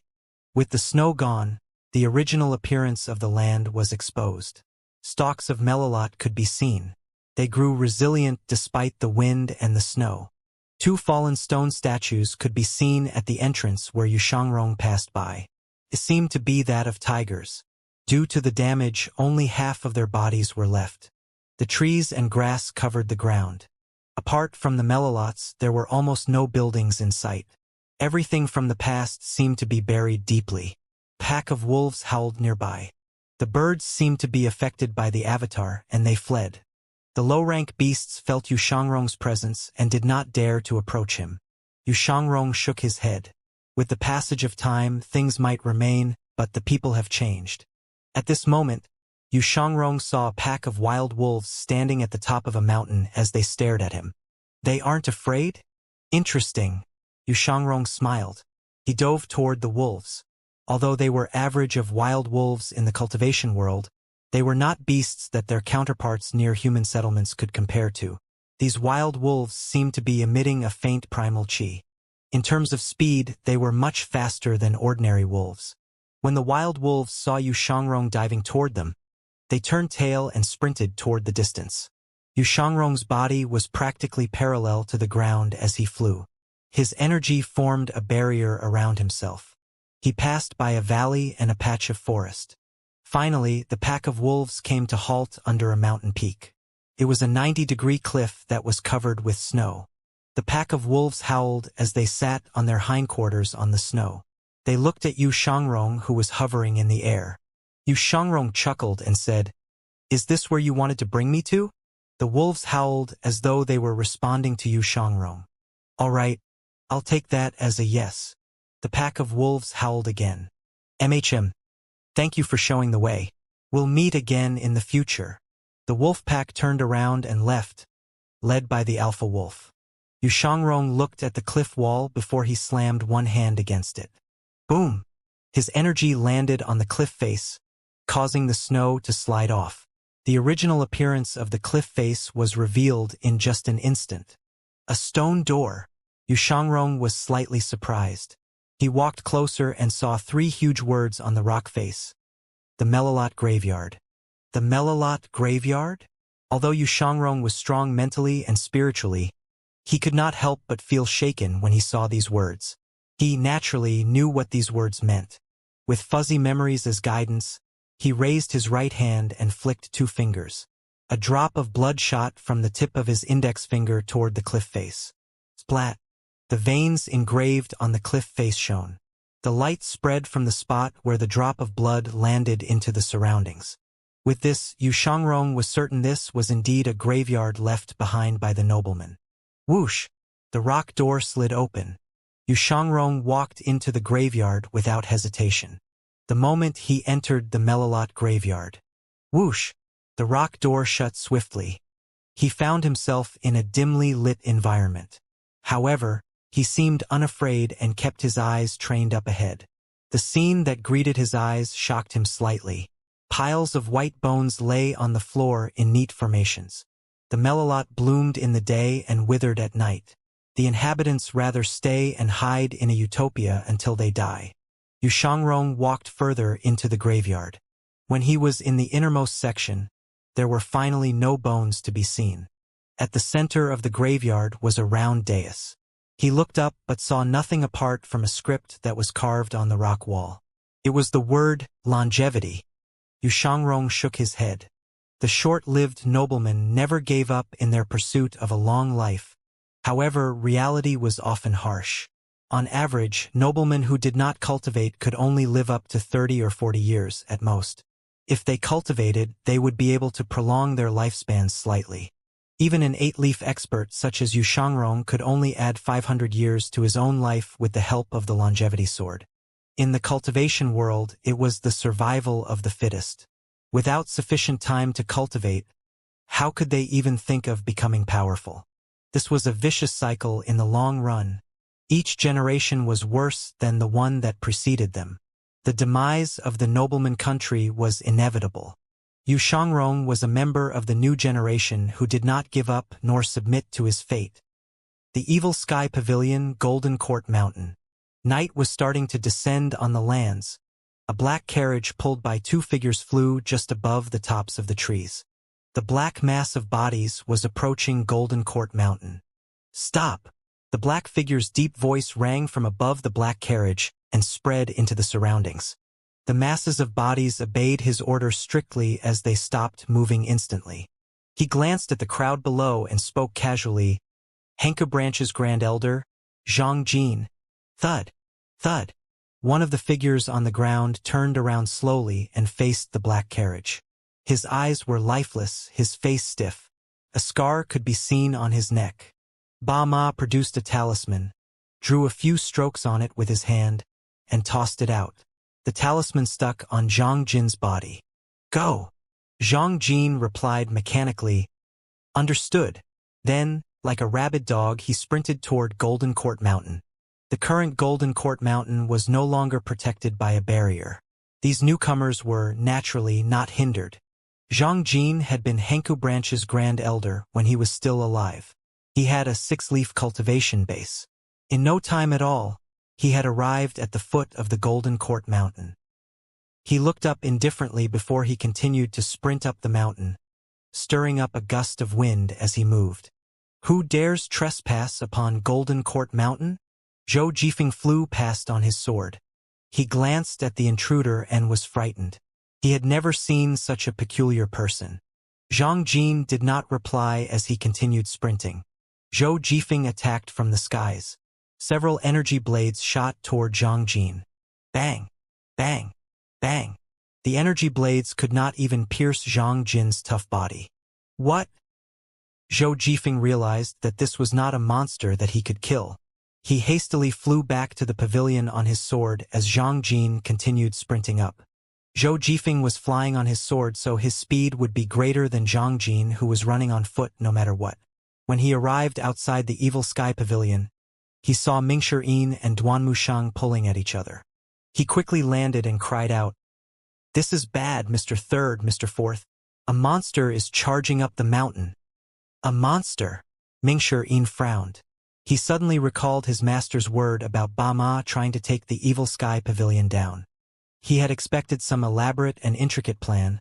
He did not expect Ba Ma was such a rash person who would recklessly launch a frontal assault. "I'll report this to Master. Third senior brother, you should go have a look." "All right." Duan Mushang raised his overlord spear and glanced at Zhou Jifeng before saying, "Inform the others about this. I'll go have a look." "Understood." The three of them parted. Duan Mushang's expression was solemn. He held the overlord spear with a backhanded grip as he charged down the mountain. He was barely halfway down when he saw Zhang Jin sprinting up. Zhang Jin's face was pale, clearly devoid of blood. His body was riddled with wounds as well. Duan Mushang could tell something was wrong and did not hesitate to brandish his overlord spear and stab at Zhang Jin. He dove slightly as up to 100 spear shadows that were shrouded with energy stabbed at Zhang Jin's face at lightning speed. Boom! Boom! Boom! The spear shadows stabbed Zhang Jin's chest, causing sparks to fly. "He's tough." Duan Mushang was alarmed. However, he was not afraid. Energy surged out of his body as he continued with a barrage of attacks. Boom! Boom! Boom! The fruit of his training under the waterfall was displayed at this moment. His attacks were accurate every single time. Zhang Jin retreated before he finally reeled back. The Overlord Spear's attack was fierce. Clang! Duan Mushang resembled a mountain god at this moment.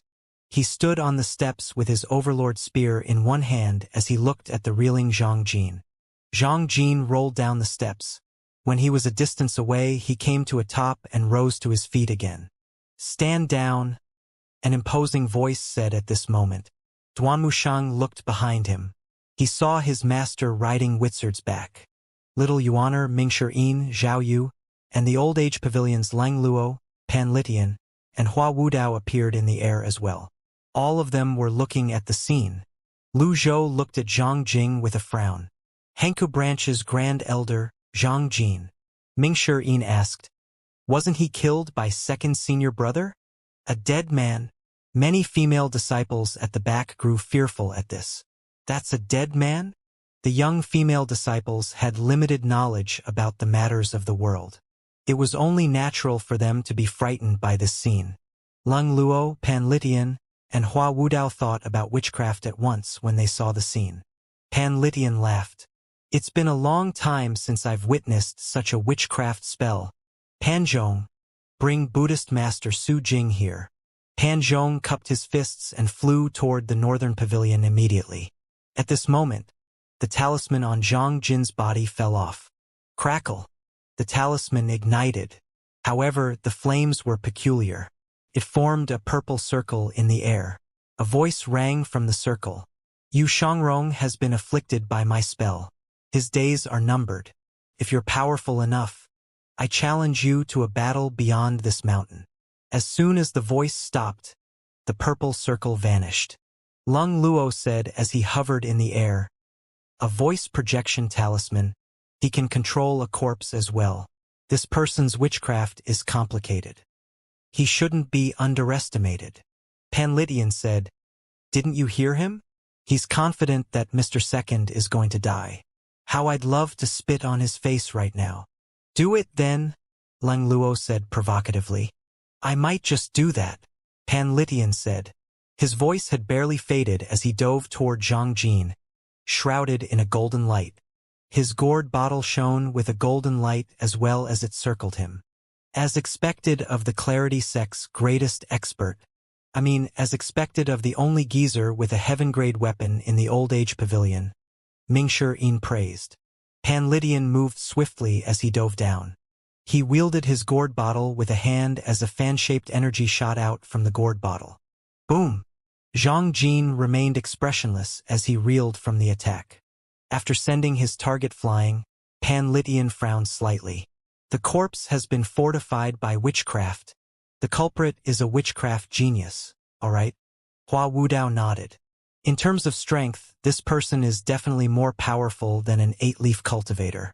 Yet, the biggest shortcoming of witchcraft is that it needs a long preparation time. If I may say so, I have a suggestion. What is it? Mingshi asked. Let's get on the flying chariot and keep flying for 10 days or a fortnight. The spell will disintegrate once he reaches his limit. Hua Wudao felt that his suggestion was extremely logical and satisfactory. This was a countermeasure that took advantage of witchcraft's shortcomings. If their opponent wanted to throw a net, all they had to do was avoid it. However, he felt that the looks that were directed at him were rather strange. Did I say something wrong?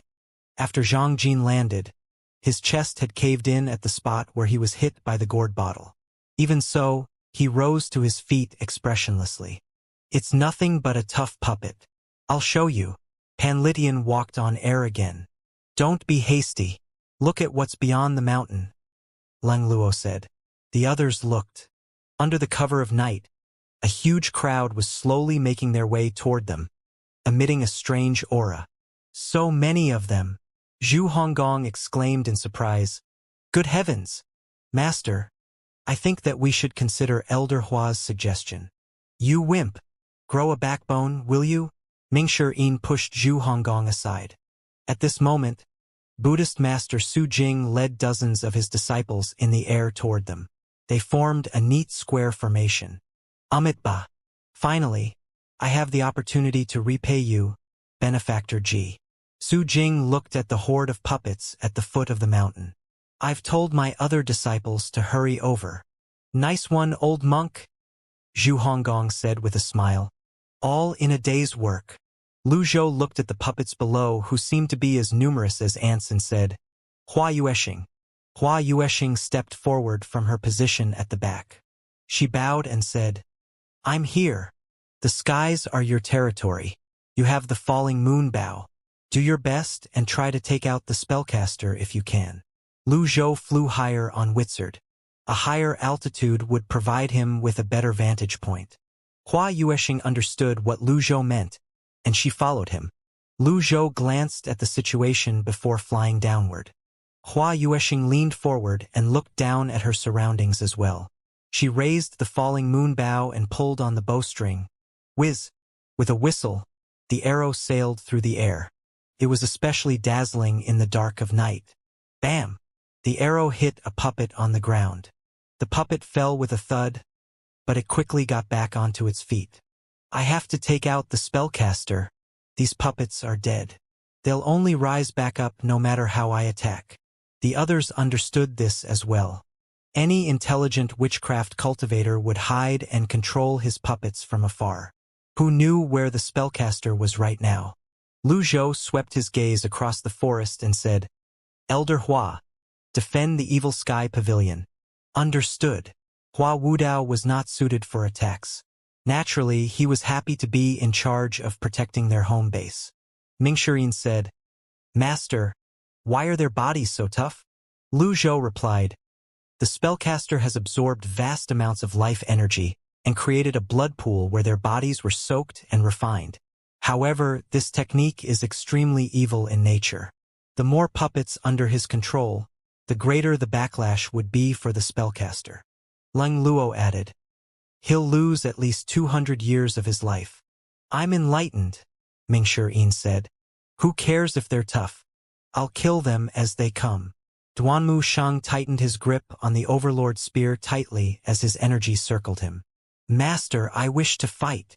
Lu Zhou nodded. Approved. With him here, these disciples would not be in danger. If only Ba Ma showed his face, he would be able to take Ba Ma out with a deadly strike card. All that would be left after that was to clean up the battlefield. Now that Duanmu Shang had been granted permission by his master, he seemed to be filled with vigor. He began his assault by summoning his 100 Tribulations Insight avatar. Along with his 40-foot-tall avatar, he leaped off the mountain. Third senior brother, is as fierce as ever. Mingxirin was slightly speechless by this display. This was the reason why he was reluctant to spar with Duanmusheng. Who can stand being stabbed at every day? Duanmusheng leaped down. His 100 Tribulations Insight avatar crashed down like a cannonball. Boom! A round pit left behind by the impact of the Golden Lotus appeared before everyone's eyes. Several puppets were slammed into the ground. Scorching field 100 strikes. 1,000 waves. Hua Wudao, who had rushed back, could not help but cough and feel like vomiting when he witnessed this scene. He sighed inwardly. I can't help but feel anxious for every single day that I have to spend in the Evil Sky Pavilion. He glanced at Hua Yueshing, who was above the Evil Sky Pavilion. She would fire a few arrows to repel the puppets every once in a while. His mood improved when he looked at her. Meanwhile, Zhang Jin, the Grand Elder of the Henke branch, rose to his feet and charged out again. He was merely one of many puppets. The puppets felt no pain, fear, or death. Pan Litian frowned. His wine gourd burst with a golden radiance once more as he tossed it out at the puppets. Little Yuaner, Zhaoyu, Mingxirin, and Zhu Honggong leaped down Golden Court Mountain as well. For a time, there was a chaotic mess of energy. The area within several hundred meters of the mountain was tumultuous. Energy flew everywhere. Lu Zhou tapped Witzard's back with the tips of his toes. He stepped into the air as Witzard seemed to vanish into thin air. A mount like Witzard that was accompanied by auspicious chi was too conspicuous. It would easily be discovered. Therefore, it was replaced by the more inconspicuous Baiyan. Lu Zhou traveled toward a boulder halfway up the mountain on Baiyan's back. He observed the situation from the shadows. The others nodded when they saw the pavilion master disappear. These were just a bunch of puppets. Indeed, the pavilion master did not need to trouble himself with this. Unbeknownst to them, Lu Zhou was silently cheering his disciples on from Baiyan's back. I'm helpless as well. With my cultivation base, the only thing I can do is to wave a flag and shout. Lu Zhou muttered to himself as he observed the battle below. He's willing to give up 200 years of his life just to take down the Evil Sky Pavilion? Zhang Yuanshan had been an 8-leaf cultivator when he was alive. This meant Ba Ma was not weak. Was it possible that Yu Shangrong was held hostage by Ba Ma after Yu Shangrong had killed Zhang Yuanshan? Lu Zhou did not think it entirely impossible. Meanwhile, Pan Lydian repelled Zhang Jin once more, as he muttered under his breath. He's unbelievably tough. Lung Luo unleashed his Dao invisibility skill on Zhang Jin. He launched a barrage of attacks. Several palm seals struck Zhang Jin's body. Then, he said, Old Pan, hit him on the back of his head. All right, I'll listen to you just this once. With Lung Luo's cooperation, Pan Lydian let out a burst of energy. His wine gourd spun as it shot out. It grew in size and shone with a golden radiance. He cried out, Sleeping on the mountains. Bam! Pan Lydian's wine gourd hit Zhang Jin on the back of his head. Crack! The crisp sound of something cracking rang in the air. The puppet Zhang Jin flailed his arms and seemed to be in a frenzy. However, soon after, he felt backward, seemingly at his last breath. What do you think about my sleeping on the mountains? Pan Lydian asked. Lung Luo asked skeptically, Is there such a technique in the Clarity sect? I improvised, Pan Lydian shamelessly replied. Lung Luo moved swiftly. He vanished from sight and shot down the mountain like a specter. Isn't that a cool name? Pan Lydian leaped down and ran after him. Lung Luo moved to Duanmusheng and the others and said, Aim for the back of their heads. As expected of Elder Lung. You're so knowledgeable, Mingxirin said politely before he moved at lightning speed. He gripped the separation hook tightly and charged into the horde of puppets. Bam! Bam! Bam! Finally, the puppets were falling. From her position above the Evil Sky Pavilion, Hua Yueshing began to aim for the backs of the puppets' heads with her energy arrows. However, it was rather difficult for her to land a shot since she had to wait for the puppets' backs to face her before she could even take aim. Even then, she managed to take down a few puppets.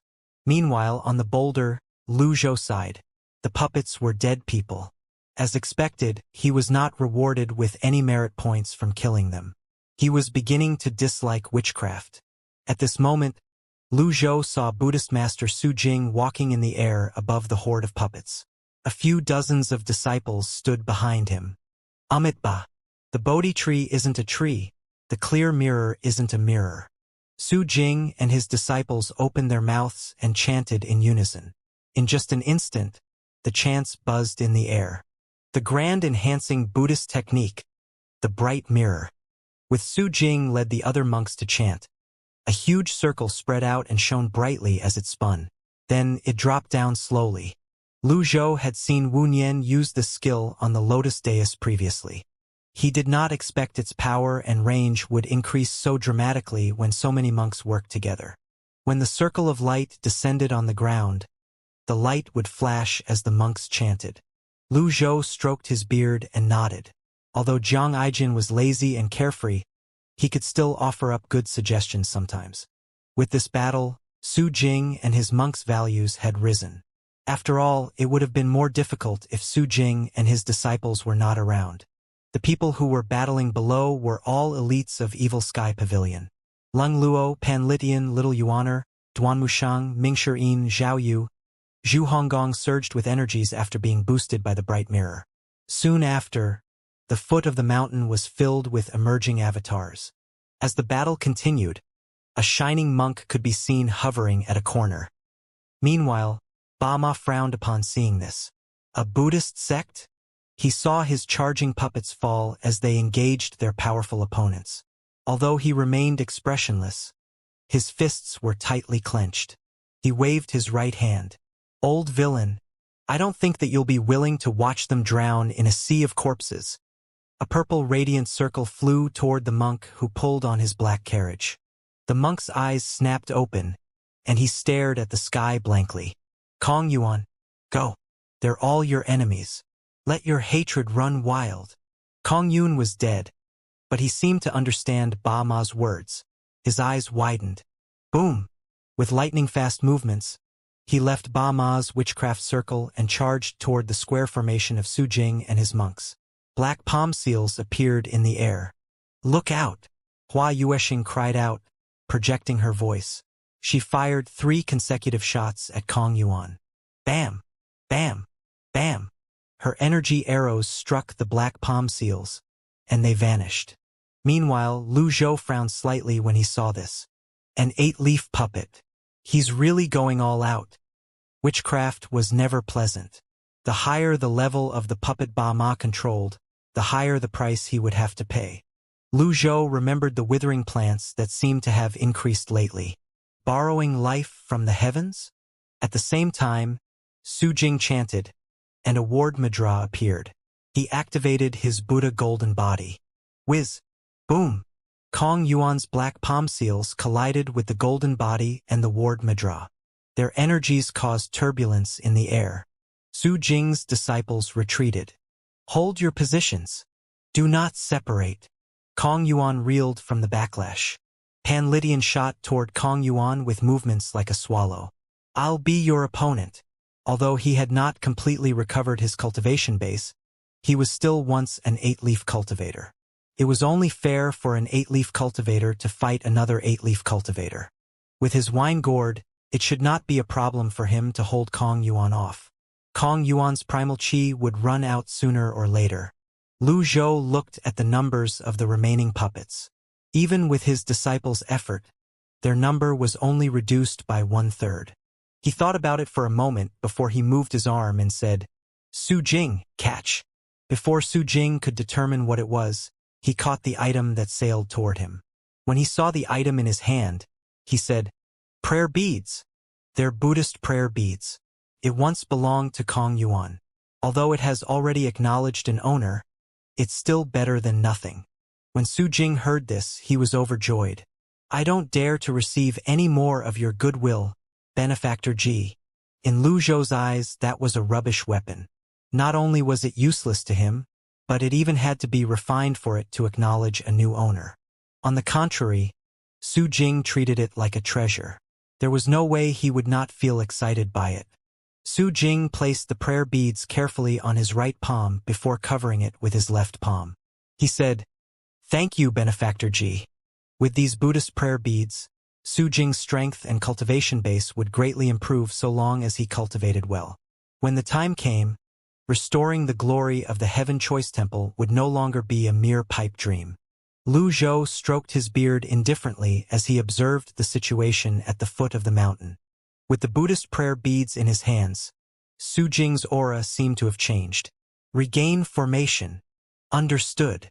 Su Jing wore the Buddhist prayer beads around his neck. When his primal chi surged, the Buddhist prayer beads sensed the influx of primal chi and shone faintly. A golden light shot out. Bright mirror. The disciples behind Su Jing chanted the sutra along with him. They sounded louder than before. A huge radiant circle appeared below Su Jing's feet. A new enhancing energy seal was formed. The magnificent pattern and dazzling golden radiance descended on the ground again. Once again, the strength of the members of the Evil Sky Pavilion was boosted. They felt invigorated. They looked up at the group of monks in the skies. Zhu Honggong said excitedly, "Old monk, I'll treat you to a drink someday." Amitba. When alcohol was mentioned, Su Jing frowned. He was a monk and could not partake in alcohol. Meanwhile, Pan Lydian sent Kong Yuan flying with a strike from his wine gourd. He was trying to hit the back of Kong Yuan's head. However, Kong Yuan was not like the other puppets. He was far superior in terms of strength, cultivation base, and reflexes. Also, he would occasionally summon his fiend Zen avatar, which made his opponents wary of him. Kong Yuan glared at Su Jing, who was hovering in midair. When he saw the prayer beads around Su Jing's neck, he seemed furious. He went berserk as he launched a barrage of black palm seals at Pan Lytian. Pan Lytian's cultivation base had not recovered yet. He barely managed to hold Kong Yuan down with his wine gourd. He could not fight directly against Kong Yuan. Under these circumstances, he could only dodge. Boom! Boom! Boom! Black palm seals sailed in the air, and Pan Lydian continued to dodge to the best of his abilities. "Old Pan, are you all right?"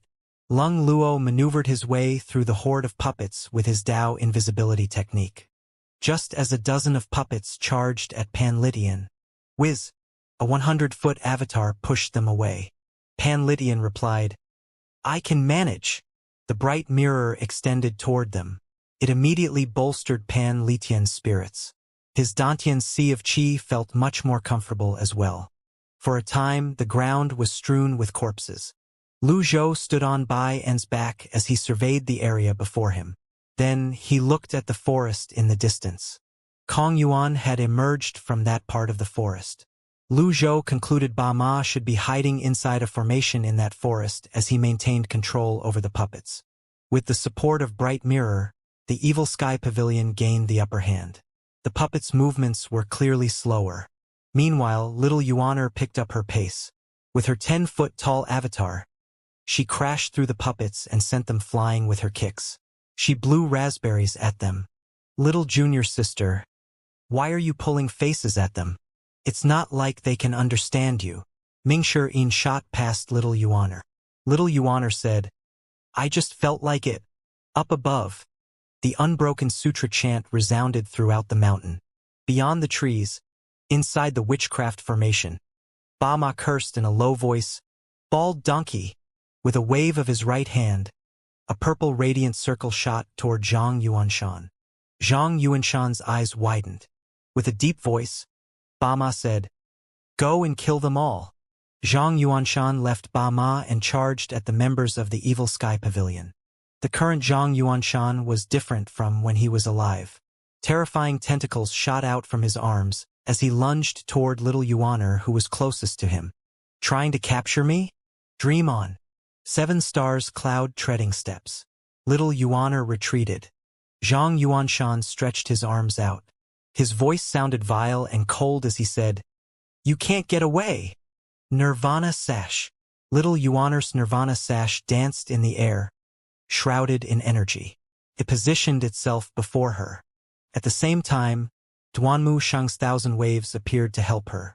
Boom! Boom! Boom! 1,000 spear shadows struck Zhang Yuanshan's chest. The heaven-grade weapon struck the same spot, causing a dent. He retreated. Thank you, third senior brother.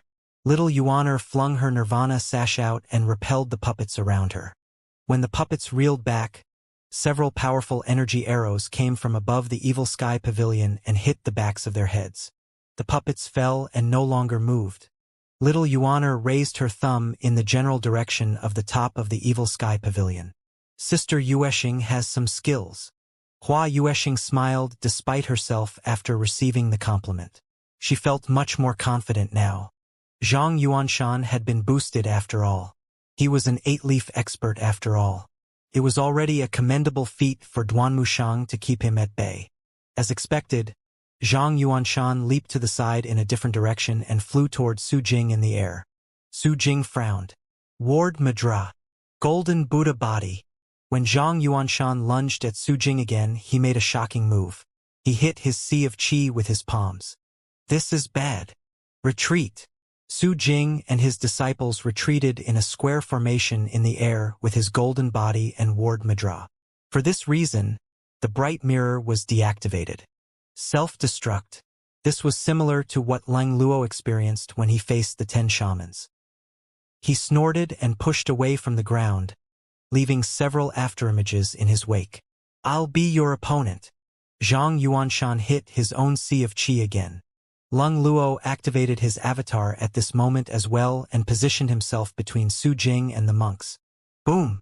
With Zhang Yuanshan at the epicenter, a blue explosion rippled out as a purple mist hung in the air and descended on the surroundings. Whiz! Whiz! The evil sky pavilion disciples at the foot of the mountain activated their avatars and kept the purple mist at bay. Ba Ma swept his gaze across the members of the evil sky pavilion and their shining heaven-grade weapons. Duanmushang wielded the Overlord spear. Zhao Yu wielded her sky dagger with a backhand grip. Little Yuaner had her nirvana sash wrapped around herself. Zhu Honggong wore his boxing gloves. Pan Litian's gourd bottle was circling around him. Hua Yueshing was shooting with her bow from afar. What an ostentatious and luxurious lineup. Such opponents should be killed while they were still inside the cradle. Ba Ma suppressed his excitement as best he could. These future elites would all die by his hands today. With the purple mist descended on the land, Ba Ma extended his arms and looked up at the skies. With a trembling voice he said, "For Lu Lan, junior sister, our sacrifices were worth it." The purple mist obscured Lang Luo's vision. He used his 8-leaf avatar to block the backlash from Zhang Yuanshan's self-destruction. He immediately recalled his avatar as he reeled back. Su Jing and his disciples continued to retreat in a square formation. The bright mirror was shattered by the impact. Meanwhile, Pan Litian and the monk, Kong Yuan, climbed even higher as they fought. The purple mist surrounded them. Kong Yuan was unaffected. He suddenly lunged. Pan Litian realized things were not looking good and flipped his body immediately. Bam! Bam! Bam! Old Pan! Elder Pan! Kong Yuan growled and dove. His black fiend Zen reappeared. They had not witnessed Yu Shangrong slicing the fiend Zen with his sword before. If they did, they would have been shocked by Yu Shangrong's terrifying strength. However, the fiend Zen that should have been destroyed by the sword had made a comeback. It seemed like the dead were no longer staying dead. The fiend Zen avatar's black figure crashed toward Pan Litian. 1,000 Caddy's defense. A round barrier emerged from the gourd bottle in Pan Litian's hand. Bam! The fiend Zen crashed into the barrier. Pan Litian fell. His blood essence boiled, and his old face flushed from the effort. Thud! Pan Litian fell to the ground. The others from the evil sky pavilion quickly gathered around him. They formed a circle around Pan Litian. What is this mist? Mingshi Yin asked. Blood curse, Lang Luo said. Blood curse. Blood essence from a powerful cultivator is mixed with that of the spellcasters to cast this spell. If we're hit by the blood curse, we won't be able to move anymore, Lang Luo said grimly. What a pain! A scornful expression appeared on Mingshi Yin's face. We can only hold it off with our energies. Without the enhancement from the bright mirror, their primal chi seemed to be depleting more quickly. After Pan Lydian was repelled, Kong Yuan turned toward Su Jing and his disciples who were still in a square formation. His face, which was devoid of blood and expression, was terrifying. With his black avatar, he charged toward Su Jing and the others. Lu Zhou frowned. He did not think that it was worth it to use a deadly strike card on a target who was already dead. He finally said, "Stand back." Initially, Lu Zhou planned to wait for Ba Ma to appear before killing Ba Ma with a deadly strike card. However, after he considered the current situation, he realized Ba Ma's preparation had exceeded his expectations. This was not as simple as forfeiting 200 years of life. Ba Ma had practically given all his life for these puppets. If another 8-leaf puppet were to appear, there was no doubt that Ba Ma had already given his life. Although Kong Yuan was nothing but a corpse now, his affinity with the prayer beads still existed. He seemed to be able to sense the prayer beads' location as he charged at Su Jing and the others. His huge black avatar resembled a meteor in the air.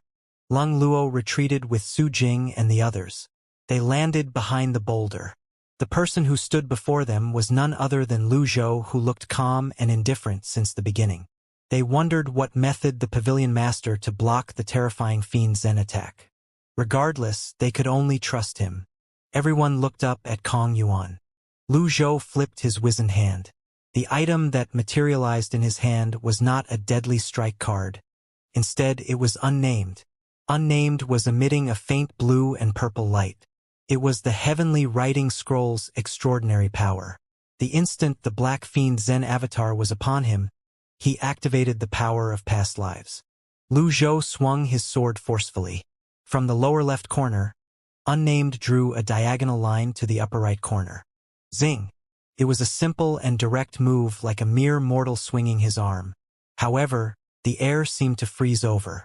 To everyone's surprise, the black fiend Zen avatar cracked as though it was as fragile as a sheet of paper. If the sword devil Yu Shangrong had witnessed this, what would his thoughts be? He only managed to cut the fiend Zen avatar down after unleashing all his strength and techniques. And yet, his master cleaved it in two with just a casual swing of his hand. How was this even logical? When the avatar disintegrated, the cultivator would usually be heavily injured as well. Kong Yuan was already dead. When his avatar was sliced open, black power leaked out as he reeled back. However, shortly after, he lunged at Lu Zhou again. A corpse had nothing to fear. Lu Zhou said disapprovingly, "How futile! Originating from nothing, but coming from everything. Living in samsara. I'll send you into samsara with this strike." Kong Yuan shot toward them. He attempted to tackle the frail-looking old man with his tough body. Bzzzt. The purple mist seemed to freeze in the air. Suddenly, a purple mist shot out from the forest. A sound wave rolled out into the surroundings. Restriction. The people of the Evil Sky Pavilion were shocked. They looked at the mist around them. The mist formed a huge net that cut off all their possible routes. The puppets on land did not relent in their attempts to attack them. Ba Ma finally appeared. "I'll exchange my life for a shackle from which no being will be able to escape from. Die!" Kong Yuan was upon Lu Zhou. "Pavilion Master, look out!" Hua Wudao wanted to rush over and activate his 6 compatible seal, but he was too late. Lu Zhou glanced at Ba Ma, who was hovering above the scene. He nodded in satisfaction. Finally, he shows himself. At this moment, Lu Zhou chose to use an impeccable card. This time, the Buddha Golden Body did not appear. Instead, a 10-script 6 compatible seal appeared. He stood on the 8 trigrams, and the 10 scripts on his body shot out swiftly as they expanded. Heaven, earth, life, death, water, fire, being, non-being, and separation. Bam! The purple mist that initially shrouded the Evil Sky Pavilion was instantly scattered by the terrifying 10-script 6 compatible seal. Hua Wudao looked up, speechless. Was this still his 6 compatible seal? Was this the Taoist seal that he studied and created? Each script was an individual attack. Apart from the round shield, There were energy seals formed by the 10 scripts that struck at Kong Yuan precisely. The 10 scripts spun and landed 10 consecutive strikes. Boom! Boom! Boom! Kong Yuan managed to hold his own when the first 3 scripts struck him. However, when the 4th to the 6th script hit him, he fell backward. When the 9th script struck, his body was blown up into pieces. By the 10th strike, his ashes had already scattered in the air. Perhaps Lu Zhou was lucky. Usually, the impeccable cards were more defense-oriented. Kong Yuan, who had been on collision course with the 10 scripts, finally died. If I can kill you once, I can kill you twice. A shocked expression appeared on Ba Ma's face. You're not affected by the restriction? Lu Zhou glanced at the purple mist. He did not waste words with Ba Ma. He brought his left hand up, and a deadly strike card appeared in his palm. A miniature vortex spun in an anti-clockwise direction. I've been waiting for you. Lu Zhou had never loathed witchcraft as much as he did today. He was filled with so much loathing that he did not even want to waste another word. Ba Ma widened his eyes. He sensed the alarming and terrifying power in Lu Zhou's palm. He said hoarsely, "In that case, let's die together." Instead of retreating, he advanced. He charged toward Lu Zhou with the purple mist. Lu Zhou did not fear Ba Ma. Up until now, he had not activated his critical block card. Even without using the heavenly writing's powers, Ba Ma could not do anything against him. However, Ba Ma, naturally, had no way of knowing that his enemy was a terrifying individual who was armed with all kinds of trump cards. 10 seconds passed in a blink of an eye. The 10 script 6 compatible seal vanished. The deadly strike card replaced the 6 compatible seal and launched forward. The Soul Diamond seal, the Great Blitz Treasure seal, the Magic Gourd seal, the Sun Moon seal. These seals corresponded with the power, energy, harmony, healing, intuition, awareness, dimension, creation, and absoluteness. The packed scripts surrounded the Great Seal. The others held their breaths at the sight of this. Although this was the second time they saw Lu Zhou unleashing this skill, they were still in awe and disbelief.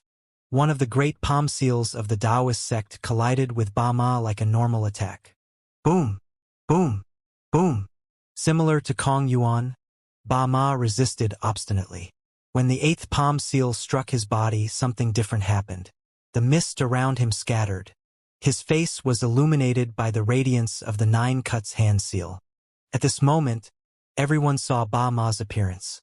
From his forehead to his chin, every inch of his face was covered in cuts.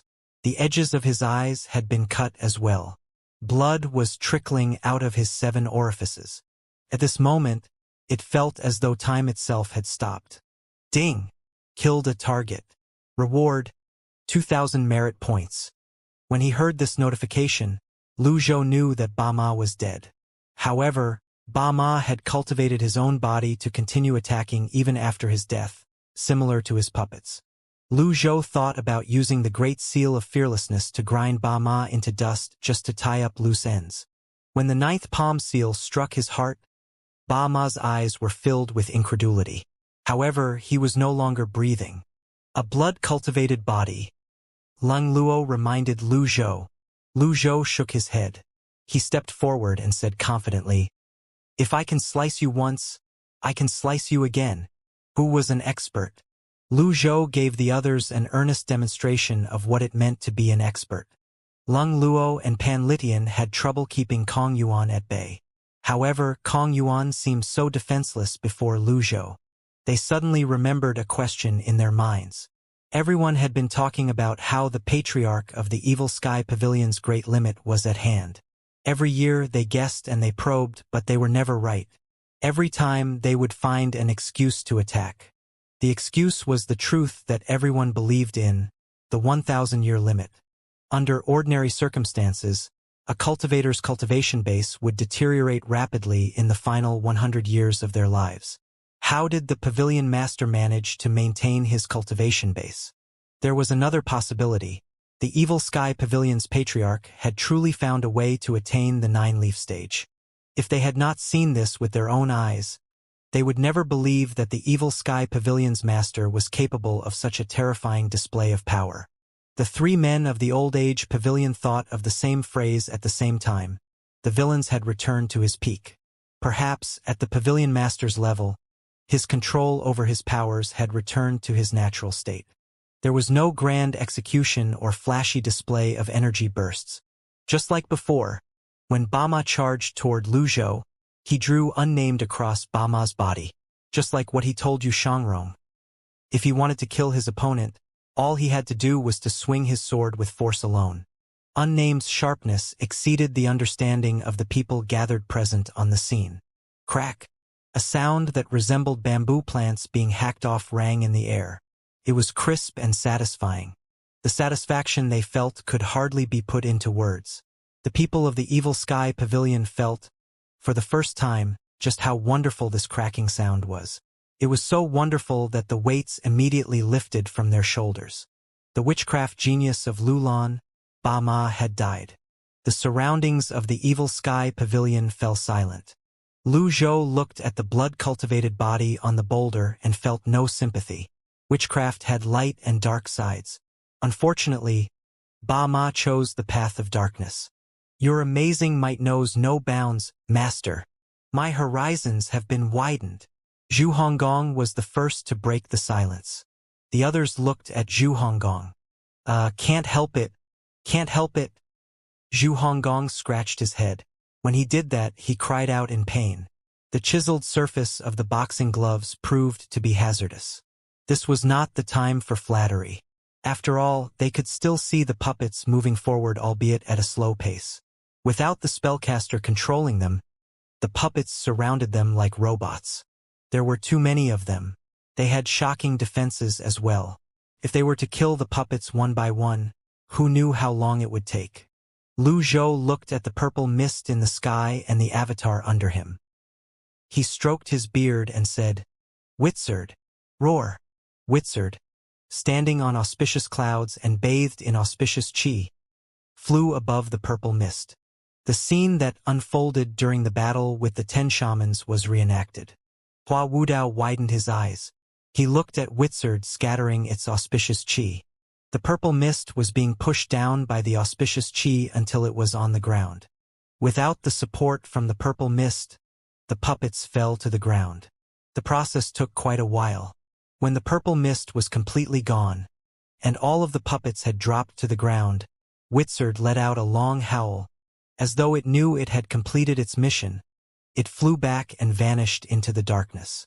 Lu Zhou noticed that Wizard's status was shown as resting on the dashboard. He guessed that it would last 7 days again. The others looked in the direction where Wizard vanished. They were slightly stunned. They rubbed their eyes. Isn't this too great of a prank? Why wasn't this done sooner? Naturally, Lu Zhou had his own intentions. If he unleashed Wizard, Ba Ma would most likely turn tail and run. Taking care of Ba Ma before these puppets was the best course of action. As he looked at the puppets on the ground, he shook his head.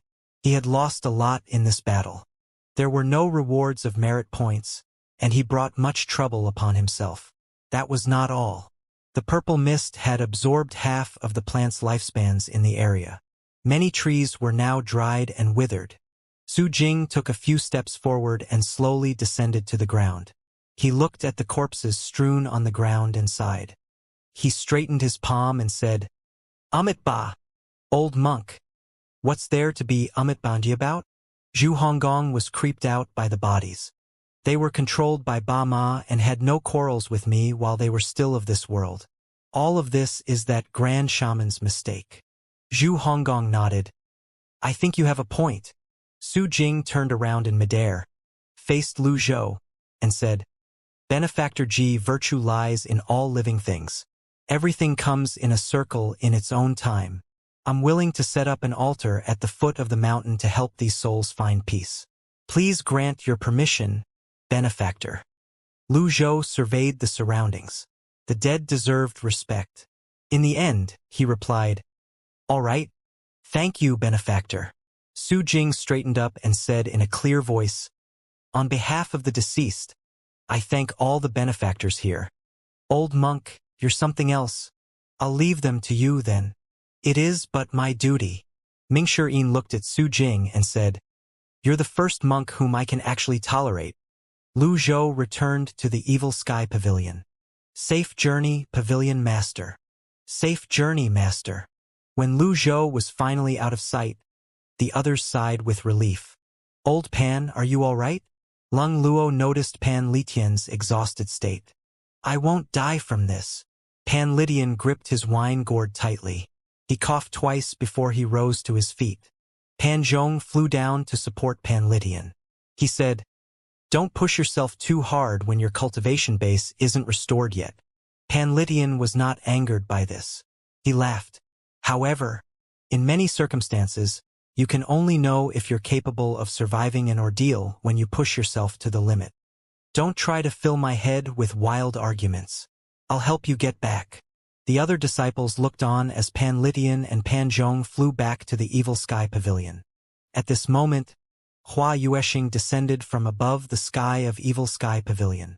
She recalled her falling moon bow and shook her head. She had much work to do. Throughout that battle, she had only killed a limited number of puppets. Hua Wudao walked up to her and said, Don't give up. Those were the Pavilion Master's direct disciples. They can't be compared to the conventional standard of talent. Oh! Meanwhile, Lu Zhou returned to the Eastern Pavilion. The two swings of his sword did not seem to contain great power, but it did deplete two-thirds of his extraordinary power. After all, the power was capable of besting an 8-leaf opponent. Moreover, this was on top of wielding Unnamed. He flipped his palm. Unnamed hovered above his hand. The black rune? Lu Zhou remembered the scene in the Mausoleum of Swords. Unnamed had absorbed all of the demon sword's black runes and converted them to its own energy. Was it sharpened because of this? With a thought, Unnamed turned into a hammer. It was not covered in runes when it took the shape of other weapons. He put Unnamed away. Lu Zhou cleared his mind of distracting thoughts. He sat with his legs crossed and entered his heavenly writings meditation state. This time he used a deadly strike card and an impeccable card. The number of item cards he had was decreasing.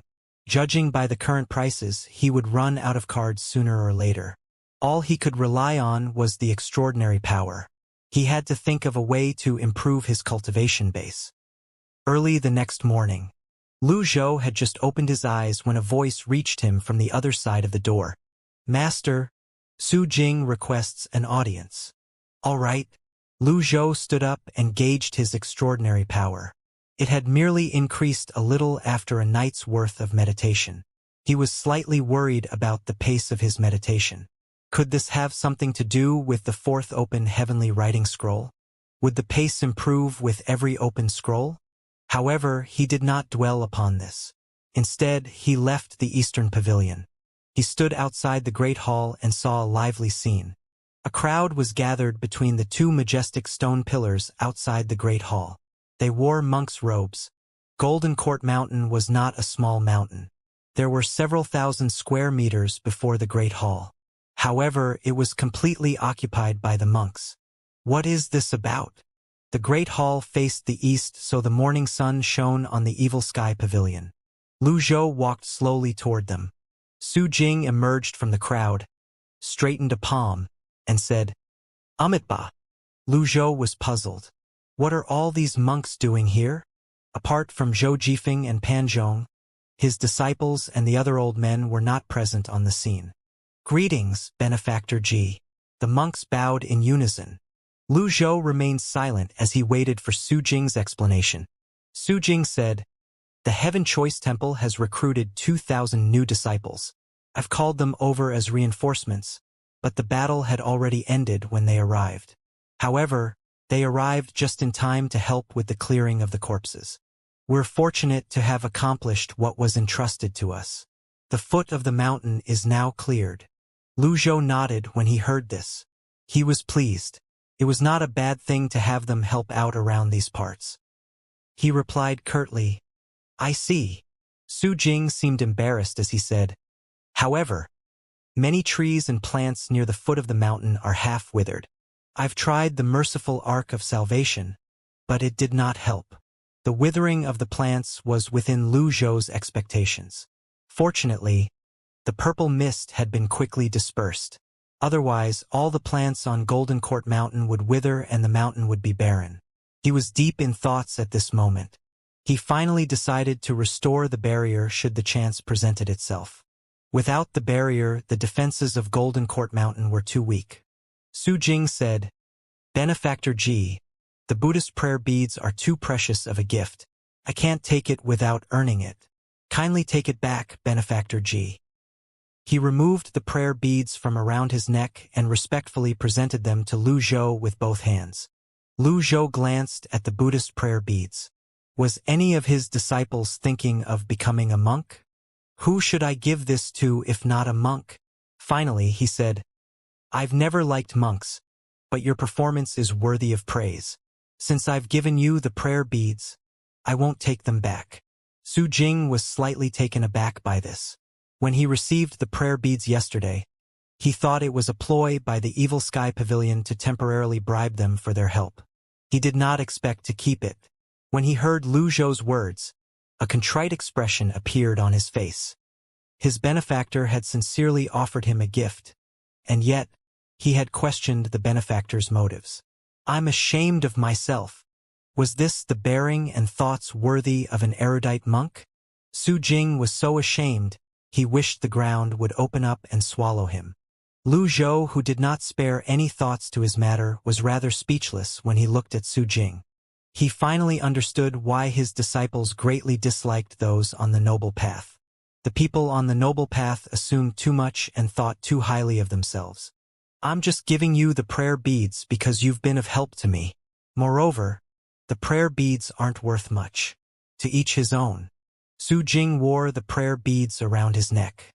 He lifted his monk robes and kowtowed piously. "On behalf of the Heaven Choice Temple, I thank you, Benefactor G." Su Jing's disciples, naturally, could not stand by idly when their master was kowtowing. They kowtowed at Lu Zhou as well. Ding! Received a genuine kowtow from 1,020 individuals. Reward, 10,200 merit points. HM. Lu Zhou was surprised to hear this notification. He suddenly remembered that Su Jing mentioned something about the Heaven Choice Temple having many new disciples. A repeated kowtow would not give him any points. The arrival of 1,020 new disciples was a pleasant surprise. Lu Zhou suddenly felt that it was a good decision to have given the Buddhist prayer beads to Su Jing. However, the Heaven Choice Temple was reborn with the Evil Sky Pavilion's help and was different from the other sections. He could not possibly expect the others to kowtow at him genuinely just because he gave them something. Over the next 2 weeks, Su Jing insisted on staying to show his gratitude. He thoroughly cleaned the Evil Sky Pavilion. Apart from the withered plants at the foot of the mountain, which they could not do anything about, everything was tidied up by the monks. Even the steps were spotless. Early one day, Lu Zhou had just finished meditating on the heavenly writing scrolls.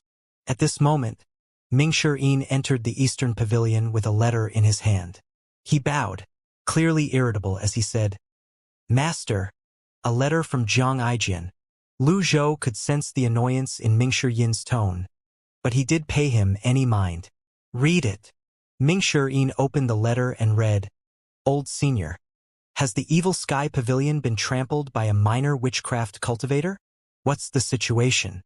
The major sects of the cultivation world are talking about how half of Golden Court Mountain withered overnight. This isn't good news." When he read this, Ming-Shi muttered to himself, "Excuse me, we crushed them. Go on." Lu Zhou's voice remained calm. Ming-Shi did not dally. He continued to read aloud, "I must remind you that you should be wary of the alliances between the sects on the noble path. Also, I have an important piece of information. Ba Ma's death has reached Lulan. The royals of Lulan are infuriated. They sent several hundred cultivators to Roly Nation for an alliance. Where do you think they're headed? I'll clobber this long-winded fellow the next time I see him." Ming-Shi thought to himself before he continued to read the letter. "They went to Liang Province. Coincidentally, your 1st and 7th disciples are headed north. See, Wuxia's information network in Great Yen is wider than mine. But in the other tribes and Lulan, he's no match for me. Ha ha ha." After reading that, Ming-Shi said, Master, shall we summon Jiang Aijin here?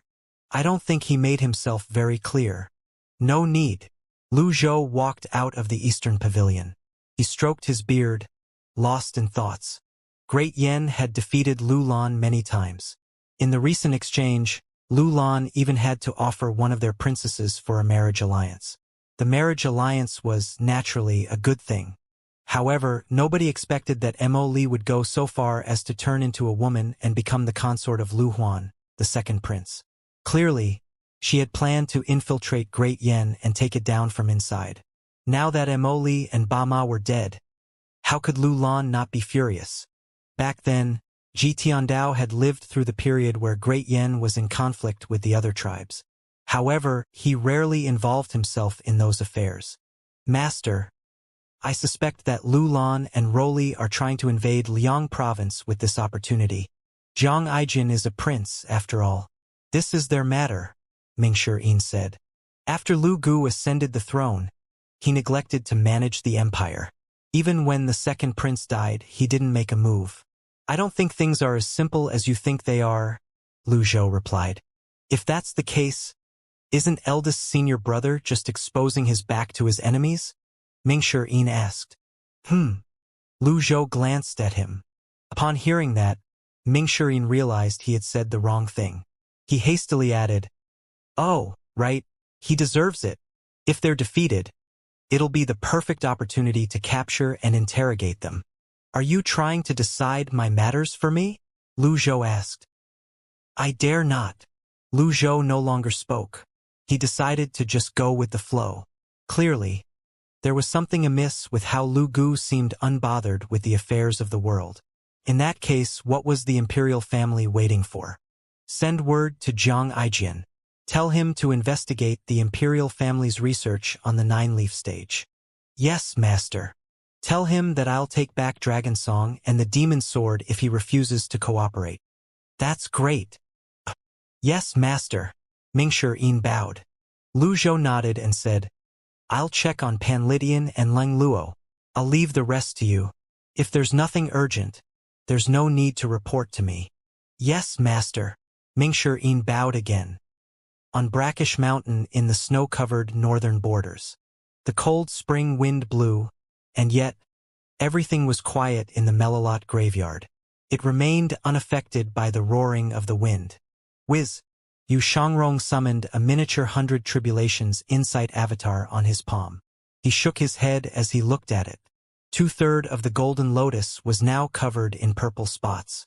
He could early feel his avatar had lost more than half of its strength. Moreover, the purple spots were still continuing to spread. Yu Shangrong sighed softly. This is my fate.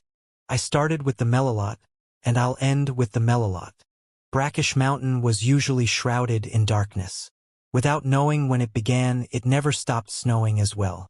In a snowy land that had lost sunlight along with the biting cold, it was difficult for people to be compelled by the scenery. The cold wind entered the graveyard through the only opening on the ceiling. It howled like a war horn. At the same time, it sounded as though the bones in the Melilot graveyard were lamenting their fates and lives that were filled with regrets.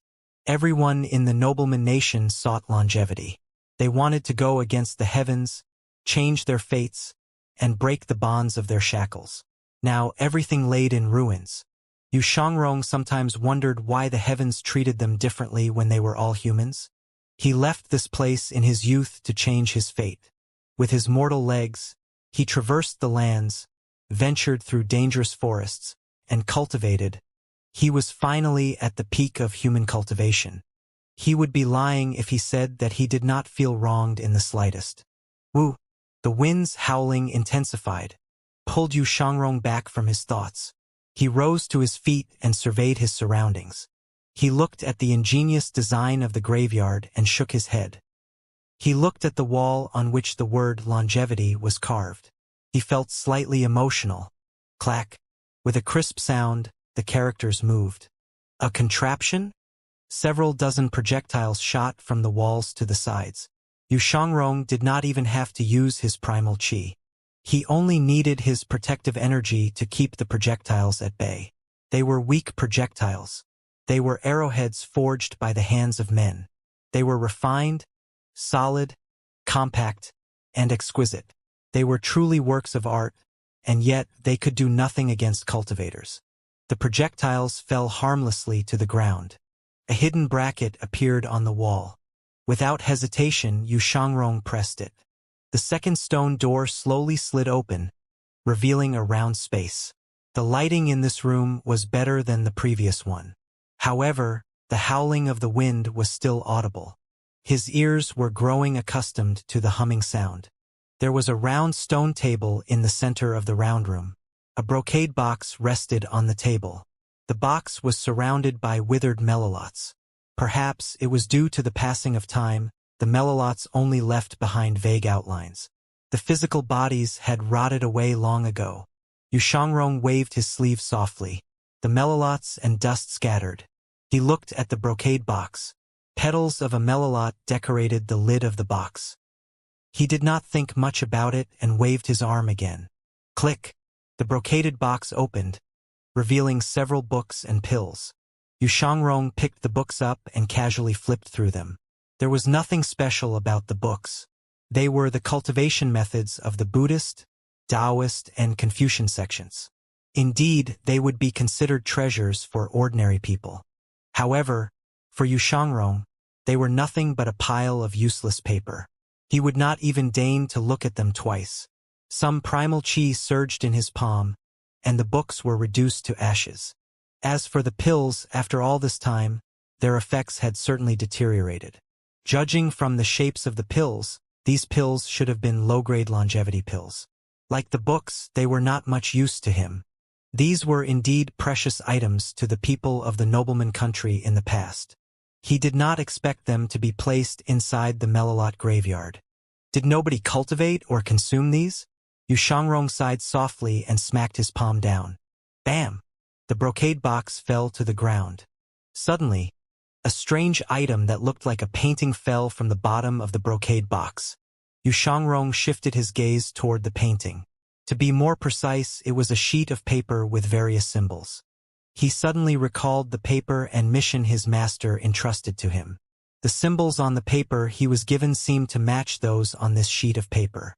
He took out the paper that his master had given and laid it next to the sheet of paper to compare them. Many of the symbols were similar. There was a handful that was complete matches. There were more symbols on the sheet he found. Clearly, the contents on the two sheets of paper were different, but they had been written in the same style. Does this belong to master? Xianxia was curious. Why was his master's possession here? He did not think that the other items were precious, but he guessed this sheet had to be very precious. Xianxia studied the symbols on the paper, but he could not understand any of them. In the end, he gave up trying to make sense of it. Then, he folded it carefully and placed it inside his pocket. The fact that it survived the years quietly inside this box without being affected by the weather proved that the material of this sheet of paper was extraordinary as well. After that, Xianxia turned to look at the stone door. Should I head back? Then he walked out of the second stone door. The howling of the wind intensified. Xianxia felt that something was amiss. He raised a hand, and his 100 Tribulations insight avatar appeared. His golden lotus was still tainted by the purple curse. Won't it go away? Xianxia frowned slightly. If his avatar was fine, he would be able to return to the Evil Sky Pavilion in 7 days if he flew at full speed. However, at the moment, he was sure that his avatar would fall apart halfway through his journey. There were many beasts in the wilderness. He would become their prey if he was not careful. Without his avatar, his cultivation base was only equivalent to a 9-fold body tempering cultivator. He could handle manual labor, but he could not hasten his journey and pass through dangerous forests. He did not think that he could count on having the same luck he had in his youth. When he thought about this, Xianxia stopped. He did not intend to break the door. He crossed his legs and sat down. Then, he circulated his primal chi to suppress the erosion of the purple curse. He adjusted his breathing as he entered a meditative state. The entire day passed in just a blink of an eye. If it were not for the source of light from the melalot graveyard ceiling, it would be difficult to tell that it was already bright outside. Yu Shangrong summoned his 100 Tribulations Insight avatar again. Indeed, the spread of the purple spots had slowed. However, this suppression was merely delaying the spread of this poison. It was not a cure. He could not allow this to drag on. Yu Shangrong had been searching for a way to overcome this throughout the night. Yet, he could not stop the erosion of this curse. As the sword devil who remained undefeatable in the cultivation world over the years, this was his first time feeling powerless and helpless. Yu Shangrong stood up and passed through the second stone door. He sat down with his legs crossed again to adjust his breathing while he tried to come up with something. On the 5th day, Yu Shangrong summoned his avatar again. The golden lotus of his 100 Tribulations Insight avatar was almost completely tainted. Perhaps, it was due to the pressure of his golden lotus's imminent destruction by the curse. A sudden and terrifying thought came to Yu Shangrong's mind unbidden. Sever the golden lotus. He knew the consequences of that act. This was because he did the exact same thing to countless other avatars with his longevity sword before. Fiend Zen avatars, Taoist avatars, Confucian heavenly energy avatars, Buddha golden bodies. Regardless of the avatar, when they were cut by a heaven-grade weapon, the cultivator would be gravely injured. Cutting off his golden lotus was akin to committing suicide. Yu Shangrong was surprised to find his fingers trembling. He tightened his grip on the scabbard of the longevity sword. The sword devil of the generation was clearly nervous. Yu Shangrong maintained this posture without moving. If this had happened to anyone, they would consider their options carefully. Put aside the possibilities of dying. If one were told to sever one's leg to continue living, would one be brave enough to do it? At this moment, Yu Shangrong was facing such a choice. Although it was not as cruel as severing his legs, severing the golden lotus was just as difficult to accept. For cultivators, their cultivation base was their life. Without their cultivation base, they would be a good-for-nothing. It was no different from being dead. Night fell. There was no light at all inside the Melilot graveyard. Yu Shangrong held his scabbard. He occasionally lifted the longevity sword with his thumb. The sound of the longevity sword sliding against the scabbard was exceptionally clear and piercing at this moment. It sounded like a butcher was sharpening his knife. This went on for nearly an entire night. When the dim light from above shone into the graveyard, Yu Shangrong's thumb had stilled. There was a predetermined end to everything. Perhaps, this ending had been written in stone since the day he left Brackish Mountain in his youth. Was death terrifying? He would die without his cultivation base sooner or later anyway. Zing! Yu Shangrong lifted the longevity sword forcefully with his thumb. With a force greater than before, his longevity sword shot into the air. Yu Shangrong's expression was determined as he rose to his feet and gripped his longevity sword. Meanwhile, his 100 Tribulations Insight avatar illuminated the entire Melilot graveyard. He did not even look as he swung his longevity sword. Swoosh!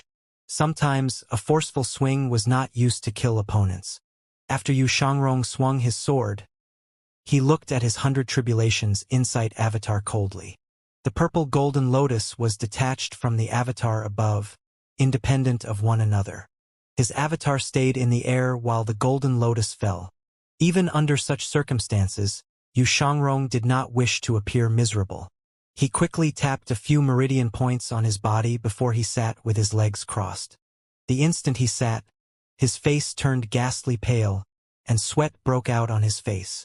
The lower half of his avatar fell on the ground and vanished as the upper half merged with his body.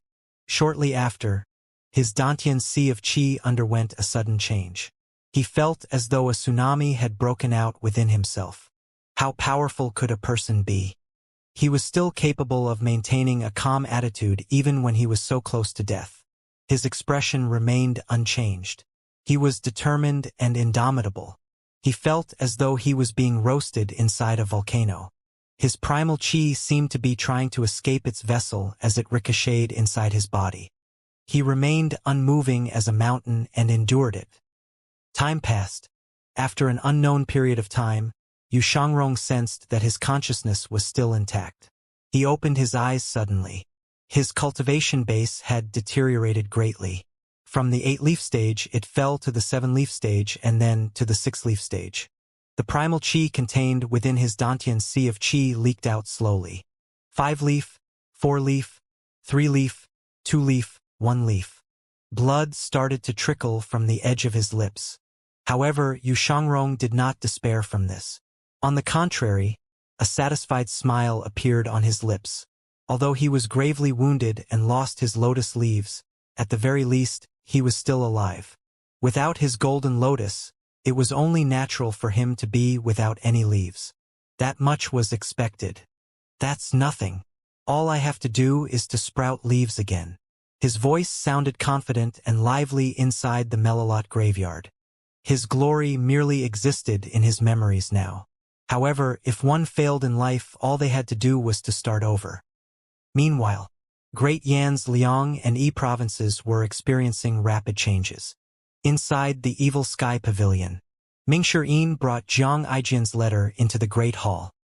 He looked at his master seated on his throne and said, "Master," Jiang Aijian wrote in his letter that the imperial family has dispatched the army to Liang province. The nations Lulan and Roli have also sent their cultivators over. With Si Wuya's intelligence, he would not likely miss this. We'd have to wait patiently for any changes in the situation. Lu Zhou said nothing. Instead, he looked at the value of his merit points on the system dashboard. He was deliberating about the best way to spend them. He was about to capture Si Wuya and Yu Zhanghai. Indeed, he would have to wait and see. Merit points. 17,900. Perhaps he was already used to the system's tricks. Lu Zhou found that he no longer had a temper. He was quite calm. It's only 100,000 merit points. I'll just have to take it slow. When he saw that his master did not respond, Mingshi left the Great Hall in a respectful manner. The next day, Mingshi went into the Great Hall with Jiang Aijian's letter in his hand again. He saw his master painting. This meant that his master was in a good mood. He felt emboldened by this. He walked up to Lu Zhou and said directly, "Master," Jiang Aijian wrote in his letter that the imperial family has intentionally given up on Yi province. They sent the 4th prince, Lu Bing, to quell the disturbance in Liang province. However, Si Wuya seemed to have predicted this. The nether sex branches in Great Yan's 9 provinces are deliberately wreaking havoc. Currently, the empire is in a mess. Lu Zhou stopped moving his hand. As expected, these 2 rascals wanted to cause a great disturbance under the heavens and go against the divine capital. Could they do it? Nobody knew. If Yu Zhanghai had operated alone, it might have been impossible. However, with Si Wuya's help, the outcome became uncertain. Si Wuya's darknet was an unbelievably vast force. Even Jiang Aijian was wary of it. Needless to say, everyone else feared it as well. After muttering to himself for a while, Lu Zhou said, "Did Jiang Aijian mention anything about the imperial family's research on the 9-leaf stage?" "He didn't." "Remind him." "Yes, master." Lu Zhou did not care about the disturbances in Yi and Liang provinces. Even if the whole world was plunged into chaos, it was nothing but the doings of the nether sect behind the scenes. Without clear information, he would not easily make a move. What Lu Zhou needed was to stay patient, and patience was what his host, Ji Tiandao, lacked the most. Before making any move, it was better for him to find out more about the 9-leaf stage. On the 3rd day, Mingshi was clearly in more of a rush compared to before. Apart from him, even little Yuaner and Duan Mushang entered the Great Hall as well. "Master, a letter from Jiang Aijian." "Cut to the chase," Lu Zhou said. "Jiang Aijian says that Princess Yongning will head to Liang province with the 4th prince. The nether sect is pincered by enemies on both sides. It seems that they weren't able to escape." A hint of incredulity could be heard in Mingshi tone when he read the letter. Lu Zhou was slightly taken aback. He stopped writing. With a wave of his hand, the letter in Mingshi hand flew into his own. Lu Zhou scanned its contents before he said with a frown, "With Si Wuya's skills, they shouldn't have been surrounded this easily. Princess Yongning. Princess Yongning is only a woman. Why would she go to Liang province with Lu Bing?" Mingshi was puzzled. At this moment, Zhu Honggong's loud voice rang from outside. "Greetings, master." When Ming Shirin heard this fellow's voice, he felt annoyed for some reason. He said with a hint of threat, "Eighth junior brother, just spit whatever it is you have to say, and be quick about it." Zhu Honggong chuckled and said, "Master, I know about this Princess Yong Ning. Go on." Lu Zhou sat down. "Princess Yong Ning fancies 7th senior brother. I've only heard 7th senior brother mention her once. I don't know anything else," Zhu Honggong replied. "An old acquaintance?" Ming Yin's eyes widened. It's no wonder he managed to escape from Han Yuan. That's why he knew so much about the happenings inside the palace. That's how he managed to force Zhang Aijian to take shelter inside the Evil Sky Pavilion. He had a princess supporting him all this time. I never took the cultured 7th junior brother to be such a beast. Everyone could hear the envy in Ming Yin's words. It sounded like the whining of a single man. Duan Mushang glanced at Ming Yin.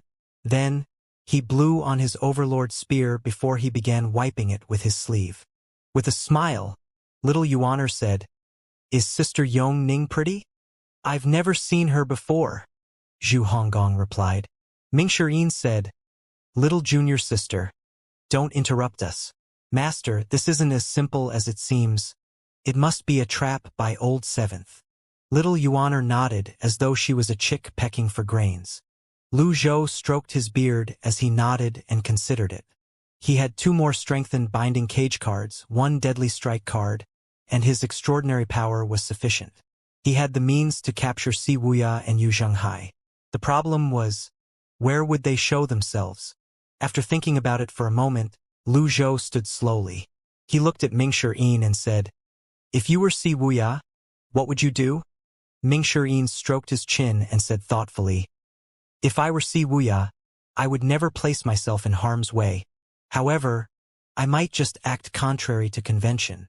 After he said this, he felt that something was wrong and added, "If old 7th does have a connection with Princess Yong Ning, she might actually show up in Liang province. As for eldest senior brother, it's not unlikely that he's in danger. I think eldest senior brother is trying to create a diversion." Duan Mushang was still rubbing down his overlord spear like nobody's business. Lu Zhou nodded. He felt that it was logical. Then, he looked at Zhu Honggong and asked, "What do you think?" Zhu Honggong said, "Master, you're asking me?" Without waiting for a reply from Lu Zhou, Ming Yin rolled his eyes and said, "Just answer the question." He thought to himself, this oaf won't feel at ease unless he's flattering another person. I have to stop this habit of his no matter what. Zhu Honggong said, "If I were 7th senior brother, I'll immediately return to the Evil Sky Pavilion, obediently kneel before you, kowtow, and ask for forgiveness." Ming Yin was speechless. "That's it. I've had enough." He kicked Zhu Honggong. "Ow!" Zhu Honggong stumbled to the side. He said, in pain, "I'm telling the truth." Lu Zhou had no intention of punishing Zhu Honggong, but his answer was truly meaningless. Si Wuya was not Zhu Honggong. Since he chose to aid Yu Zhenghai and make an enemy out of the imperial court, he must have his reasons. Also, Yu Zhenghai's departure was similar to Yu Shangrong, but there was also a great difference between the two. All this could only be resolved once Lu Zhou found the memory crystals. According to the piece of information Yu Shangrong gave him, since his host, Ji Tiandao, had sealed the memories away, it meant that he did not wish for anyone to know where he stored them. Si Wuya was the smartest disciple among the 9. If he did not know where it was, it would be impossible for the others to know anything about it. "Master, I think 7th senior brother will go to Liang province," little Yuaner said. Ming Yin turned to look at little Yuaner and asked, "Why? Did little junior sister have an epiphany?" "Gut feeling," little Yuaner replied. Ming Yin felt speechless. One of them is stupid and the other is dumb. Why do I have such juniors? Lu Zhou stroked his beard and said, "Why would you have this gut feeling? If Sister Yong Ning is really helping him out, I don't think he'd stand back and see Sister Yong Ning fall into the hands of the other tribesmen, right?" little Yuaner said. Ming Yin rolled his eyes and said, He's the fastest runner around here. The two of them had clashing opinions. However, this time, Lu Zhou agreed with little Yuaner. Although her judgment was based on simple theories of friendship, it was usually such elements that form the most fatal of weaknesses. Since time immemorial, even the heroes had a weakness for the charms of beautiful women. Would Si Wuya be the same? Meanwhile, inside one of the nether sex branches far, far away, Yu Zhenghai was in an exceptionally good mood. He looked out the window with his hands on his back and said, "With seventh junior brother looking after the nether sect, the world will be mine sooner or later. Now that all 9 provinces are in chaos, I'd like to see what the imperial family would do. Eldest senior brother, this is only the beginning. Let's not underestimate our foes yet," Si Wuya replied. "That dog of an emperor is nothing without the divine capital's imperial guards and the 10 terminal formation." Si Wuya said, "In terms of cultivation base, it's only natural for you to be the best under the heavens, eldest senior brother. Junior brother, such words mustn't be said lightly. I'm only bold enough to claim that I'm second best," Yu Zhenghai said. Si Wuya did not continue with the topic. Instead, he sat down and looked at the map on the big table before him. With the divine capital at the center, the human settlements around it had been labeled. Everything was going smoothly, so smoothly that he found it odd. When Yu Zhenghai saw Si Wuya deep in thoughts, he asked, "Are you worried about the other tribes, junior brother?" Eldest senior brother, Lu Gu is an extremely patient man. He didn't even meet the emperor when the second prince, Lu Huan, and Emoli died. In fact, he grounded the crown prince Lu Ji, Si Wuya said thoughtfully.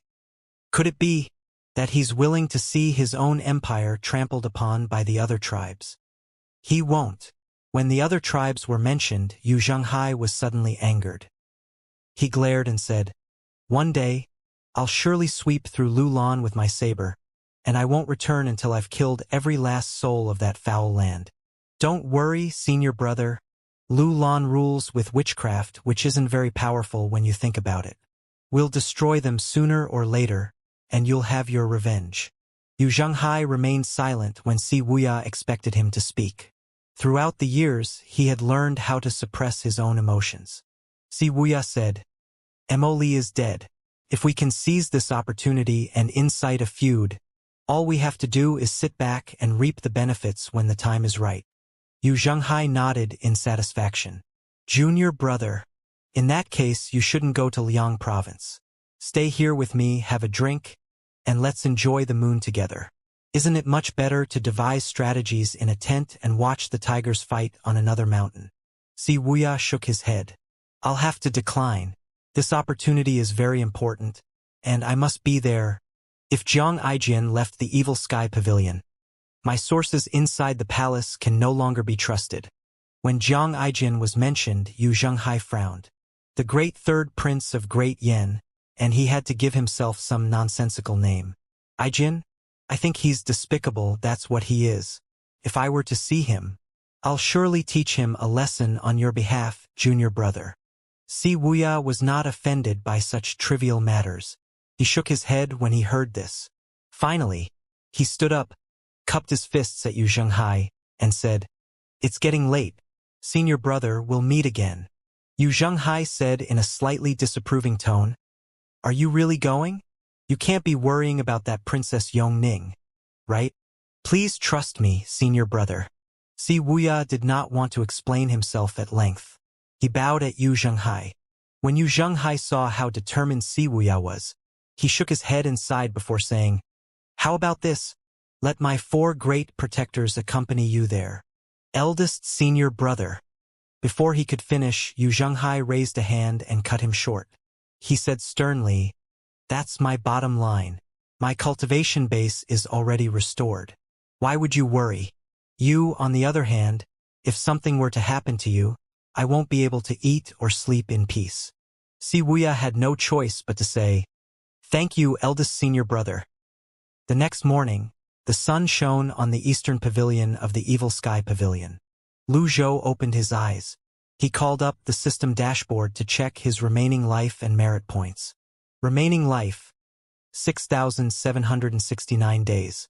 All this while, he had been thinking about the 9-leaf stage and forgotten all about earning merit points. He was surprised to see that so much time had passed. When he thought about what happened yesterday, he used 10 reversal cards. By now, nobody was suspicious about the activities in the Eastern Pavilion. The amassing of life energy made Lu Zhou feel energetic. Although he reversed his life for a similar time period, there were still some minor changes in him. If he studied his own reflection, he would look no different from before. However, at a casual glance, he seemed livelier. Lu Zhou dared not use too many reversal cards in one go. If his appearance were to change too drastically, his disciples would surely ask questions. If the changes were minute and gradual, they would not be too noticeable, and his imposing air would not be compromised. After 10 reversal cards were used, he was left with 33. At this moment, the column for his life showed 9,769 days. Not bad. Lu Zhou looked at his merit points. Merit points, 17,900. It was early in the morning, and he felt rejuvenated. This prompted him to attempt the lucky draws. He did 10 draws in a row and was thanked 10 times. When he did not get any prize, he felt much more awake. At this moment, Zhao Yu's voice rang from outside. Master, the monks of the Heaven Choice Temple have left at first light. They wanted to bid their farewells to you, but were worried that they would disturb you. I see. Lu Zhou gave it some thought before he waved his arm. The peacock plume appeared. With another wave of his arm, it vanished. He emerged from the Eastern Pavilion and looked at Zhao Yu. Call your little junior sister over. Lu Zhou felt that perhaps it was time for him to visit Liang Province. Master, little junior sister has been cultivating late into the night and might still be sleeping at the moment. Kindly give me the order if there's anything that needed to be done. When Zhao Yu heard about yesterday's happenings from Ming Shirin, she guessed that her master must be thinking about going out. Hence, she volunteered herself. Cultivating? That little girl is becoming more and more hardworking. It was a good thing. Lu Zhou looked at Zhao Yu and said, Did you sprout any leaves on your avatar? Zhao Yu appeared embarrassed. She said, I haven't. I've just entered the nascent divinity tribulation realm and have been studying the sky dagger lately. She was speaking more quickly now. I'll do my best to sprout leaves as soon as possible. Without any leaves, the difference in cultivation base would be too great. She's not the most reliable choice for my protection. He considered it for a moment. While maintaining the same expression on his face, he slowly said, Summon your little junior sister here. Yes, master. Zhao Yu bowed and left. Inwardly, she thought to herself, Master sure treats little junior sister well. Her cultivation base isn't too profound, and she's rude and impetuous at times. However, Master's willing to bring her out with him. After Zhao Yu left the Eastern Pavilion, Lu Zhou looked at his hair. There were no drastic changes. However, he could tell he had more black hair now. There were times when Lu Zhou wondered how his disciples would react if he used enough reversal cards and regained his youth overnight. Was Ji Tiandao handsome or ugly in his youth? Lu Zhou suddenly cleared his throat and shook his head. I'm letting my thoughts run wild again. Master! Little Yuaner hopped and skipped in from outside the Eastern Pavilion. Then, she sprinted over as quickly as a rabbit to Lu Zhou's side. You called? Lu Zhou looked at little Yuaner. The little girl has grown much taller. Her appearance has changed as well. She had become more charming and beautiful. She would certainly attract attention if she went out like this. Change into some ordinary clothes. We're going to Liang Province, Lu Zhou said as he stroked his beard.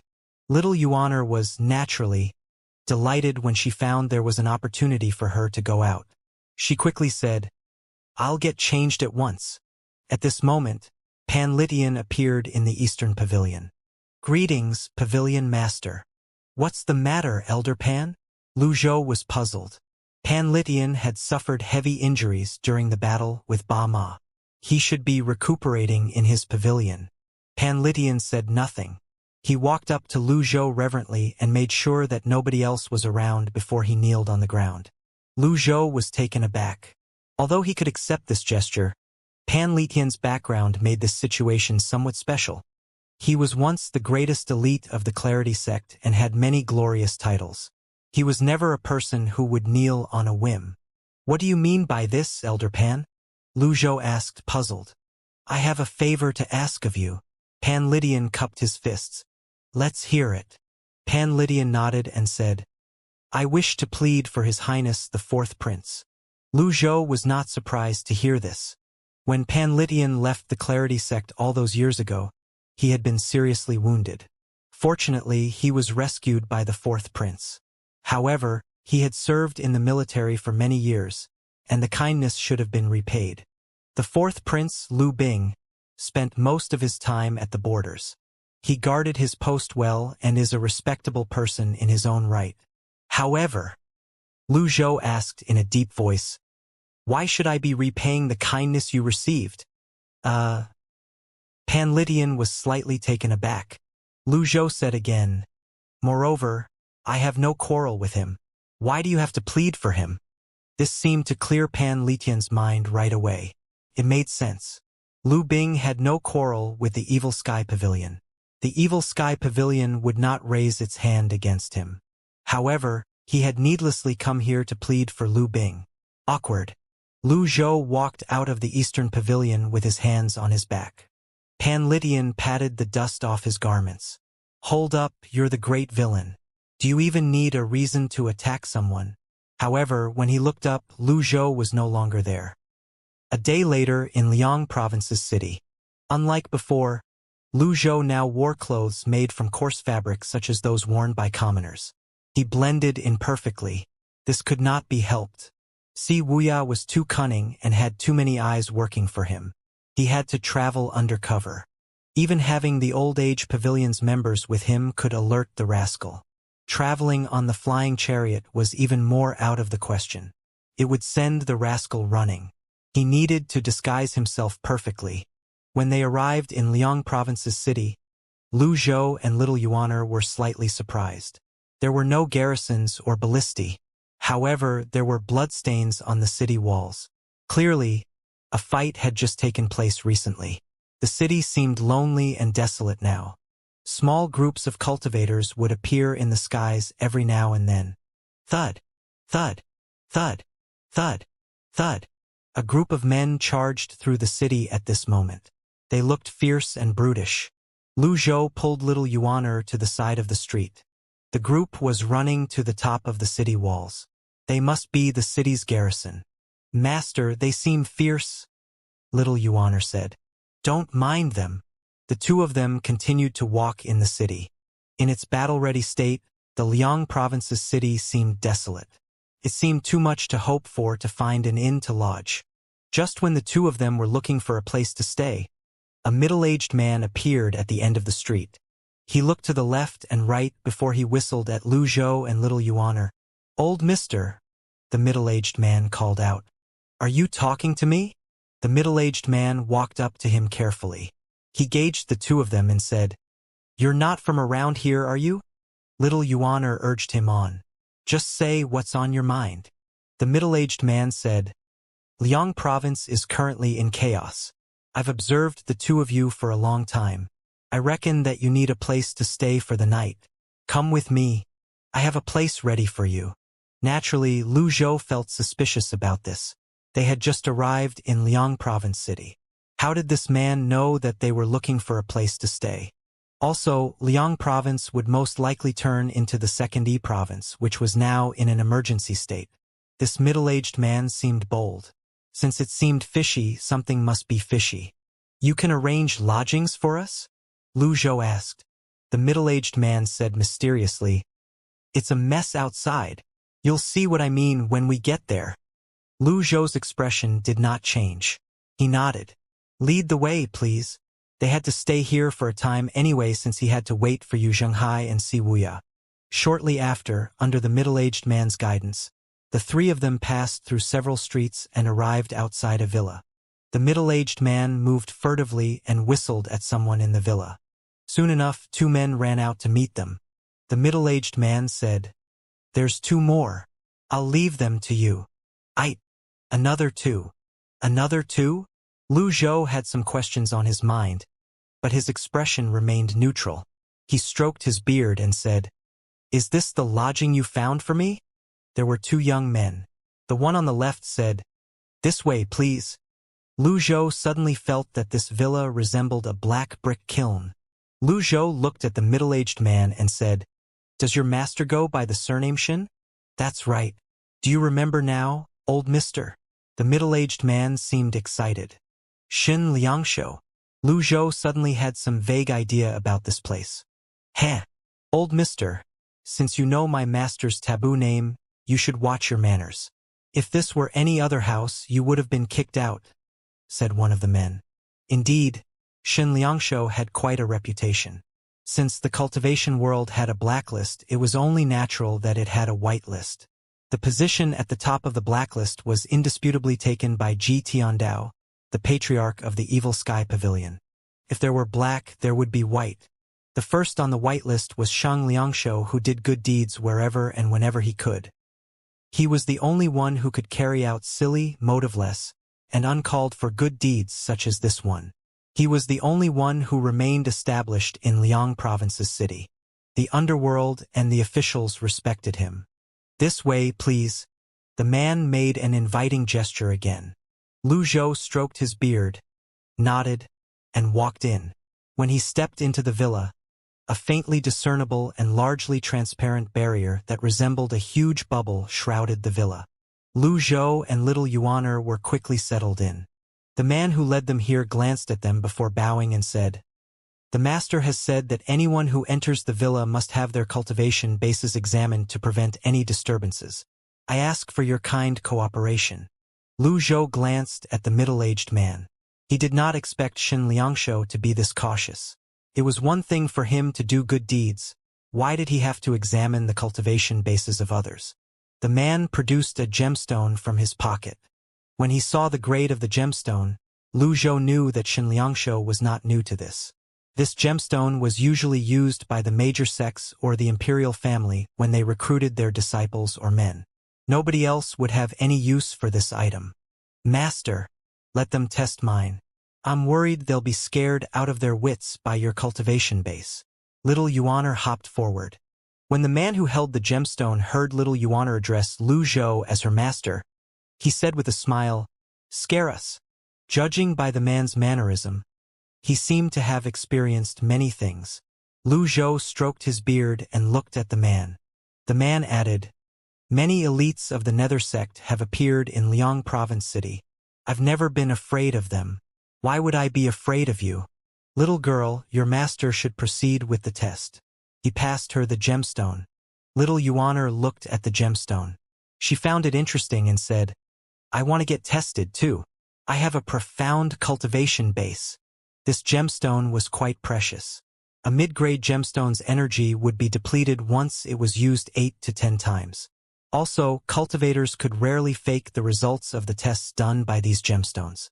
The man said, "The old Mr. First." Lu Zhou waved his arm. The gemstone flew into his hand. The gemstone buzzed and shone. A look of shock flashed past the man's eyes as he said, "Oh, it's the divine court realm. Forgive me for being blind to this." He was polite enough in all appearances, but his expression remained neutral. Could be mistaken as him being sarcastic. "Ooh, what a profound cultivation base. I'm truly scared." In any case, a divine court realm cultivator was still not someone whom others could easily cross. He retrieved the gemstone, looked at little Yuaner at the side and said, "This way, please." Little Yuaner was puzzled by this as she asked, "What about me? I'm not tested yet." However, the man ignored her. He turned around and left. When he turned around the corner, there was a grin on the man's lips. "If your master is in the divine court realm, how profound can your cultivation base be, little girl? You unruly and headstrong girl, you want me to test you, but I won't give in to your request. Tonight, I'll show the two of you just how evil men can be. Moreover, there's no need to waste the gemstone's energy." Little Yuaner stomped her foot angrily and said, "Master, they're looking down on us."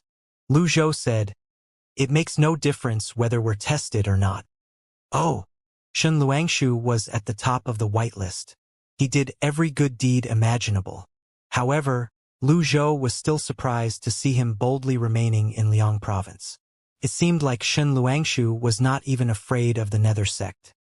At dusk, little Yuaner supported her chin with her hands and leaned on the table. She stared at a mosquito flying before her eyes. She raised a hand and shot a needle-like energy blade to kill it. Whoosh! The mosquito was sliced in half. She giggled. Master, master, I killed a mosquito with my energy blade. Lu Zhou opened his eyes to glance at her. Then he shook his head helplessly. However, he did not reprimand her. After all, this was one of her daily methods of cultivation. That was how strange people were at times.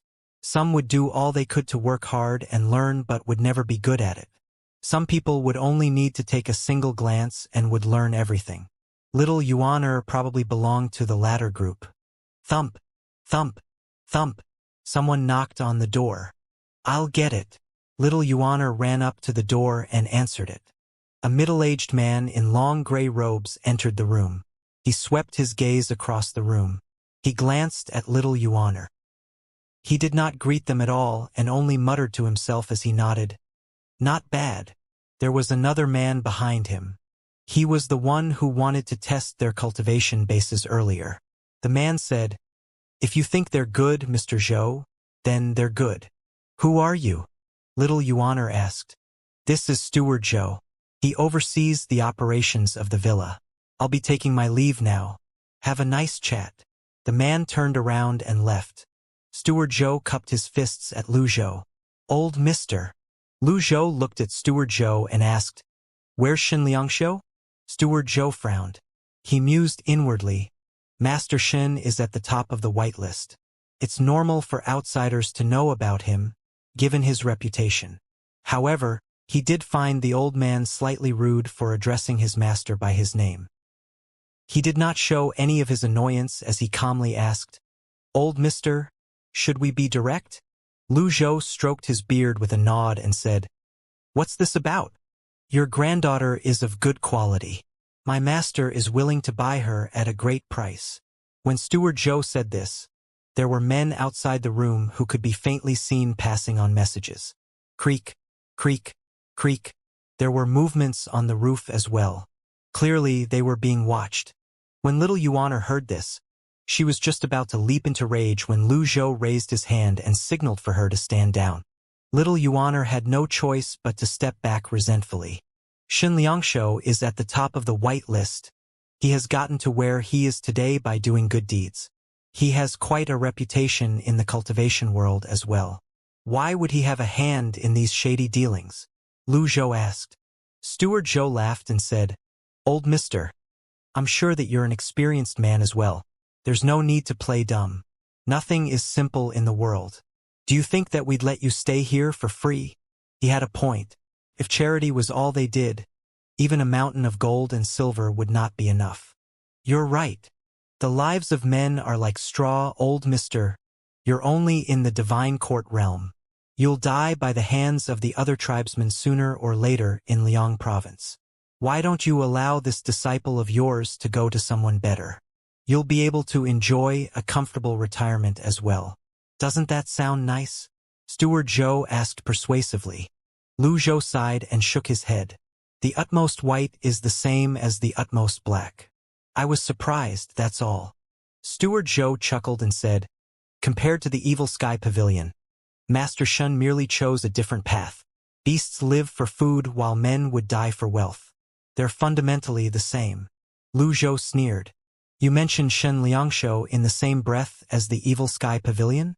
Do you think he's worthy of that? Of course not. Master Shen has always viewed the evil sky pavilion's patriarch as his life's goal.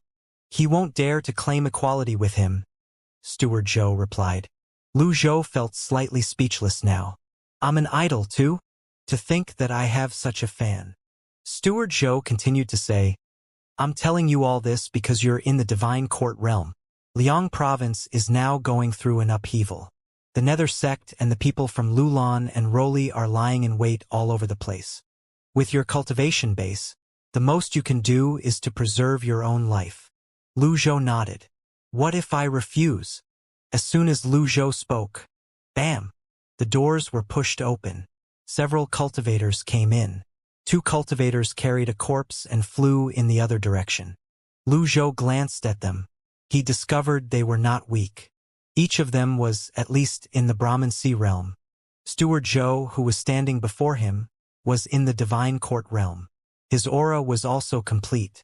Lu Zhou reckoned he was in the peak Divine Court realm. Aside from these people, there must be nascent Divinity Tribulation realm elites as well, since this vast villa remained standing amidst the chaos. Steward Zhou looked at them with a smile. If you refuse, old mister, I'm afraid that I'll have to take her by force. Lu Zhou shook his head. He waved his hand helplessly at little Yuaner. I commend you for your bravery. Steward Zhou was a peak Divine Court realm expert, after all. He suddenly sensed an aura from the old man before him. It was a majestic aura that not even his master possessed. He moved backward at once and circulated his primal chi. He was just about to make a move when little Yuaner was already upon him. She was smiling. It seemed like she did not even use her energy. We're wrong. She's a nascent Divinity Tribulation elite. Steward Zhou exclaimed in surprise. With this, the cultivators outside rushed toward them. Bam! Before Steward Zhou could get a good look, little Yuaner landed a kick on his chest. Her leg shot up. Like a cannonball, Steward Zhou was launched into the air, crashed through the ceiling, and rammed into the 2 cultivators on the roof. A hole appeared on the ceiling and he fell back down through the hole. Bam! He fell before little Yuaner. He was sprawled on the floor and could not move at all. Little Yuaner was bored. She muttered, "So weak." It was getting darker as the sun was setting. Little Yuaner's sudden strike stunned the cultivators outside the room. They stood riveted to the ground as they stared at the young lady before them with incredulity. This was especially true for the man who wanted to test their cultivation bases earlier. He stood near the door with wide eyes like a wooden chicken. He knew Steward Zhou's strength well. Steward Zhou was in the peak Divine Court realm, and yet he was sent flying with just a kick from the young lady? What was this? Everyone inside and outside the room fell silent for some time. They were staring at the young lady before them with wide eyes. Steward Zhou launched into a coughing fit as he was sprawled on the ground. As he coughed, he spat out a mouthful of fresh blood. Master, he's not dead yet. Can I give him another kick? Little Yuaner requested. Her request made Steward Zhou cough up another mouthful of blood. A book should not be judged by its cover, nor should a person be judged by their looks. This little girl seemed innocent and pure, and yet, she was terrifying. Steward Zhou raised a hand and pointed an accusatory finger at the man who was supposed to test their cultivation bases. The man fell to his knees immediately, fumbling over his words. He wanted to say that he had no idea that the little girl's cultivation base would be greater than her master. Lu Zhou looked at Steward Zhou, who was sprawled on the ground, before he looked at the other frightened cultivators around him. He said, "If you wish to live, tell Xianxia to meet me." At this moment, several figures gathered outside the door. Lu Zhou was surprised to find that there were these many cultivators in the small Liang province's city. Steward Zhou sat up and said with a deep voice, "Don't come in." He inhaled deeply and calmed his spirits. He pressed on his chest as he asked, Old mister, do you really want to go against Master Xin?" Without waiting for a reply from Lu Zhou, little Yuaner said, "You're annoying. My master will meet anyone he wants. Do you have a problem with that?" As she spoke, she waved her fist. Steward Zhou flinched. This little girl doesn't seem to be the reasonable kind. He looked at Lu Zhou, who seemed indifferent to all this. He hoped that the old man in the Divine Court realm would say something. Before he could say anything, Lu Zhou said, "I will meet Xianxia tomorrow morning. I won't repeat myself." The steward was stunned. At this moment, little Yuaner summoned her 100 Tribulations Insight avatar. Her 10-foot avatar suddenly appeared. The resonance of her primal chi made the cultivators in the area shiver despite the temperature. Good gracious! A nascent divinity elite. A leafed avatar. This. The man was still holding the gemstone in his hand. Currently, he was ghastly pale. Little Yuaner laughed. She pointed at the man and said, "Are you scared out of your wits now? What a cowardly person. Master, show them your avatar. Let them have the shock of their lives." Lu Zhou looked up at the huge hole in the ceiling. He raised his hand and softly knocked little Yuaner's head. He reprimanded her. "Behave yourself." Little Yuaner hastily covered her head and dared not make any other requests. "I've made a mistake, master." Lu Zhou left the room with his hands on his back. When one of the cultivators saw this, he immediately understood what was happening and said, "I'll prepare a new room for you." Little Yuaner hopped over the threshold. She pulled a face at the man with the gemstone. "I've almost forgotten. You're not worthy to see my master's avatar." After she said this, she followed her master to the other room. When the two of them left, Steward Zhou and the tester exchanged glances. The man was close to tears as he held the gemstone closely. "Steward Zhou, please have mercy. That old man is truly in the divine court realm. I swear if I lie, I'll die a gruesome death." Steward Zhou's eyes were bloodshot. Little Yuaner kick had gravely injured him. He could judge for himself if Lu Zhou was truly in the divine court realm or not. Steward Zhou looked at the cultivators in the courtyard and ordered, "Notify Master Shen. Tell him to come here quickly." Then he looked at the man with the gemstone. "You can get lost now." The meaning of "get lost" in the Shen villa meant that he would be reduced to a blind, deaf, and dumb person if not dead. The dealings of this place would never be allowed to be leaked to the outside world. Get lost was merely an indirect way of saying things. When the man heard this, his face turned ashen as he lowered his head. Night fell. Lu Zhou meditated on the heavenly writing scrolls inside his room. After a while, he suddenly heard the notification from the system. "Ding! You've meditated on the contents of the heavenly scroll 100 times. Reward: open heavenly writing scroll, middle." Lu Zhou opened his eyes. He was slightly surprised by this. He remembered that meditating 100 times required a long time. It seemed like a long time had passed. He had 2 open heavenly scrolls now. All that was left was the back scroll. He reckoned that the final piece was on Brackish Mountain. This reminded him of Yu Xiangrong. Lu Zhou sighed. Yu Xiangrong had not changed since his youth. No matter what happened, he would not make a sound. He would insist on taking care of things himself. He hoped that nothing untoward would happen to Yu Xiangrong. Then, he closed his eyes and continued meditating on the heaven writing scroll. Time passed by without him noticing. The skies were still dark. Torches were lit in the courtyard. Shortly after, there were buzzes of resonance. Someone was summoning their avatars.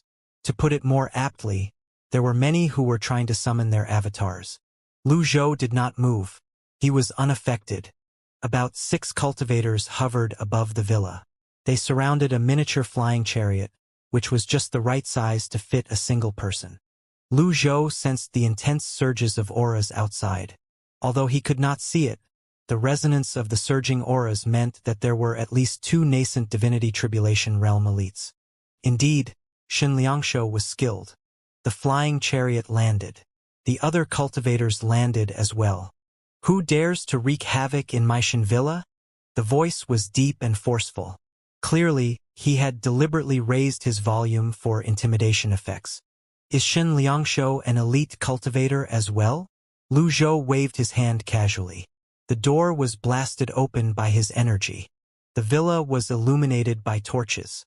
Apart from the Brahman Sea realm cultivators, the courtyard was occupied by the flying chariot and several cultivators. Xianxia sat with his back straight on the flying chariot. Lu Zhou walked out of his room with his hands on his back. He swept his eyes across the area. Apart from Xianxia, who was a nascent divinity elite, the cultivators around him were also in the nascent divinity tribulation realm. The others were only in the divine court and Brahman Sea realms. They were too insignificant to mention. "Are you Xianxia?" Lu Zhou asked. How dare you? The sound wave rolled across the courtyard. Steward Zhou felt invigorated. A relieved expression could be seen on his face as he endured the pain. The one who spoke was the greatest elite under Xianxia, Feng Ping. When Feng Ping heard Lu Zhou mention Xianxia's name, he shouted and leaped out. Killing a person is only a matter of making his head roll on the ground. You should consider the master before you hit the dog. Feng Ping leaped and launched dozens of palm seals in the air. Lu Zhou shook his head helplessly. He was about to use the heavenly writing scroll's extraordinary power when little Yuaner moved with her 7 stars cloud treading steps. She unfurled her nirvana sash. Boom! Boom! Boom! The palm seals were repelled. Little Yuaner placed herself before Lu Zhou. She pointed at Feng Ping in the air and said, Hey! Do you think that you're worthy of fighting my master? After she said this, little Yuaner moved with her 7 stars cloud treading steps and left several afterimages in her wake as she lunged at Feng Ping. Lu Zhou did not stop her. Coincidentally, he wanted to see her recent improvements. For a time, energies shot throughout the villa as the two opponents engaged in a fierce battle. Little Yuaner shot to the left and right. It was as though the skies were full of her figures. Steward Zhou and the others registered looks of fright on their faces when they saw this. That little girl is powerful. To think that she's evenly matched with Feng Ping. Steward Zhou regretted his actions greatly now. He realized that he had offended a great individual because of a low-level mistake by his subordinate. Usually, if they knew they were dealing with an elite cultivator, they would have treated them politely and would never try to take advantage of them. Boom! Boom! Boom! Little Yuaner grew more and more excited and invigorated as the battle dragged on. Her laughter resounded throughout the villa. Feng Ping felt more frustrated the longer he fought. He was a 4-leaf nascent divinity elite after all, and yet he was being held back by a little girl. Whiz! He activated his avatar. The nirvana sash wrapped around little Yuaner as she reeled. You lowlife! How dare you rely on your avatar? When there was a difference in realms, attacking with one's avatar was often the best choice. Feng Ping snorted. He clapped his hands. Several palm seals were launched at little Yuaner. Boom! Boom! Boom! She defended with her nirvana sash again. The palm seals dissipated under the power of the nirvana sash. It's a heaven-grade weapon. On the flying chariot, Xianxia's eyes brightened. However, he quickly adjusted his expression as though nothing had happened and spoke loudly. Stop! Feng Ping had no choice but to recall his avatar and landed beside the flying chariot. Xianxia looked at the calm Lu Zhou who was standing by the door and said, Old mister, cutting off a person's avenue to earn money is as grievous a crime as killing his parents. Why don't we sit down and talk things through? As he spoke, his eyes were trained on the scarlet nirvana sash on little Yuaner's body. Lu Zhou stroked his beard and said, I'll give you an opportunity to atone for your sins. His tone deepened as he continued to say, First, destroy your cultivation base. Second, answer my questions honestly. Third, as long as I'm here, all of you will do my bidding. Lu Zhou had already thought of these words when he was meditating on the heavenly writing scrolls. Since Xianxia was at the top of the whitelist, regardless of the nature of his activities, they had nothing to do with him. However, he could not let this incident slide. These 3 punishments were reasonable enough. When Xianxia and the others heard this, they frowned. The other cultivators in the villa exchanged glances. This man had spoken in such a brazen manner before their master. Where did he get his confidence from? An ominous feeling rose in Steward Zhou's heart. He took 2 steps back, slightly worried. He was already injured to begin with. If they were to fight, he would only be on the losing end. Instead of being offended, Xianxia laughed. He applauded and said, Old mister, that joke isn't funny at all. I never joke, Lu Zhou said with a straight face. Xianxia frowned slightly. There are only a handful of individuals in the world who can impress me. For as long as I've lived, I've only been impressed by 2 people. Oh! The first is the current emperor Yongqing. When he said this, he made no movements. He opened his mouth again and cupped his fists. The second person is the Evil Sky Pavilion's Patriarch. That's who I admire. Steward Joe wasn't lying. He's really taking me as his idol. It was quite ironic for the first person on the whitelist to admire the person on the top of the blacklist. Little Yuaner broke out in peals of laughter and said, "In that case, you should kneel and grovel before my master." She said this earnestly and seriously. However, it sounded extremely mocking to Xianxia. Feng Ping. Xianxia waved his hand. Feng Ping had a sharp look in his eyes. With swift movements, he left an afterimage in his wake. Tao invisibility and expansive heavenly energy? Everyone was staring at Feng Ping, who had unleashed all his strength. Little Yuaner was about to make a move when she saw her master raise his palm. Since master's making his move, everything is settled now. A purple electric light shone in Lu Zhou's hand. He curved his arm and pushed forward. It was not a deadly strike card. It was Thunderblast. A palm seal that was buzzing with bolts of purple lightning shot forward. A divine court realm cultivator? Feng Ping thought nothing of this. He kept his eyes on Lu Zhou. Just when he was about to touch Lu Zhou, the purple thunderblast fell on him. Bam! He was hit squarely on the chest. Before he could even unleash his Tao invisibility or expansive heavenly energy, he was sent flying. His mind turned blank. While he faced the skies, he saw a purple lightning bolt descending from the skies. He croaked, "Thunderblast!" Boom! Thunderblast connected with its target.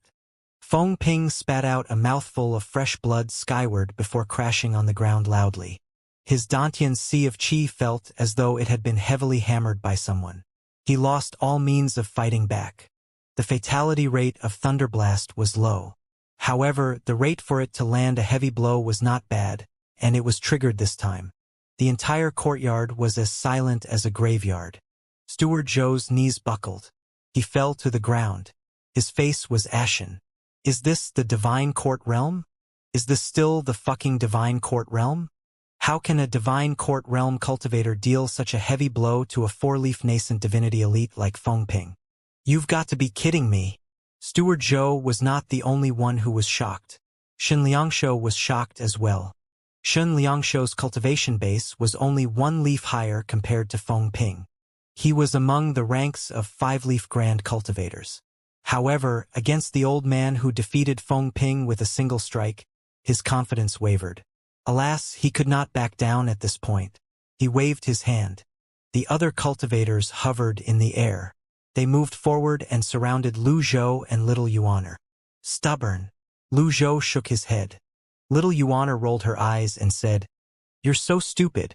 Since you admire my master so much, shouldn't you be begging for forgiveness right now?"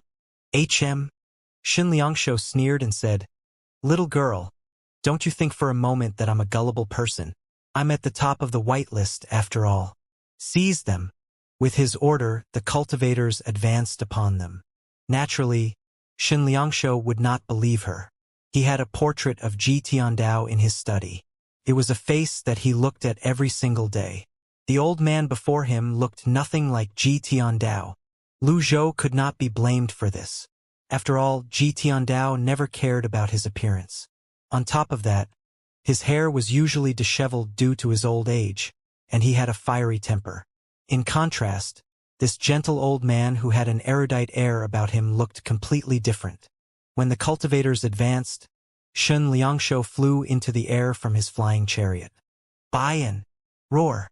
Nobody knew which corner did the roar originate from. Bayan charged out of the shadows. It lunged at the cultivators around it. The cultivators were scared out of their wits. They were plunged into disarray at once like a platter of loose sand. Bayan was enough to deal with these low-ranked cultivators. Ding! Killed a target. Reward: 10 merit points. Ding! Killed a target. Reward: 10 merit points. Lu Zhou did not care about the meager number of merit points. Instead, he was looking at the flying chariot that had just risen into the air. Xianxia said, "I will remember this debt. We'll meet again." He was confident that he could escape on his flying chariot. Lu Zhou's expression remained unchanged. He raised his left hand before he lifted his right hand. He condensed qi into energy. A faint bluish bow took form. A blue energy arrow materialized between his index and middle fingers as well. Originating from nothing, and from it comes everything. Living in samsara and learning from it. The scene of him penetrating the clouds and shooting down the Mount Ba Wu played in his mind. The extraordinary power of the heavenly writing scrolls was wrapped around the arrow. Bam! The energy arrow was released. It sailed through the air like a blue fireworks show. Its radiance was accentuated by the moonlight as it formed a long tail behind itself. Xianxia heard the peculiar incoming sound behind himself. He turned to look. What's that? Energy arrow. He activated his avatar at once. He covered his body in his protective energy. The energy arrow seemed as though it was piercing through tofu as it pierced Xianxia's avatar and his Dantian's sea of qi. With a crack, the flying chariot shattered. Xianxia fell from the skies. Little Yuaner jumped up and down as she clapped her hands. It's a hit. Master, I want to learn archery as well. Lu Zhou shook his head. He was not quite satisfied. If he had attacked with unnamed, he would have killed a 5-leaf elite. He used the same amount of power, 1/3 of his extraordinary power. When he used it with unnamed back then, he killed the sword freak Luo Chongqing with the power of past lives. However, at the moment he could only shoot down the 5-leaf Xianxia. Without a heaven-grade weapon and at this range, the intensity of his attack was much weaker. However, the arrow had penetrated Xianxia's Dantian's sea of qi. This was equivalent to destroying his cultivation base. Boom! Xianxia crashed onto a roof and rolled off it. When he fell to the ground, he regarded Lu Zhou with a frightful expression. At the same time, Bayan had already cleared the cultivators.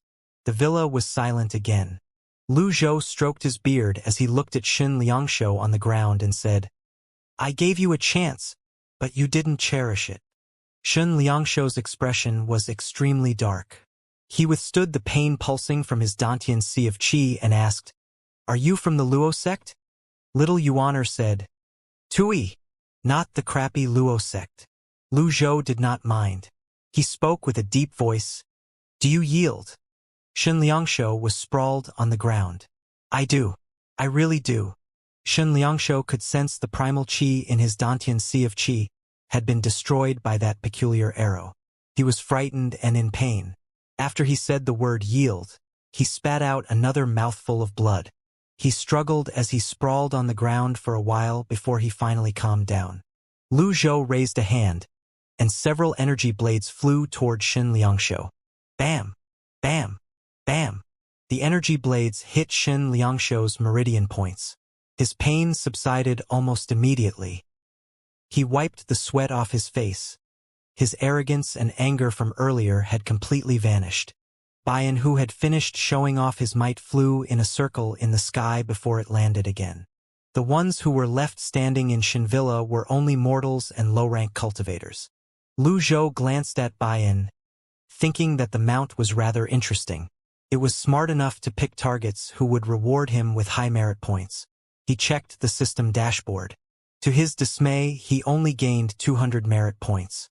The path of earning merit points by killing Divine Court realm targets or below was extremely slow. Meanwhile, Steward Zhou and Feng Ping lay on the ground, unmoving. They had completely lost the ability to fight. Xianxia sat up. He rubbed his eyes. When he saw Bayan with its terrifying appearance, he instinctively shrunk back. Lu Zhou stroked his beard, shook his head, and asked, When did you start this shady business? Xianxia wiped the sweat off his face and said, Old mister, I'm merely trying to make a living. I've only just started. Lu Zhou was not interested in that. After all, it had nothing to do with him. Tell me about the situation in this city. Little Yuaner found a chair from the room and placed it behind Lu Zhou like a sensible child. Lu Zhou sat down and regarded Xianxia calmly, ready to interrogate him. Xianxia was no longer in pain. However, when he recalled what happened earlier, he was still overwhelmed with fear. He gulped before he asked, The situation in the city? Lu Zhou stroked his beard as he waited for Shen Liangshou's answer. Shen Liangshou considered it for a moment before replying, "Chaotic, extremely chaotic. Before your arrival, the members of the Nether sect battled the city's garrison. There were many casualties." "What about the other tribes?" Lu Zhou asked. Shen Liangshou frowned when the other tribes were mentioned. "There were many from Lulan and Roli from the western region. However, I don't know about the other tribes." It was understandable that Shen Liangshou did not know much about this. Otherwise, he would not even have a chance to do anything before Great Yan's imperial family swept in and took care of them. "Are these the only tribes?" Lu Zhou asked in slight confusion. "There are 5 nations in Rongxi and 7 in Rubiai. They've always behaved themselves. Apart from Lulan and Roli, I've never heard about the presence of the other tribes here," Shen Liangshou answered truthfully. Lu Zhou stroked his beard and nodded. He began sorting through Ji Tiandao's memories. Since Emperor Yongshou defeated Rongxi and Rongbei, Great Yan had attained the position of dominance. The other tribes in Rongxi and Rongbei reorganized themselves. From countless scattered nations, they formed the 5 nations of Rongxi and the 7 nations of Rongbei. These 12 nations had always existed in subservience to Great Yan. They paid tithes and offered their princesses for marriage alliances. These 12 nations did not lose their rebellious streak, however. They would frequently trespass upon Great Yan's borders over the most trivial of matters.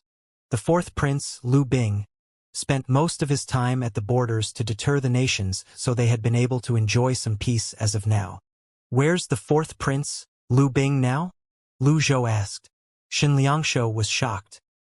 He looked at Lu Zhou skeptically and replied, "I only heard that His 4th Highness led an army of 300,000 men and 5,000 cultivators.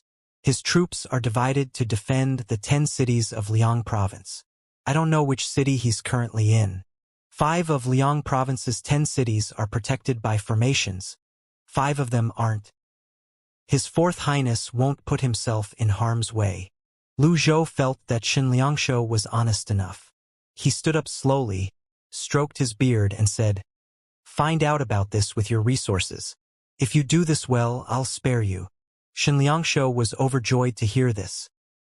He hastily bowed and said, "At your service, old mister."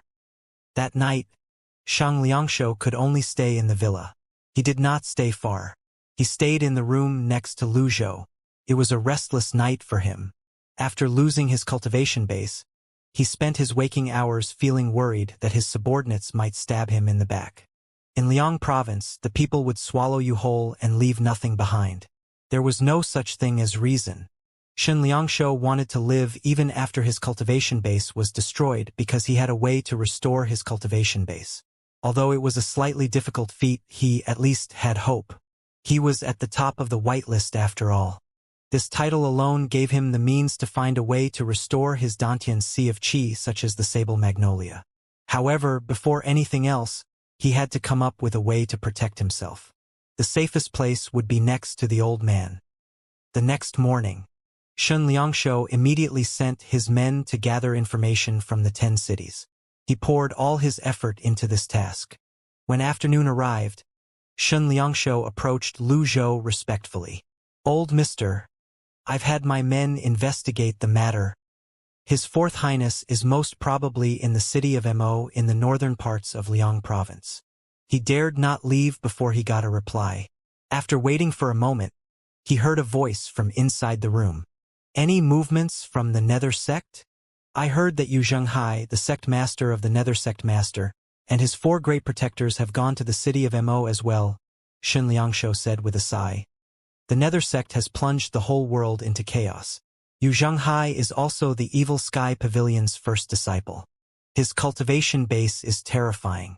With him personally making a move, the 4th prince won't stand a chance even if he has powerful soldiers at his disposal. Continue your investigations." "Understood." Another day passed. On the 3rd day, Shen Liangshou stood at the door and reported, "Old mister, there have been great changes in the 10 cities of Liang Province. The Nether sect has engaged the 4th prince in a battle. Both sides have suffered great losses. The 5 cities that aren't protected by formations are conquered by the Nether sect overnight. I'm afraid they'll make their way here soon. Investigate some more. Xianxia bowed and left. On the 4th day, before the sky turned bright, Xianxia hastened to Lu Zhou's door, unlike his usual behavior. He said, "Old mister, please leave Liang Province's city now. Liang Province City's formation is now under the control of the traitor. The Nether sect has already breached the city gates." As soon as Xianxia finished speaking, the sound of thundering hooves resounded through the city. There were also groups of cultivators flying in the air. Smoke rose and billowed, and killing intent seemed to permeate the air. Liang Province's garrison was being pushed back. 10 worlds avatars popped up in the streets as they advanced. Although they were not as powerful as 100 Tribulation's insight avatars, against cultivators in the Divine Court realm and below, the 10 worlds avatar was a potent killing weapon. The Nether sect was in no short supply of these cultivators. The sweeping attacks from the Nether sect captured or killed the individuals who resisted. Xianxia was fidgeting, as if he had ants in his pants when a gust of wind blew above his head. Whoosh! Whoosh! Whoosh! Dozens of cultivators appeared above the villa. "I am Yu Hong, the 2nd seat of Nether sect's Azure Dragon Hall. Those who follow me will prosper, and those who resist will perish." Cultivators, step forward. The Nether sect's mode of operation was to control its members with a hierarchy. Xianxia did not expect the Nether sect to arrive here so soon. Now that he had lost his cultivation base, he had no way to defend himself. He was worried to no end. He looked at Lu Zhou's room. Yu Hong glanced at Xianxia. "You're hurt." "Why, yes." Xianxia wanted to point at Lu Zhou's room, but he was not bold enough. Only, "Take him." 2 cultivators descended from the sky and held Xianxia in place. Creak. The doors opened. Lu Zhou emerged from the room with his hands on his back. He looked at Yu Hong, the Azure Dragon Hall's 2nd seat, who was hovering in the air. Yu Hong gauged the aura of the old man. He shook his head and said, "Regardless of the person, we won't let anyone who opposes the Nether sect go." At this moment, little Yuana ran out of the room. She pointed at Yu Hong in the air and said, "Watch your tone when you're talking to my master." Yu Hong was taken aback. Most cultivators would try to resist. This was especially true of elites in the nascent divinity realm and above. They usually had the support of their sections. Therefore, the Nether sect chose to conquer the Clarity sect, the Righteous sect, and other major sects. They absorbed the various elites to intimidate other grand cultivators. This way, the other grand cultivators would not dare to make rash moves. Meanwhile, in Great Yen, the Nether sect could focus its attention on dealing with the imperial family. As for the cultivators they encountered during the chaos, such as these people before Yu Hong, they would usually capture them to avoid any unwanted developments in the future. When things were calmer, they would release those who were supposed to be released and kill those who should be killed. Conquering a city was a cruel undertaking, after all. Wuxia hatched this plan for the Nether sect in hopes that no one would seize the opportunity to cause trouble. Yu Hong gauged the aura of the young lady who had suddenly appeared as well. He frowned. Early-stage nascent divinity realm? Why is there a nascent divinity realm cultivator in Liang Province? In the end, he said, "I'm Yu Hong, the 2nd seat of Nether sect's Azure Dragon Hall. I don't know why 2 of you are here in Liang Province's city, but I would ask for your kind cooperation and follow my men." He had always respected experts. The Nether sect's Yu Hong? Lu Zhou only knew about the 4 great protectors in general. He did not take much notice of them. In his opinion, these lesser characters were not worthy of his attention, after all. Yu Hong was not offended. He asked, "Do you not know about the Nether sect, old mister?" Little Yuaner was just about to say something when Lu Zhou stopped her. "This little girl can easily ruin things with her mouth." Lu Zhou stroked his beard and said, "I know a thing or two." Yu Hong cupped his fists to his left and said, "My sect master is the Evil Sky Pavilion's first disciple. He's also one of the rare 8-leaf elites in the cultivation world. The person Lu Zhou wanted to meet right now was Yu Zhenghai or Wuxia. Before he achieved that, he could not disclose too much information about himself. After muttering to himself for a while, Lu Zhou said, "I'll go with you, little Yuaner." She really did not understand the thoughts in her master's mind. Was there a need for her master to do this? However, she knew her master had his reasons for everything he did. Therefore, she did not object and obediently followed Lu Zhou and stepped forward. "Thank you for your cooperation." Lu Zhou, little Yuaner, and Xianxia left the villa, being led by Yu Hong and his men. Meanwhile, Steward Zhou and Feng Ping, who were too injured to walk, were carried by ordinary sect members. By afternoon, the Nether sect had successfully conquered Liang Province's city. Lu Zhou, little Yuaner, and Xianxia were sent to the reserve army encampment where Liang Province usually assigned its cultivators. Yu Hong accompanied them along the way. At the encampment, Lu Zhou saw about 50 cultivators in and below the Brahmin Sea realm. It seemed like Lu Zhou and little Yuaner had the most profound cultivation bases among the people here. It was no wonder Yu Hong gave them preferential treatment. As for Xianxia, without his cultivation base, even the ordinary sect members had no trouble guarding him. Yu Hong said to Lu Zhou, "Don't worry, I'll have to ask you to bear with this for a few days. When we've conquered all 10 of Liang Province's cities, you'll be released." Lu Zhou asked, "Can the Nether sect conquer the city of Mo?" Yu Hong replied with a hint of disapproval. "Why not? To tell you the truth, we have the evil sky pavilion's Mr. Seventh on our side. The Nether sect will rule the world. It's only a matter of time. I remember that the city of Mo is guarded by the coiling dragon formation. How are you going to deal with that?" Yu Hong was taken aback. If this had happened at any other time, he would have struck the cultivator who doubted the Nether sect. However, these two had profound cultivation bases, especially the little girl by the old man's side who seemed like an airhead but had a nascent divinity realm cultivation base. It was always better to appease these elites at pivotal moments such as this. "So," he said with a smile, "I believe in the sect master and Mr. Seventh's abilities." After he said this, he turned around and left. The other cultivators swarmed toward Lu Zhou and little Yuaner after Yu Hong left. They gave Lu Zhou a thumbs up. "I'm impressed. You're bold enough to speak to the second seat of the Nether sect's Azure Dragon Hall with that tone. Old mister, we're merely outsiders. Why would you ask about those things? Be careful that you're not burned by the fire as well." "That's right. We're well fed here. Let them fight their battles. I don't care who the world belongs to so long as I have food in my mouth." Clearly, most of the cultivators were indifferent about this. After all, who would dare to stand up under these circumstances? Who would dare to oppose the Nether sect? Lu Zhou ignored these low-ranked cultivators. His goal was to capture Si Wuya and Yu Zhenghai. He could not care less about other matters. He called up the system dashboard and inspected the mission column. Like before, apart from Yi Tianxin, Yu Zhenghai and Si Wuya did not appear. The other 6 main missions were about instructing his disciples. Xianxia, who was standing nearby, said with a sour expression, "Old mister, about our agreement. I've always kept my words." "Thank you, old mister." Xianxia bowed. Lu Zhou no longer looked at him. He knew that Xianxia wanted his protection by staying close to him.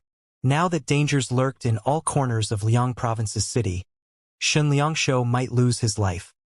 At dusk, a sound wave rolled across the entire camp. "The other tribesmen have invaded. Those of the Nether sect who are in or above the Brahmin Sea realm, follow me." Yu Hong flew past in his avatar. His 40-foot avatar was dazzling. The Nether sect cultivators rose into the air immediately. They followed Yu Hong and flew toward the city walls in the north. Invasion from the other tribes? Xianxia appeared shocked. Little Yuaner saw the cultivators rising into the air, and she clapped her hands excitedly. If this had happened in the past, she would have made a fuss about going to watch the show. She loved bustling scenes, but she was slightly anxious as well. When she remembered her master's admonishments, she immediately calmed down. Although she was a nascent divinity tribulation realm elite and the 9th disciple of the evil sky pavilion, she had never witnessed such a scene. She instinctively grabbed Lu Zhou's arm. Lu Zhou stroked his beard and said, "There's no need to be afraid." He appeared calm, but inwardly, he mused that he should have brought Mingshi along as well. The little girl was inexperienced, after all. The others exclaimed in surprise. They pointed at the near 1,000 cultivators who were flying toward the other end of the city. It was a majestic sight to behold. The top of the city walls was already filled with cultivators. Someone sighed. "Such is war." There are some who sighed and some who were amazed. Those who liked to watch a good show undoubtedly enjoyed this. At this moment, there were also many Nether sect members who were running on foot in Liang Province's city. The ground shook as they ran through the streets. The general people were alarmed by this. Whiz! Whiz! A huge avatar appeared at the city walls. A 70-foot avatar. Heavens! A 6-leaf elite. The avatar's height surpassed the city wall. Although the man-made city was towering and majestic, it dimmed in comparison to a 70-foot avatar. "The other tribesmen are here." The others looked at the sky in the north. Around the huge avatar, black figures were swarming around it like flies as they attacked the avatar.